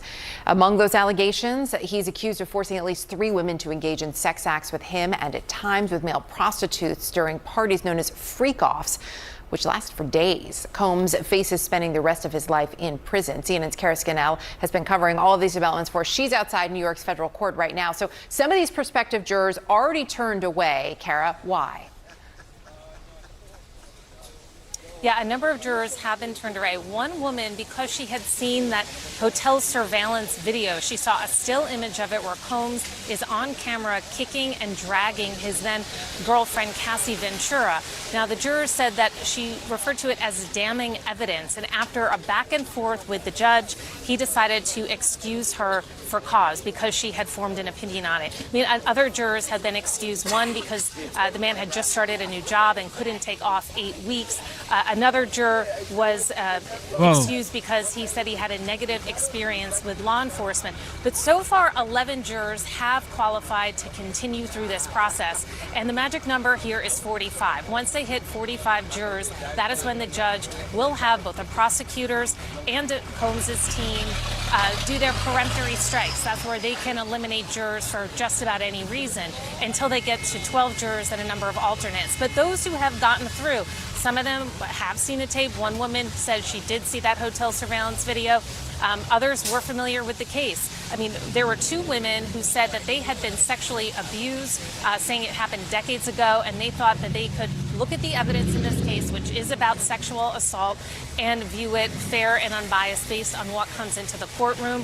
And one woman who is proceeding said she was arrested when she was 16 for shoplifting at Harry Potter's World at Universal Studios. The judge asked her what she stole. She said it was a wand. And then another juror who works for the Department of Corrections said that he pleaded guilty to a misdemeanor felony, and he is continuing in this case. So we're expected to continue as long as it takes to get to that 45 5 and to get through the strikes. The judge is hopeful that that could be concluded as soon as Wednesday, with opening statements in the case beginning next week and then the beginning of the evidence. So Combs has pleaded not guilty. He has said, his lawyers have said, that all of these allegations are the prosecutors trying to criminalize his sexual activity that they say was entirely consensual.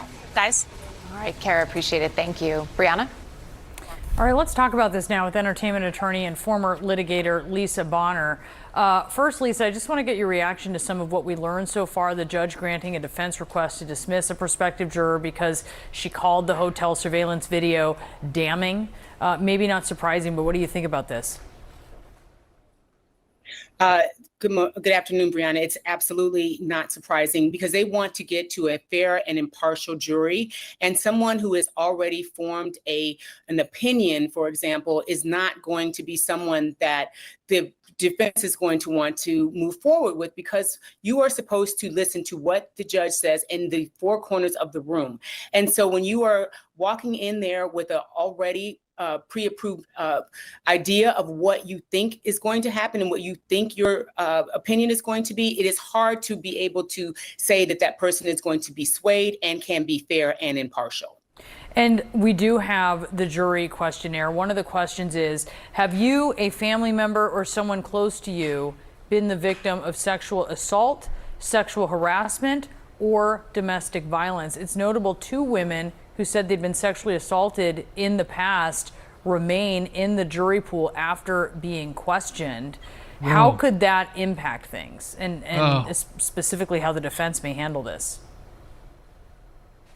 Well, that's one of the things that you would be looking for as a prosecutor, right? You would like someone who has experience with sexual violence. And that does not mean that you have a predisposed notion of what he did, but you are comfortable with graphic testimony, for example. You are comfortable watching videos and you have some experience. So it's not an ideal juror for the defense, but that is someone that the prosecution would want on their team, and that is not a reason to excuse the juror for cause. What kind of juror does the defense want? The defense ideally would be looking for an older man, for example, someone who has maybe been falsely accused by the police, someone who may be in a high-powered job with traditional values, someone who really does not come in with a preconceived notion, someone who is skeptical of law enforcement. Those would be the type of jurors that the defense would be looking for. And at this point, Combs's lawyer is saying he could take the stand. Would you find that difficult to believe? Do you think he could help his case or hurt his case? Well, that's one of the things that a defense lawyer always says. If you look across any of these prior cases, my client is really considering taking the stand. He really wants to tell his side of the story. And I'm willing to bet that he is not going to take the stand. That would be the absolute worst thing that he can do, because that offers up cross-examination. It offers up his priors. It offers up him to be caught in a lie, and really can talk to him about anything that he has ever done. So there is probably no way that Sean Diddy Combs will take the stand, although that is a very old trick in the book with a defense lawyer saying that he wants to tell his side of the story. I don't see that happening. Yeah, it would be extraordinary if it did. How tough is this case going to be for the defense? Big mistake. I'm sorry? How tough is this case going to be for the defense? It is an extreme uphill battle for the defense. If you look at the indictment, it is very tight. They have video evidence. They have 4 witnesses, one being Cassie Ventura, who was very detailed and explicit in her complaint. And you have a large digital footprint. You have Combs trying to contact people to try and get them to recant their stories or make sure that their testimony aligns with his. They've got so much incriminating evidence, but the burden is on the prosecution. So the defense does not have to put on a case, but the prosecution has a very, very solid case here, and it's going to be a very uphill battle, especially with what they are offering as a defense, that it was consensual, that these people are in a swinging lifestyle, and the prosecutions are prudes, and that does not really have anything to do with the case. If you have a consensual, sexual swinging lifestyle, the one thing that is implicit in there is consent. And this case is built on the fact that he was abusive, he was violent, he blackmailed people into staying silent. So that really undermines the defense's testimony right there. So I don't really see that this case is going to be easy for the defense to disprove in any way through cross-examination or otherwise any kind of allegations that most of the allegations that the prosecution is putting forward. It's a very, very strong case. Yeah, we'll have to see what the defense is when it gets into the details of it. Lisa Bonner, thanks so much. All right. Thank you for tuning in to the live show. Whew. Is Diddy through, or you think it's going to walk? Y'all think it's going to walk, or it's over? You think it's over? I don't know what's going to happen to Diddy, though. But did he do it? We saw the video. Yeah, that video was wild. Anyway, instead of looking for perfection, seek for consistency. Never give up on yourself. Never give up on your dreams. Never give up on God. Believe in yourself. Believe in your dreams. Believe in Almighty God. All right? Sometimes life can be hard, but never give up. Do not throw in the towel. Okay? Tomorrow is another day. Today can be dark. Today can be dark, but tomorrow is another day, okay? Stay the course. Stay the course, all right? God is great. Thank you to the veterans. Thank you so much. And thank you to the military personnel. You guys protect the homeland. God bless you. Thank you for your service. And shout out to everybody for tuning in. Shout out to Mr. Booski. Shout out to Ender's Game. Ender's Game. Enders. Mr. Booski, shout out to you. Shout out to members, Ellie, Luke, Ringmaster, and Sandra. God bless you. Thank you. God bless you, man. Dana, some of our moderators. Thank you guys so much. You guys are the best. All right. Your boy gotta go. Your boy gotta go. Somebody said the internet is dying. I don't know now. Well, AI is taking over.